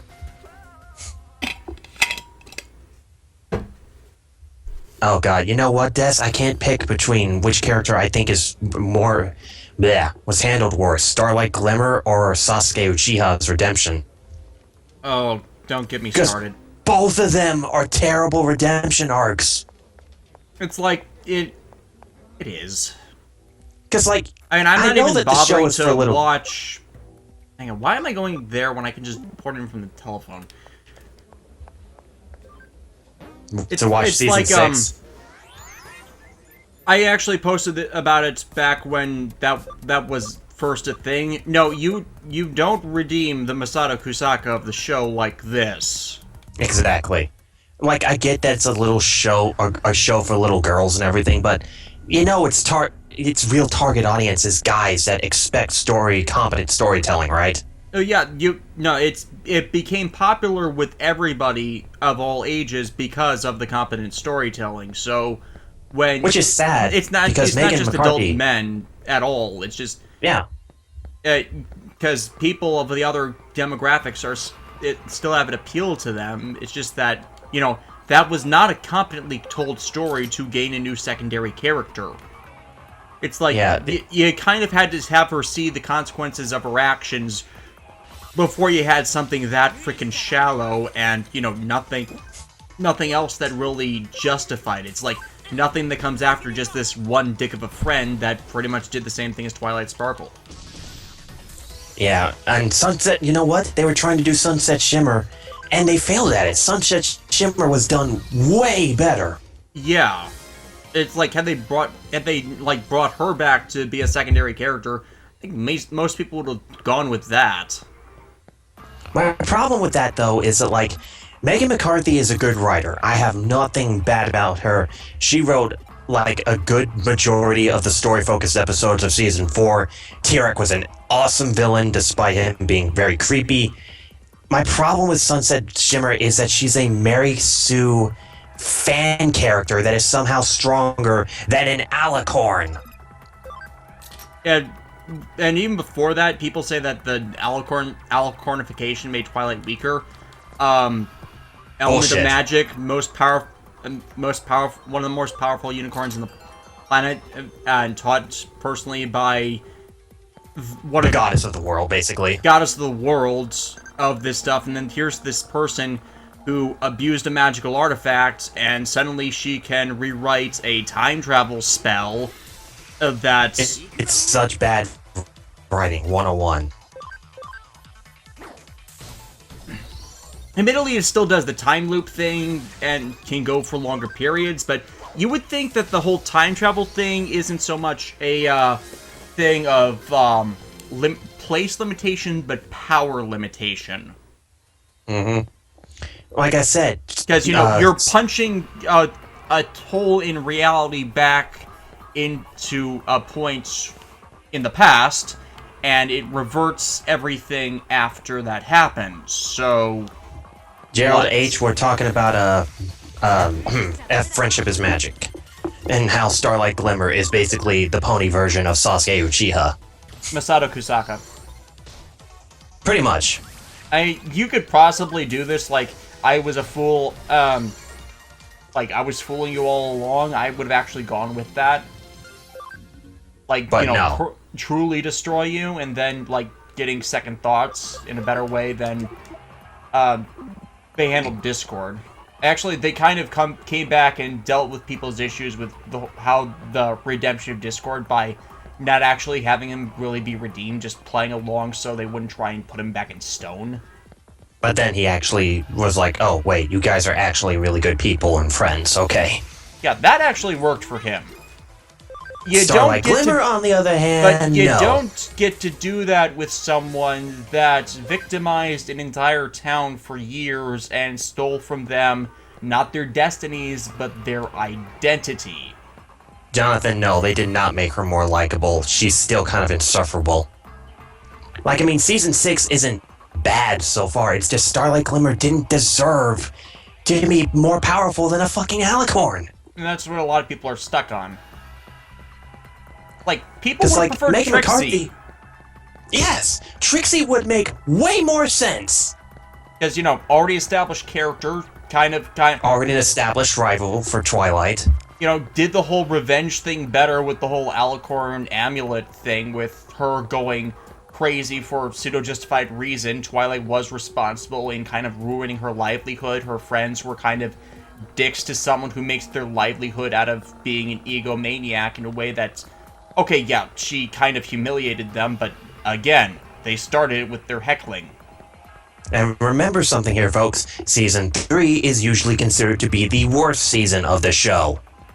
Probably in part because it's so short and kind of upends a lot of the status quo. It's like actually, Mecha... You would think that the alicornification thing would be the end point of the series, not just another point in the arc.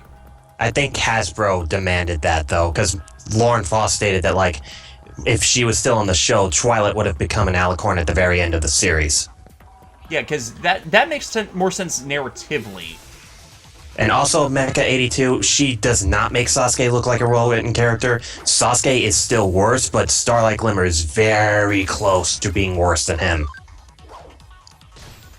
And unlike Sasuke, she didn't kill people. It's like, part of the thing that kind of pseudo-justifies the Starlight Glimmer situation as it is now is that the whole pregnancy with Cadence thing has to be about 11 to 12 months, so there's off-screen character redemption, but the problem with that for a lot of people is it's off-screen. Exactly. Like, she should not have done that. If you show her, like, still being guilty and recovering before this reconciliation, show that she's actually being a better person, there's less of an issue with it. But it's like, you can't be, what have I done? All is forgiven when you don't actually have a situation where they're actually, what's the phrase? Actually, going to make up for what they did, see that it was wrong.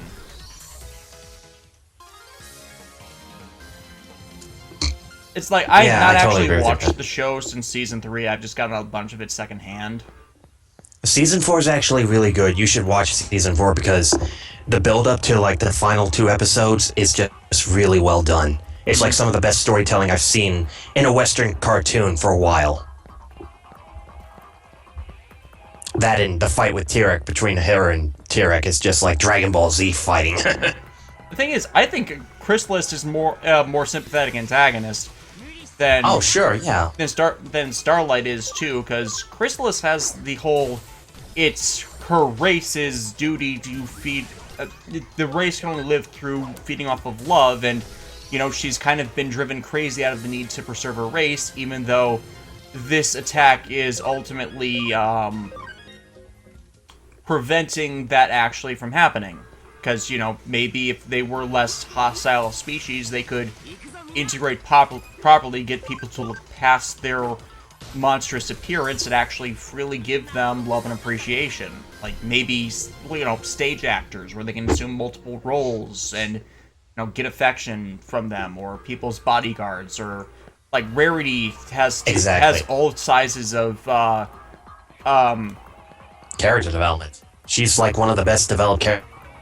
No, in that show. Rarity as a seamstress could use a changeling like that, so the changeling can match the sizes of her clientele. I get what you're talking about now. Okay. Better fitting clothing, that kind of thing. Okay, yeah. Yeah, you see. Honestly, Jonathan Johnson, I really don't know who is worse. Ryo's pretty bad, but Sasuke. Who's Sasuke? Ryo's just shoehorned in, and they didn't over-focus them. It was still pretty much focused on the core tamers, and he was kind of an afterthought for most of it. So Sasuke actually steals the show. On multiple occasions. Most occasions after the time skip. And it's sad that CyberConnect spent like the past 5 years developing the Naruto Ultimate games. Ninja Storm games. And now here's the thing, too. On the 7 remake. They were working on the 7 remake? Yeah. Okay, that's kind of cool. They're doing... Yeah, they got a bunch of outsourced work for them, and that's... The reason I'm irritated at the splitting for the 7s is... The reason they split the discs was because... PS1 limitations, yeah. The limitations on the PS1.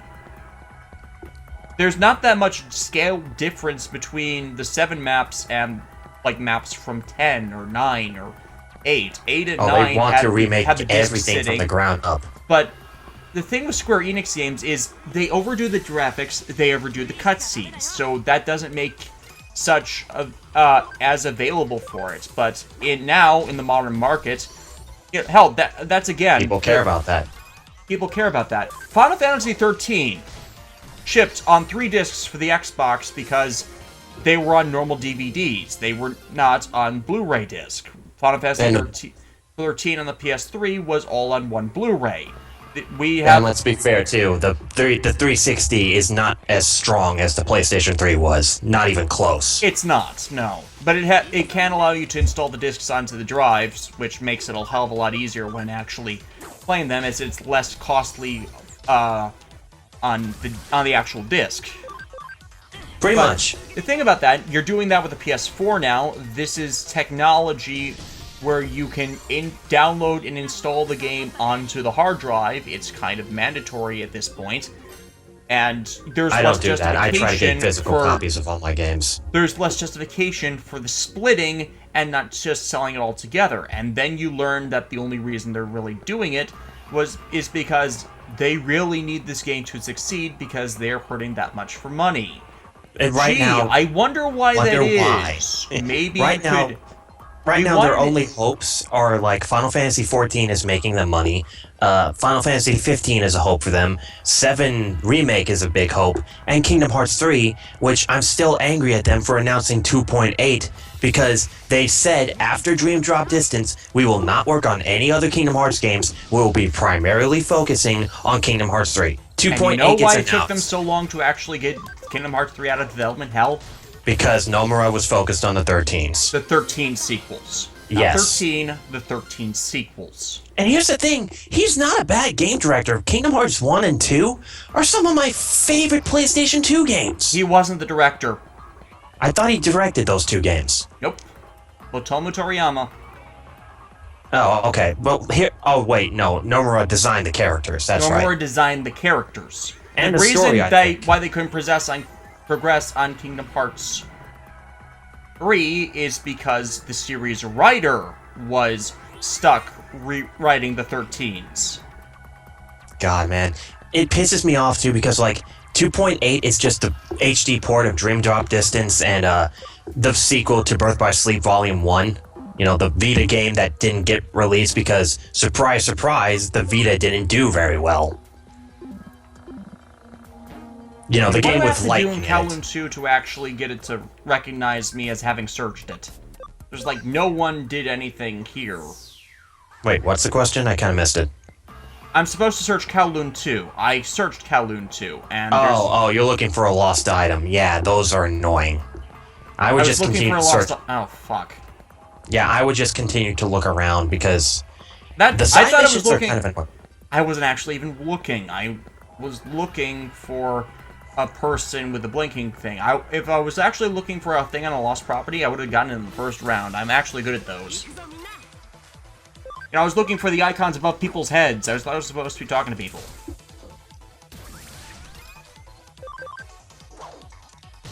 And the Vita so much didn't fail in Japan, it failed everywhere else because, surprise, surprise, same reason the PSP failed in other regions as well. All the good games for it were not imported. Not that, and, you know, Sony is challenging Nintendo in their stronghold. Like, sure, the console war, Nintendo kind of ignores Sony and Microsoft for the most part, but if you challenge them in the handheld department, you will lose. It's one of the main reasons why Microsoft has not made a handheld system, because Sony is getting their ass kicked by Nintendo. That and Microsoft has the whole PC compatibility thing. That too.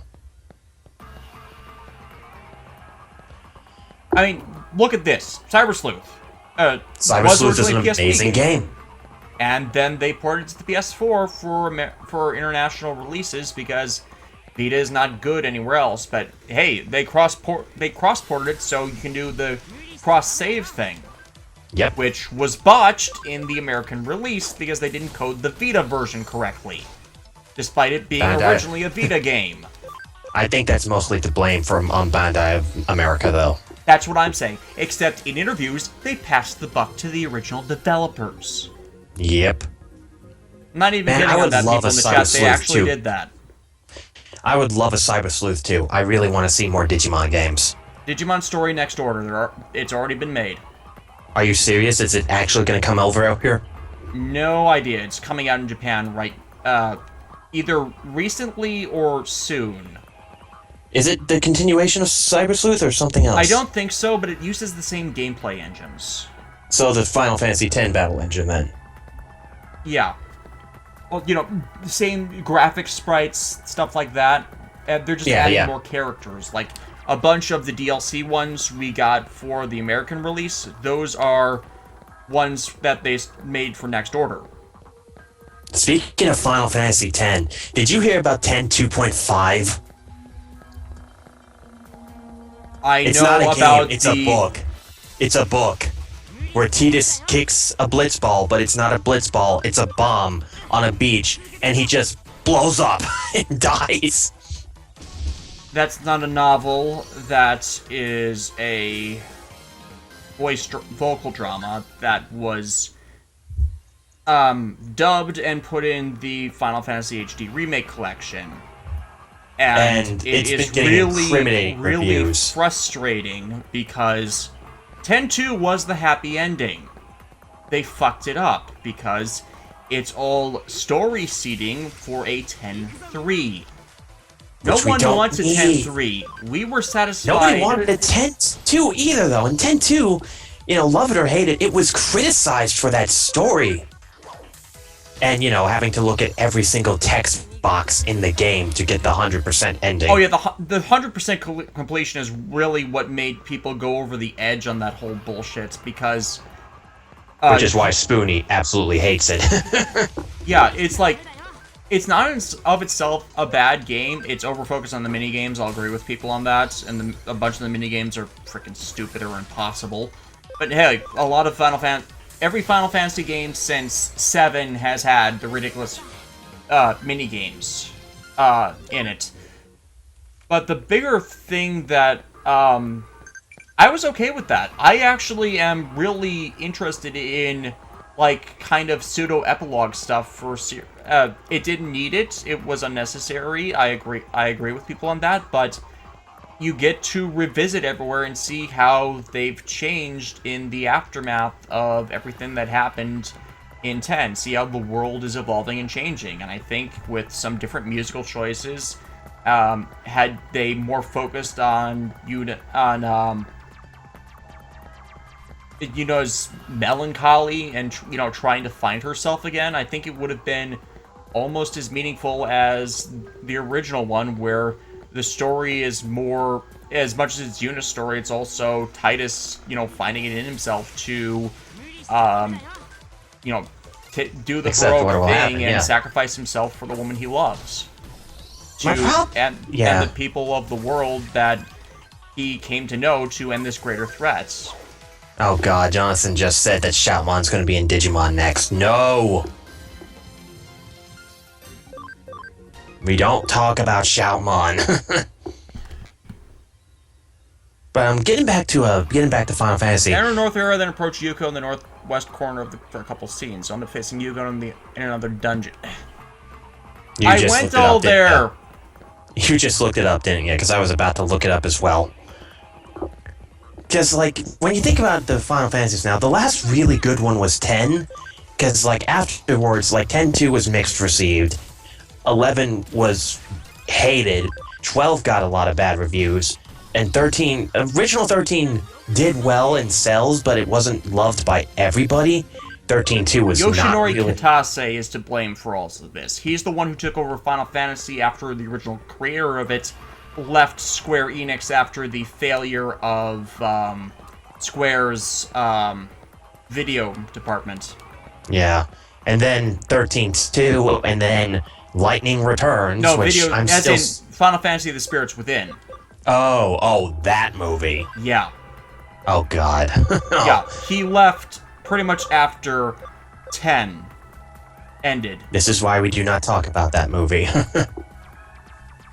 Yeah, because it was such a bomb, they had to completely close the video thing, and which is ironic because after he left, that is when they got ridiculous about all the cinematics taking over the story and gameplay.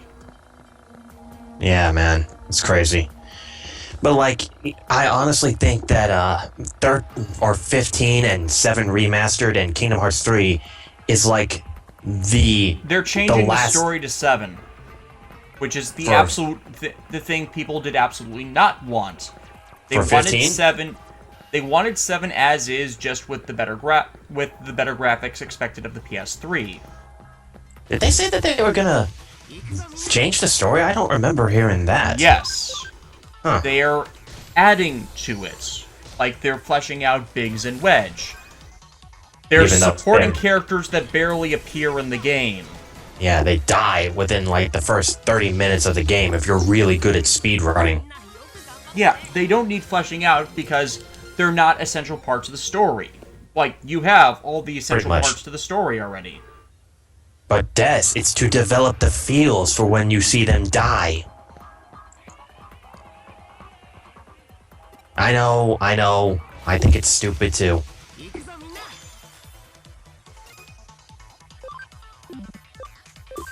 It's I don't know.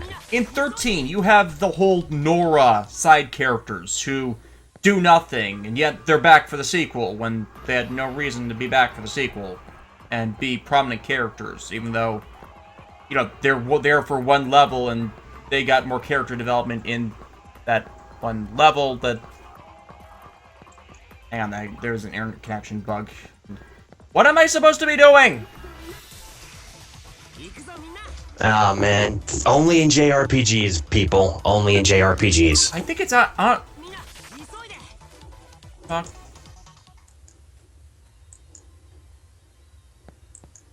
I'm supposed to talk to the Zaxxon hacker by the level 2 lift, and then send to the second level. And then I go all the way to the north and do something. This is kind of driving me crazy, too. Hold on, let me look. Am I bugged? Is the game just bugged again? Am I, stuck? No. If the game was bugged, you wouldn't be able to. Hang on. Oh, by the way, get a vaccine Digimon. I have vaccine Digimon. Okay. I have a bunch of vaccine Digimon. Okay, make your way to the lift that leads to Kowloon level 2. Talk to Dashing Zaxxon Hacker near the lift, and you get the keyword, then ascend to the second level. Did that. Recommend getting some vaccine Digimon. If you didn't already, enter the north area, then approach Yuko in the northwest corner for a couple of scenes. Where is Yuka? Wait. Son of a bitch. That's where she is. You might have to go back to Under Zero. There she is. God damn it. Fucking hell. I passed her like a dozen times. Only JRPGs, man. Because Only it says North Sector and... Yeah, I know. I share the frustration with you so much. And the thing is that this is a pretty simple JRPG by all JRPG standards. And it's a very good game, too, so we're not calling it bad because of this. It's just, sometimes it's hard to find your objectives. Because there's no overarching map, despite there actually being one. It's like, you know, maybe if the map had a pointer on it, like 10. That's why Dragon Age and Mass Effect had that kind of stuff. Didn't have that stuff. A pointer on the map to show you where you're going? Not really, no. I'm pretty sure Mass Effect 2 had that. I don't remember it if it did. Either way, guys, we're not knocking the game down. Des and I are in full agreement. No, I love this game. It's just everything that's wrong with it. It's the best Digimon game ever made, by the way. I still say the DS games are its only great competition for that, and the ones that didn't get imported. But yeah, it's up there. Mecha 82, Final Fantasy 13 1 was actually not a bad game. It's that the Square didn't get what people wanted to see out of Final Fantasy. I think everyone would have reconsidered it in time had it had a New Game Plus system and turn-by battle system. Because fuck, Final Fantasy invented turn-based battle system. Its battle system was fucking horrible, and the story is fucking horrible. But had you left it alone, no, people would not be so reviled against it. I disagree with people who like it on 13.1, but with how bad it gets in 13.2 and Lightning Returns, I will agree to disagree. Here's the thing too, Lightning Returns wasn't meant to be like that at all. You know that, right? No, I didn't. Lightning Returns was not supposed to be Final Fantasy 3. What they were planning to do for Final Fantasy 13 was a completely different game. Oh yeah, the whole the Versus 13 and the Agato stuff. Yes. And, you know, Versus 13 has been rolled into 15 because instead of that, they wanted to continue Lightning Story in 13.2 and Lightning Returns because, you know, instead of making the 3 games you were promised, you turned out Agito hell of a late as a side game instead of, you know, another main console game. And then you don't explain anything. You don't legitimately explain anything. Yeah, man, like if Lightning Returns, if it was done as Final Fantasy 13. If you ever saw my videos on it, the first episode I did of the 7 I did on Lightning Returns is simply trying to justify it. Not even justify it.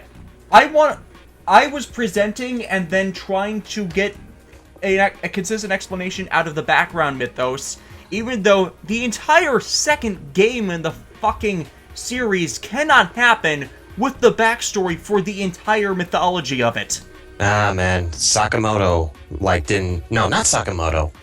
Who's the guy that really likes Lightning at Square, her creator or something like that? Motomo Toriyama, the one who insisted she get a boob job. Yeah.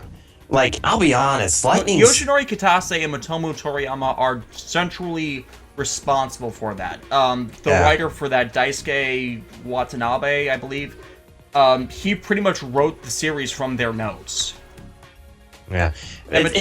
Watanabe's the one, and normally that's a dependent thing, because it's pretty well known that's guy behind Kingdom Hearts. Yeah. He does Here's the same strange thing too, because he does the same thing with Watanabe, except he has a leash on him. Yeah, you really need to get leashes on the writers to make sure that the story is good. It's one of the reasons why, fuck what we were talking about before with Kimishimoto, where nobody says no to him. You have to have an editor to say, no, you cannot do that. People will fucking flip their lid. The thing is, the reason they weren't saying no to Watanabe is that's what they wanted. Yeah. That's all what they wanted in the first place. Yeah. And the thing is that Watanabe is a good scenario writer. That's yeah, why Square has a lot of really good writers. It's just they don't know what they're doing anymore.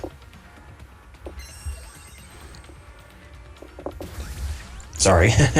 no, I agree with you. It's just, yeah, they don't know what they're doing anymore because who does?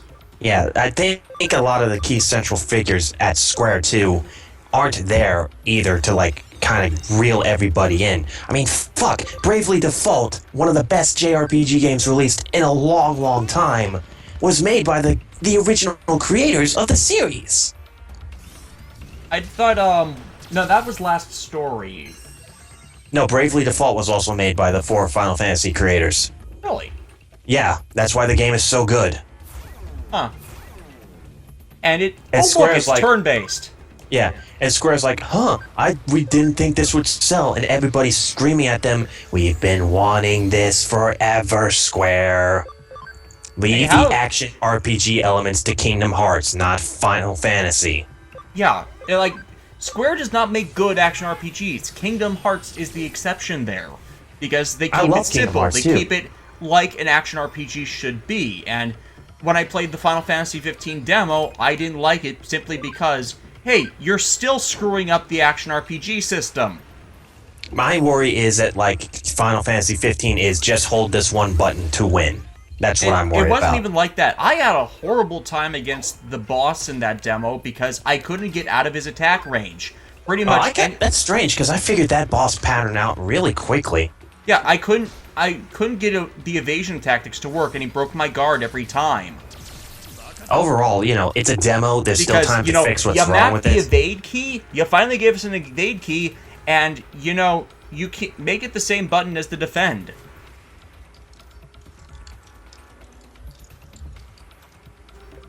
Like, how do you do that? Seriously, I don't know, how man. do you do that?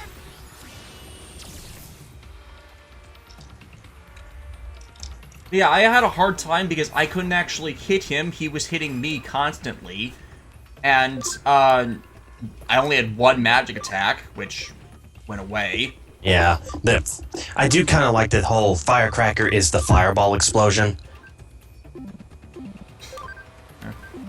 My problem with 15 in general is, like, the all-male cast. Like, okay, sure, but, like, you do need some female characters to round it all up a little bit. Yeah, you do. And, hell, 10, my favorite game is 10. Half the cast is women. I like 10 too. The cast is entirely women. I hate no. I hate the 13s. Again, half women. I hate all of them. Hold on. 10-1 only had 3 main females in the main party. Out of 7, yeah, it's almost half. That's not... Okay, fine, but it's not really half, but I get your point. Well, Kimari's just there, so most of the time... Kimari is awesome, though. I love Kimari. He's the strong silent type, but he's not exactly a... Okay, Oren's much the same, but... So, they... I can't... Okay, yeah. They all have defined character arcs, but Kimari's in the background for most of it, so it's like he's not as prevalent. He's the Red 13 trying to be Red 13. Yeah. See, it's interesting that you say 10's your favorite, because my favorite is 9. 9 is so underrated, and I honestly think it's, like, the best Final Fantasy. It's on my list. I've only played the first 2 hours. It's so good, though. I kind of have the same Spoony thing as it is that he doesn't like it because of the art style, but for all he knows, the story could be really good. He just couldn't get past it, and I kind of have the same experience. The story is really, really good. It's like one of the strongest stories in an old Final Fantasy game. Plus, Zidane is not a Cloud or Squall character. Silent protagonist kind of thing. Jonathan Johnson, yes, we are excited to see that Izzy will get his Mega Digimon. I'm most surprised they didn't go for the newer Mega version of Kabuterimon and just gave him classic Hercules Kabuterimon. Wait, they're giving him a new Mega form? No, Kabuterimon already has a new Mega form. It was created for one of the side games we never got. And it was seen in Digimon All-Star Rumble first for America. Oh, God. That weird thing. I saw that review. Yeah, I forget, the name is not coming off the top of my head. Hercules Kabuterimon makes sense because it's been the obvious one for years. Well, Galmon's mega form has been up in the air for years because they were like, it's Plesiomon. No, it's Vikemon. Make up your mind, Toei Animation. Which one is it? Vikemon kept getting shunted to Shakuomon.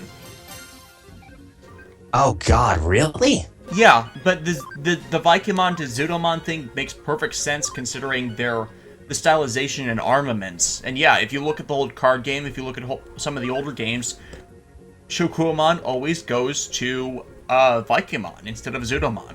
Man, that fight in Tri 2 was great, and I cannot believe 2 newly Mega evolved Mega Digimon defeated one of the strongest Mega Digimon in the series. Well, Imperialmon's always been overhyped. That's true. Always. The same can be said with Omnimon, though, but Omnimon's actually a badass. I mean, look at it this way. Black War Greymon was matching War Greymon, and yet even Imperialmon just was barely helping him to the ultimate tie that ended that fight. Man, that was one of the few good things about Zero 2 was Black War Greymon. Yes! Like, his character arc is kind of stupid, but Stephen J. Blue, man. Yes. I forgot to tell you this. Okay, that is awesome. I mean, I did this with my Rise Greymon. Oh, the Samurai Greymon thing? Gaiaomon, yeah. Look at him! He is cool. Gar! He's cool, but I still prefer Victory Greymon, man. The giant sword versus sword. the giant badass sword. Yeah, I can understand. It's just that, well, here's the thing. Gaiaomon is a natural carrier of the X antibody. Is he now? Yeah, so he can, in some ways, be considered the X antibody variant of Victory Greymon. Man, dude, Digimon is the only fucking show where there's multiple lore paths. And, okay, this is actually canon, but this is also canon, too. And it ties into the Adventure series. Wait, what? Yeah, so Victory Greymon is a natural variant of War Greymon, and, you know, it's like and Gaiaomon is the X antibody same X antibody variant for War Greymon X. Just, man. Doesn't need the X antibody to trigger the form since natural carrier. By the way, Yuko is incredibly cute. Yes. And not overly sexualized, thank God, except for that one scene where you fought her as a boss fight. And, the whole scene where where the dialogue kind of, when you actually hear it, kind of sounds sexual out of context, which they removed from this version of the game.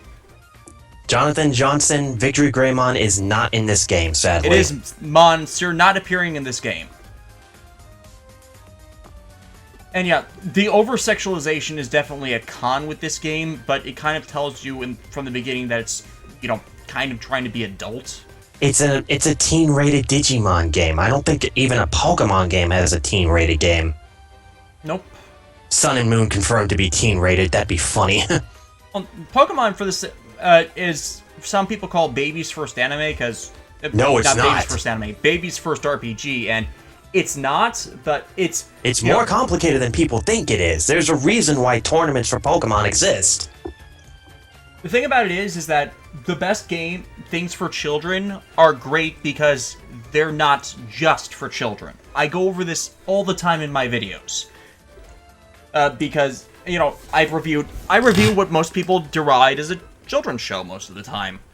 But, a lot of mature narrative themes and all that. Like, big one I finished back in, I keep referencing Masato Kusaka. Expanded Universe, you have no idea who the guy is, but he's essentially the most hated person of all for Kamen Rider fans, and in Expanded Universe material, he is a rapist. Oh my god, okay, yeah, that's never going to be dubbed over and aired on American television for little kids. Expanded Universe as in post-series novel. So Jesus. Not actually in the series, but it is something that is so consistent with his character that anyone that hears that completely believes it. He spends most of the series trying to murder the protagonists or anyone that gets close to the woman he is attracted to, but has effectively friend-zoned him because he's creepy. Wow. That's kind of creepy, yeah. You know, I don't think I've asked you this, but since we've been talking about, like, Square games, what do you think of Dragon Guard? Actually. I've never heard of Dragon Guard.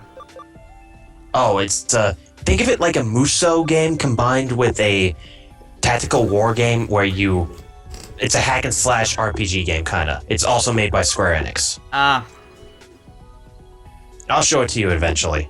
Yeah. I am going to get Rao into the party. Raulman. I have no idea where I get this name from. You know what's weird, dude? The fact that Guillemon's Japanese voice actress is fucking Goku. Yeah. Not even joking about that, people. Man, I did this. I did this.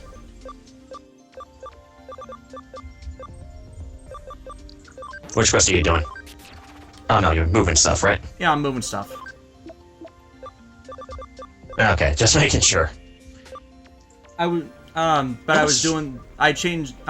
adding Chaos Mon to the party, and it bugged me to, put things in places.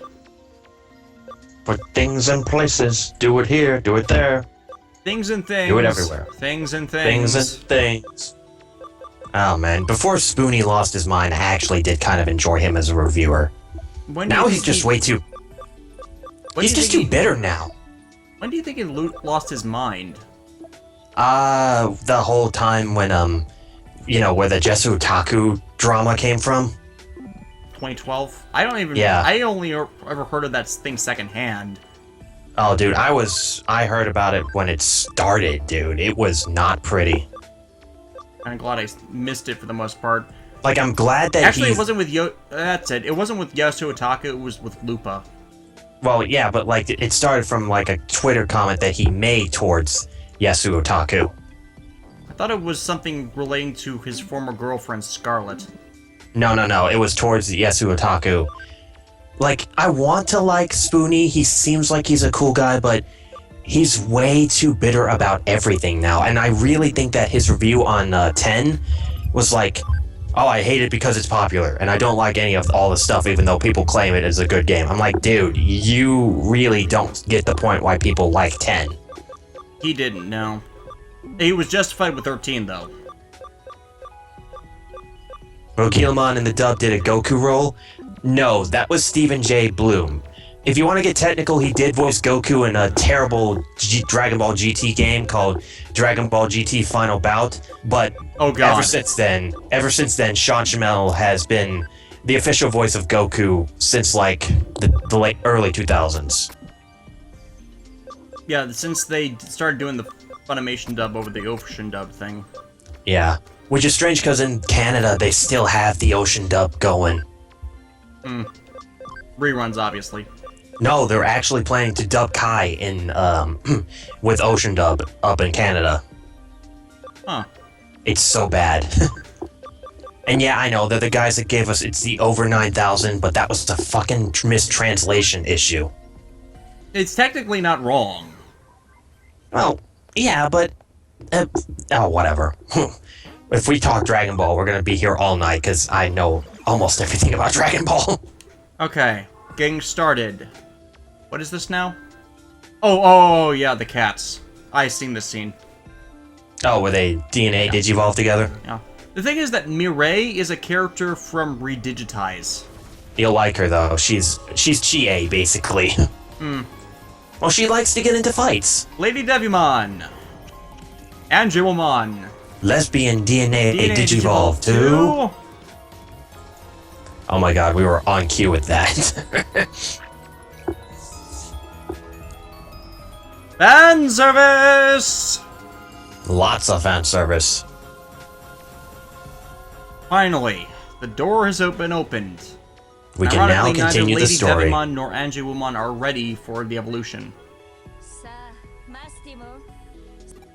Now we can continue the main story. So is Miri from another Digimon game? Because she seems like she's been through all this crap before. Yeah, redigitized. I just said that. The PSP game that wasn't imported. The one that was also remade as redigitized decode for the 3DS. Oh, I'm sorry. I thought you were talking about the girl that you're going to meet in the parallel world. You'll see. No. Well, possibly. You'll see. Oh, yeah, her. Yeah, she's also from another game. She is from Dusk. She's from Dusk? No, not... This is... Also notice in this parallel world, Digimon are well-known and are not hated. Digimon... Also, hello, bras. Girl ready to burst. Rina Shimoyama is a character in Digimon World Redigitized Decode. Yeah, I was right the first time. By the way, Ulforce Vidramon is actually really good to have in your party. I used him in the final boss fights. It's a Vmon variant, I'm not surprised. So yeah, weird that Mirai originally originates from this game. Is it weird that Vmon is like considered to be like the poster child of Digimon, even though Agumon technically fits that more? I think it's because people are really like his evolutions more than... Oh, yeah, kind of. He appears in most places prominently. He has two forms on the Royal Knights. 3. What's the third one again? It was Superiormon Paladin mode, Magnamon, Ulforce Vidramon. I really don't count him Paladin mode as a member. He founded it, but he's never there at the meetings. No, seriously, let's think about it. The two leaders of the Knights of the Round are Omnimon/Omegamon, and when shit goes really, really down, like when Alphamon. Which, yes, by the way, you do see Alphamon in this game, but I'm not going to tell you. I saw him already, blacked out. Plus, Kyoko has Alphamon's design over everything she has. Oh, so you probably figured something out then? That Pete's is Alphamon? I wouldn't be surprised. I'm not going to spoil anything. That is not a definite, I know that, I'm just playing the odds there. I know, man. Oh, man. This game is really good. This is a perfect example of Digimon games can be good. And that there are fans who do like, the game is so successful, Bandai Namco is like, oh shit, we were wrong. Whoops. Maybe they should have actually put effort into properly translating it. Like, this entire chapter has not had a significant translation issue. Chapter 11, however, has it all over the place. It's like, warring translators, and like, can't we have consistency? Can we not have fucking consistency? Not from Bandai, man. Not from Bandai. The one from Digimon World Dusk is the one from the DLC. I got those mixed up. Okay. Also, I liked how Rina's name, before you found out what her name was, Girl Ready to Burst. Yeah, zip up your footy, girl. Only fucking Japan, man. So yeah, because we are considered America is considered the prudes of the world. Bullshit. We can't stand sexual contact, but we love graphic violence. You want to see prudes? Go to fucking Russia. So you may not like me for this, but one of the games I have on my PS4 is Godzilla. Why would you do that? No, wait, you're a big Godzilla fan, so you probably like that game. Even though I will admit, the game is not perfect. It has a lot of problems. It's repetitive as hell, but you enjoy yourself? Yeah, like, I do enjoy it, legitimately. There's some aspects I don't like, but I thought it was a fun game. I don't think it's amazing, but I thought it was fun. Well, at the end of the day, even through reviews, if you had fun with yourself, that's good. But exactly. It's the thing is that when people ignore the faults in something, then you have a fucking problem. Oh no, I will admit, like, the tank control idea was kind of stupid, but I love getting into fights with giant monsters. I love destroying buildings, and I love blasting my monster's enemies with my atomic breath. It's so fun.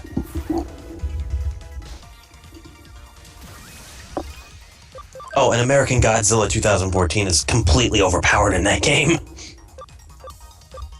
Yeah. I mean, did you even try it, or did you, like, avoid it? I didn't have the money for it. Well, if you ever decide to try it out, like, just for shits and giggles, just, like, it's cheap now, because the game's, like, $30. Yeah, because people didn't like it. Which is sad, because I thought it was a fun game.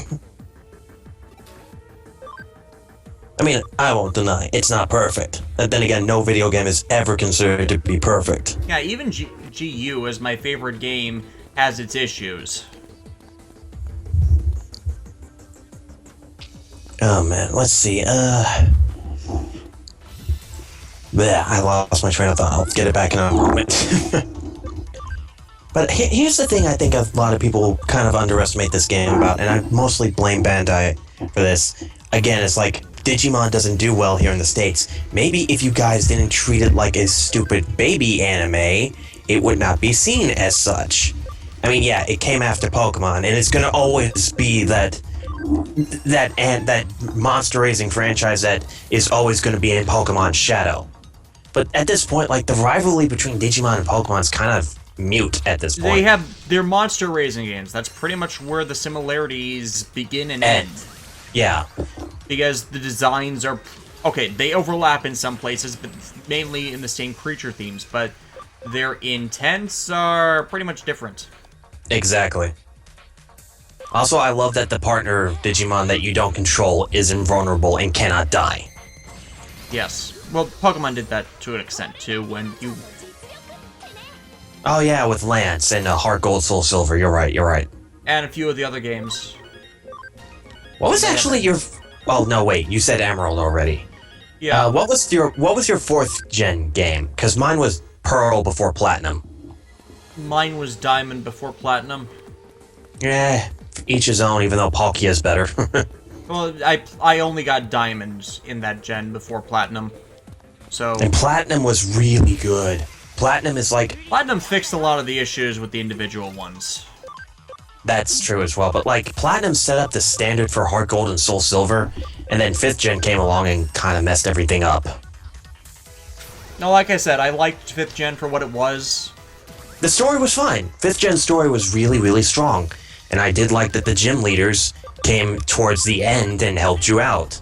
The problem was that the region was boring and it was a gigantic circle. Well, you had to travel in a circle eventually with Kanto anyways, so it's not like it's more like a square unprecedented. than a circle.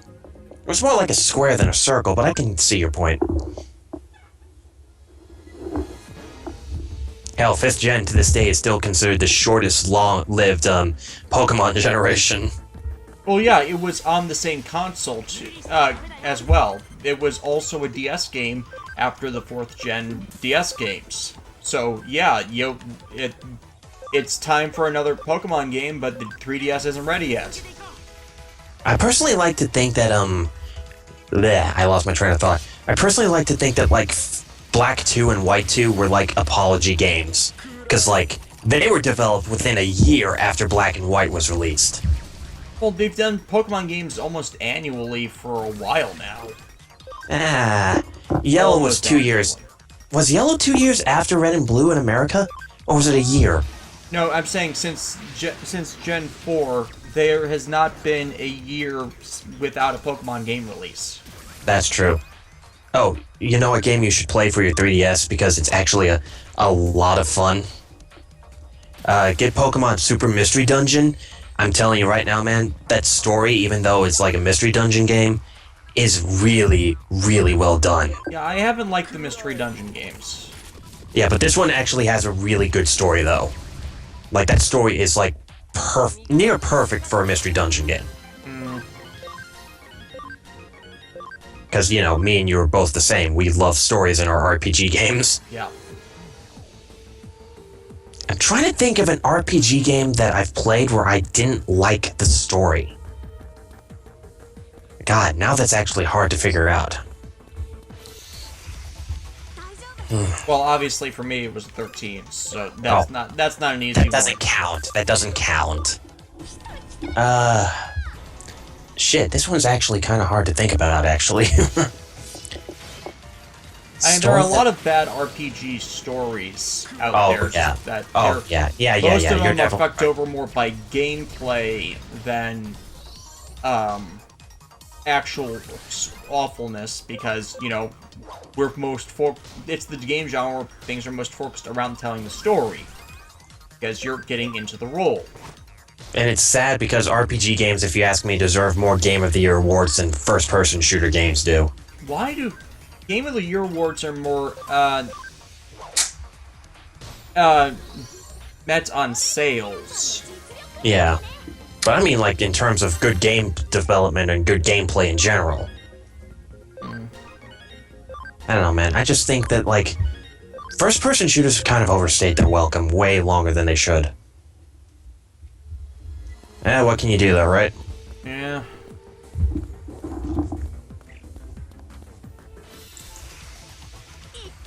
It's like you can only do so much with a first-person shooter, especially if you're awful at them.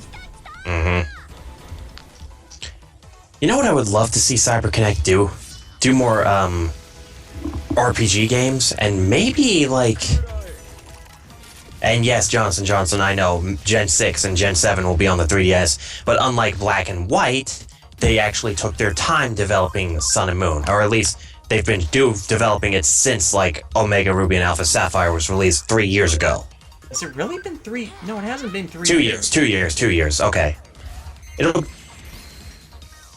then again, Game Freak hasn't made a single bad RPG game. Yeah, it's just that they're repetitive because they don't change much. But despite that, they're still very good. Yes. Learn something from this, Square. You used to be very good at this. You used to be cool. Rare used to be cool too. Speaking of companies owned by Microsoft, did you hear what Microsoft did? No, what'd they do? They closed down Lionhead Studios without any warning. Who? The guys who made the Fable games. I have never heard of the Fable games. They're European action RPG games. Like, the first one was really, really good. The second one was kind of meh. The third one was just like, what the hell are you doing? Ah. But like Fable 1, very good game. You would actually enjoy it, because choices do matter in that game. So it's not like Mass Effect 3 where there's ultimately no... your choices ultimately amount to nothing. Kinda. I mean, Dragon Age is kind of like Mass Effect, but your choices do actually matter. Oh yeah, Dragon Age. To the storyline. Dragon Age it seems to shape the world more. Yes. You will, when you start playing Dragon Age Awakening, or Origins, you will really like it. I'm about... I think I currently have it as my $200 Patreon goal to play all of them. If you stream it, I will be there and talk with you about it. Probably won't stream it. The streaming puts a massive delay on my work progress. I mean, I'm going to run through Mass Effect 3 in a week when I finally have it up on my schedule. Because I pretty much just schedule myself a week for about a month of content, then a week of writing it, then I take a day or two to film everything, and then I edit for about a week. Yeah, that's how most reviews usually go. Yeah, except, you know, I do them in blocks, so depending on how heavy my workload is at my day job, sometimes that edit week turns into 2 edit weeks. Yeah, I can see that happening. Which frustrates me, as it used to be, hey, it takes me 3 weeks to do this, then I can relax and do something to myself for a week, or get a heads up on something else. And instead of consecutiveness, since I've gotten my job, I've needed to, I've not had those weeks off. Or, you know, forward weeks. Yeah, man. Don't worry, eventually it'll turn to good. Somehow. Hopefully. Okay, my stream's kind of... I know where this is going. I'm about to fight All Force Vidramon again, so... Well, not actually, again, I don't think you fight him. I'm pretty sure you don't. Because I'm heading right in the same pattern of the last few encounters.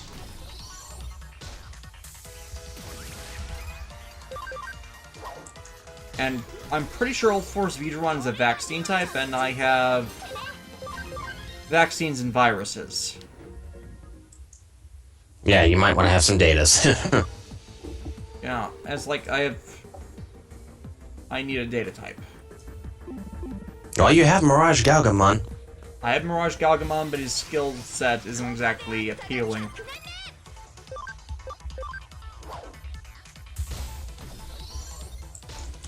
So, hang on, I lost my track. Why do you think people really hate GX for some reason? Like, it's no Dual Monsters and it's no 5Ds, but it's nowhere near the worst series, right? It's actually exceedingly popular. Well, I know some people really don't like it. It's like... I guess maybe it's because of the dub. The thing, like, you saw my reaction to people, why do people suddenly hate this series, kind of thing, on my forum post. It's like, about, Zexel, yeah. Yeah, Zexel. Or Arc V. And I Arc had... V. Yeah, Arc V, and... Because that's my legitimate reaction to... there's a lot of hate for, like, pretty much any of them that doesn't seem exactly... What's the phrase? Sane? Justify it. Sane. It's not exactly sane. Yeah, Isis is 38s and Ultimates. I don't have a good data type. The thing that annoys me about this game is that data types get ridiculously manhandled. Yeah, they do. So it's like you need them for later with the whole Royal Knights thing, but by that point you haven't really trained any of them. It's weird that a lot of the Royal Knights are a lot of data types for some reason.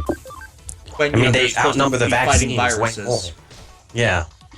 I mean, they outnumber the vaccines way more, and you'd think the vaccines would be on there instead of data types.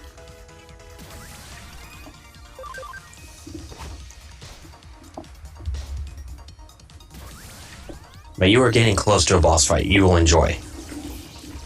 But I don't think we'll get to the part where you will not like Arata tonight. The part where he kills you. This is that part.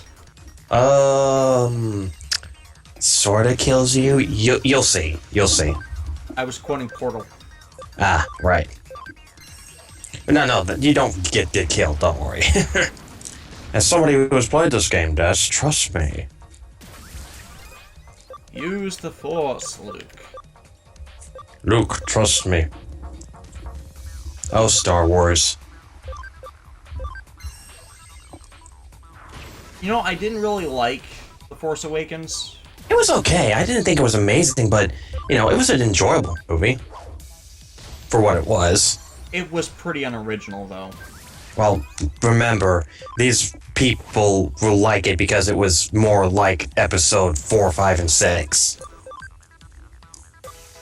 Which, you know, let's make fun of the prequels again, but at the same time... The prequels at least did something original, and, you know, if Darth Vader feels the problems with how they did it not aside, it feels more like you more understand the journey the character was on.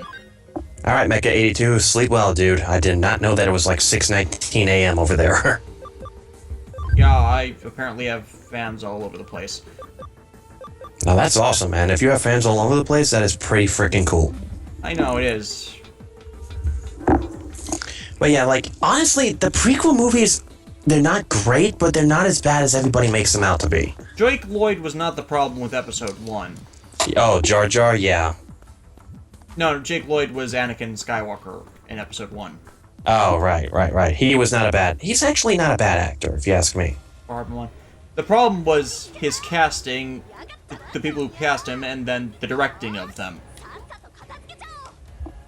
I think a lot of problems a lot of people have... Ah, see, you're not fighting All Force Vmon. Who are you fighting? The Demon Lord of...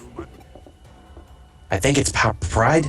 No, Beelzemon's Pride. No, Beelzemon is Greed, Lucemon is Pride. Oh god, Barbermon, what Rider is he? What is Kick! he? Rider Punch. Setsu Shuka. Because of your dumb reviews, man, I have to listen to that song almost every time I hear it. I need to find a replacement to Let's Go Rider Kick. I do. I love how Rina is like Marcus, where she decides to punch and kick a Digimon. Now, the thing is that Rena's kick right there, that is a classic rider kick. Well, it is common. Well, it's Japan. Common Rider It's is Japan, big the in reference Japan. is everywhere. Yeah. And which is odd because unless you really watch Kamen Rider in with subs, like not many people are going to get the reference. Because, let's be real, Kamen Rider isn't really popular The with the ironic thing is mainstream that audience. I can find it almost everywhere in America. Like, an episode of How I Met Your Mother has a figure of Kamen Rider V3 in the background. I'm not Has there kidding ever on been like a this. Sentai crossover with Kamen Rider though? Has there been like a crossover between Kamen Rider and Super Sentai? Lots of them, yeah. Okay, because I saw that review you did of Saban's Masked Rider, and I'm like, oh, poor you, Des. Yeah, that's back when I had horrible sound quality. Jonathan Johnson says for a theme song replacement, you should get a Super Sentai theme song. They're a bit more specific. Aside from the Kamen Rider things, you can actually, the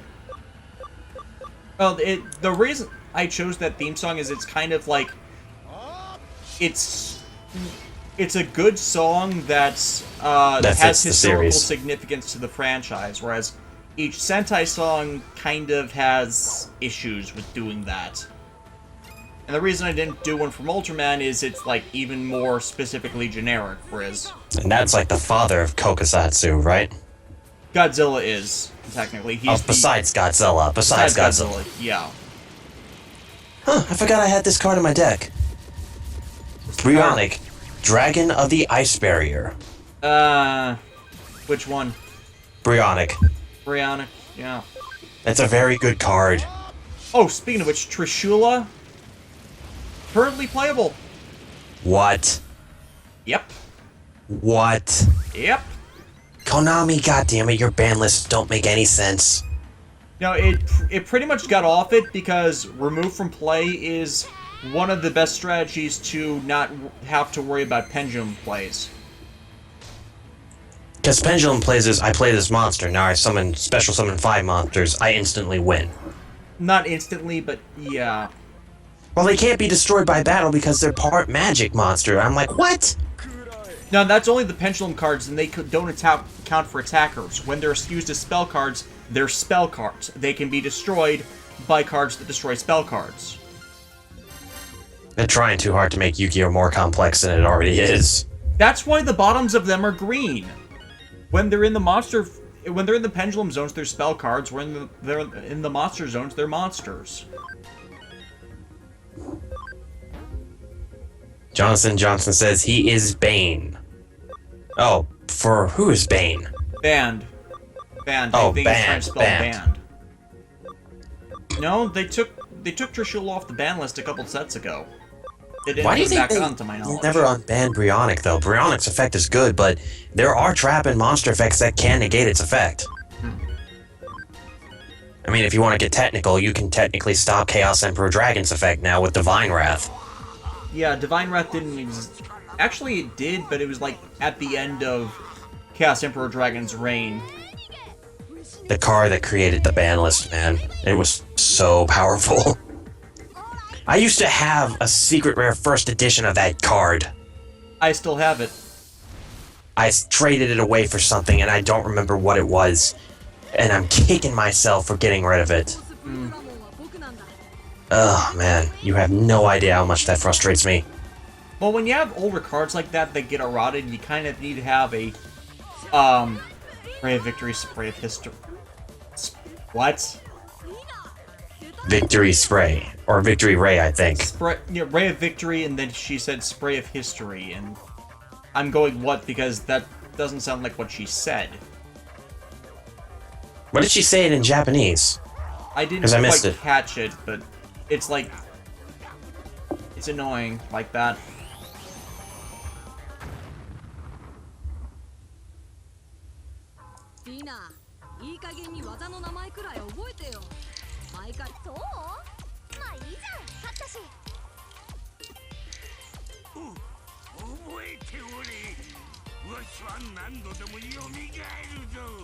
It's one not moment. Sloth, because that one has the mode change. It's like...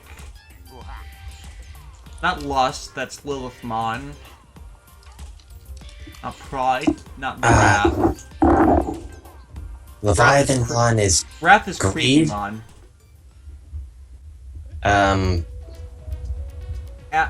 What is Atlas just Belphamon? Greed What is again. Belphamon?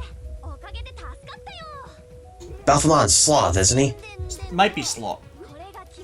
No, I said Sloth was the one that sleeps. Yeah, Belphamon. Yeah.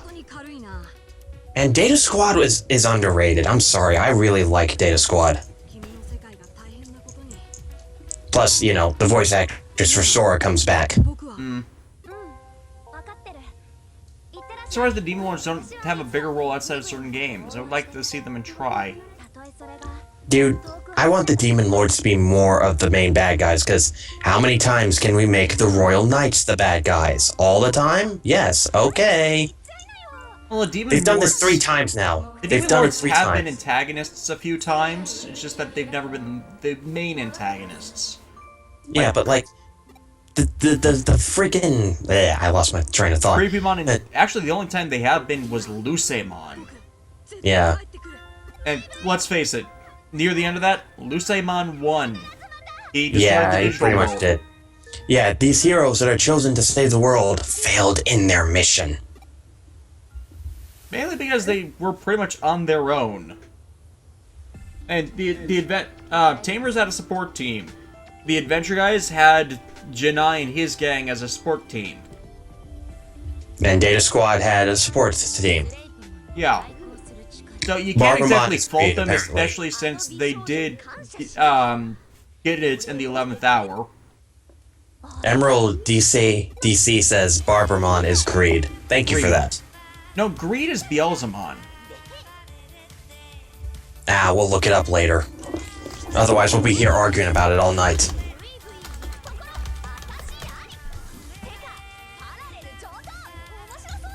Rina, you're not supposed to be in this universe. Go back to your own game.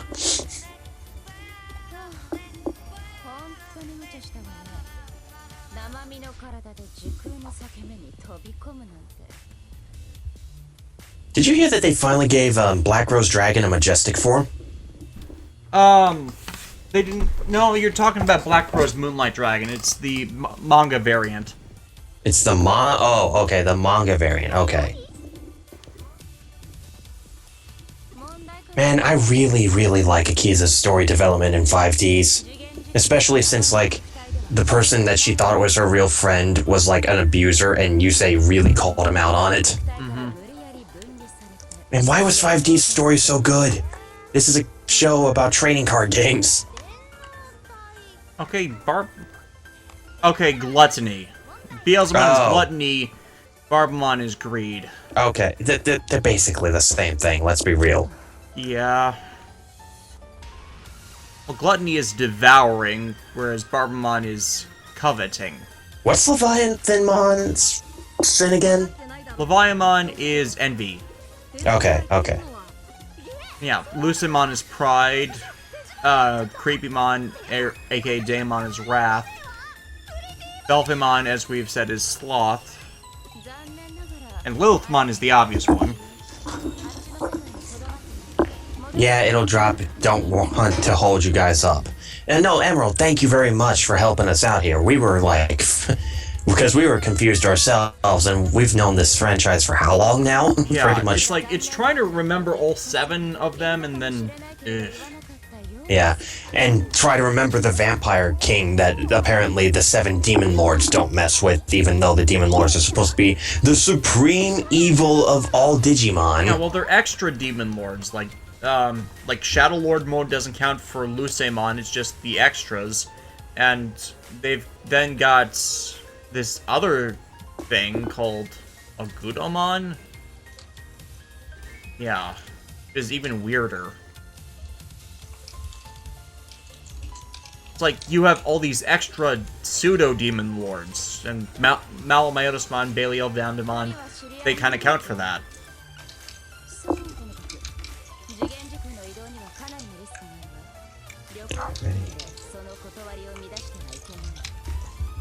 Ugh, sorry. Actually, yeah, Data Squad's video game, they were antagonists in that. They were the main antagonists in that. Okay. Well, I didn't play the game, so. No one played Digimon Data Squad Another Story because it got horrible reviews by people that apparently never played a good Digimon game. Like IGN. Pretty much, yeah. I really stopped listening to IGN at this point because they don't know what the fuck they're doing. Okay. So, Lady Devimon requires level 60, that's in 8 levels, and it requires a attack of 120, which it will get in 10 levels to Digivolve, and I have Anjewomon in the 100% max states. She will take even more effort to get up there. I think that's probably one of the very few flaws I have with this game is that the Digivolution charts and the way you Digivolve is handled way better here than it was in any of the previous World games, but man is it annoying. Well, not Data Squad, the DS games handled it a bit better because you got natural stat bonuses over time from evolving and de-evolving Digimon in there, so you could actually max them out at 9999. Whereas this, you have a level cap for them that's absolute, aside from small variances from the trainings. Now de-Digivolve and de-evolve again, Buster. Yeah, because if you evolve and devolve, those carryover stats from the training will carry over, but there's a limit to them, and the natural stats are locked up to level 99. There's a locked progression for them. So I'm not saying that the game's evolution system ruins the game. It's still a very good game. It's more limited than the past World games, even though it's built off those past World game system. And like I said before, this is like consistently seen as the best Digimon game by a lot of people. Yeah. Okay, it is 10:30 for me, so we are going to wrap it here. Yeah, it's 11:34 here. It's been fun though, Des. Thank you for having me as a co-host. I would like to do this again sometime. Thank you for coming on, Skylar. I'm hoping to kind of expand my roster of friends that come on for these as I try and do them more frequently.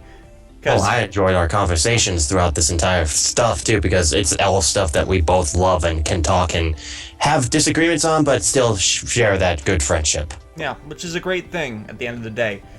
I just want to get more people like involved in this, simply so, you know, better rotation, maybe get 3 people consistently on for this, aside from, you know, the card game thing.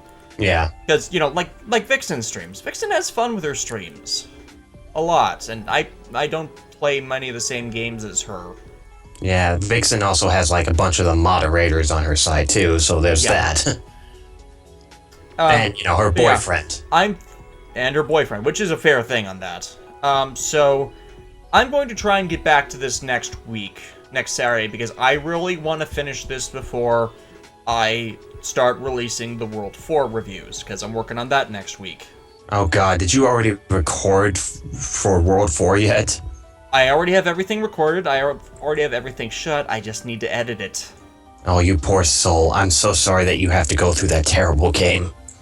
We're not even kidding, it is the single worst Digimon game. Ratings say it's the Data Squad tie-in game. It's not! It really is not. It is definitely not a tie-in game. Data Squad is its own unique, good thing. No, I'm saying the PS2 RPG video game. It's a tie-in. It's nowhere near a tie-in. Because it's focused on all their characters, it's a side story. Pretty much. Yeah. So it ties in because it uses those characterizations and all that stuff. Alright, so one of the things that I think we'll both be in agreement, though, is that, like, if you ever do Bonds Beyond Time, somebody's got to be there to share the happiness with it, because it's so good. I'll endeavor to keep that in mind, yeah.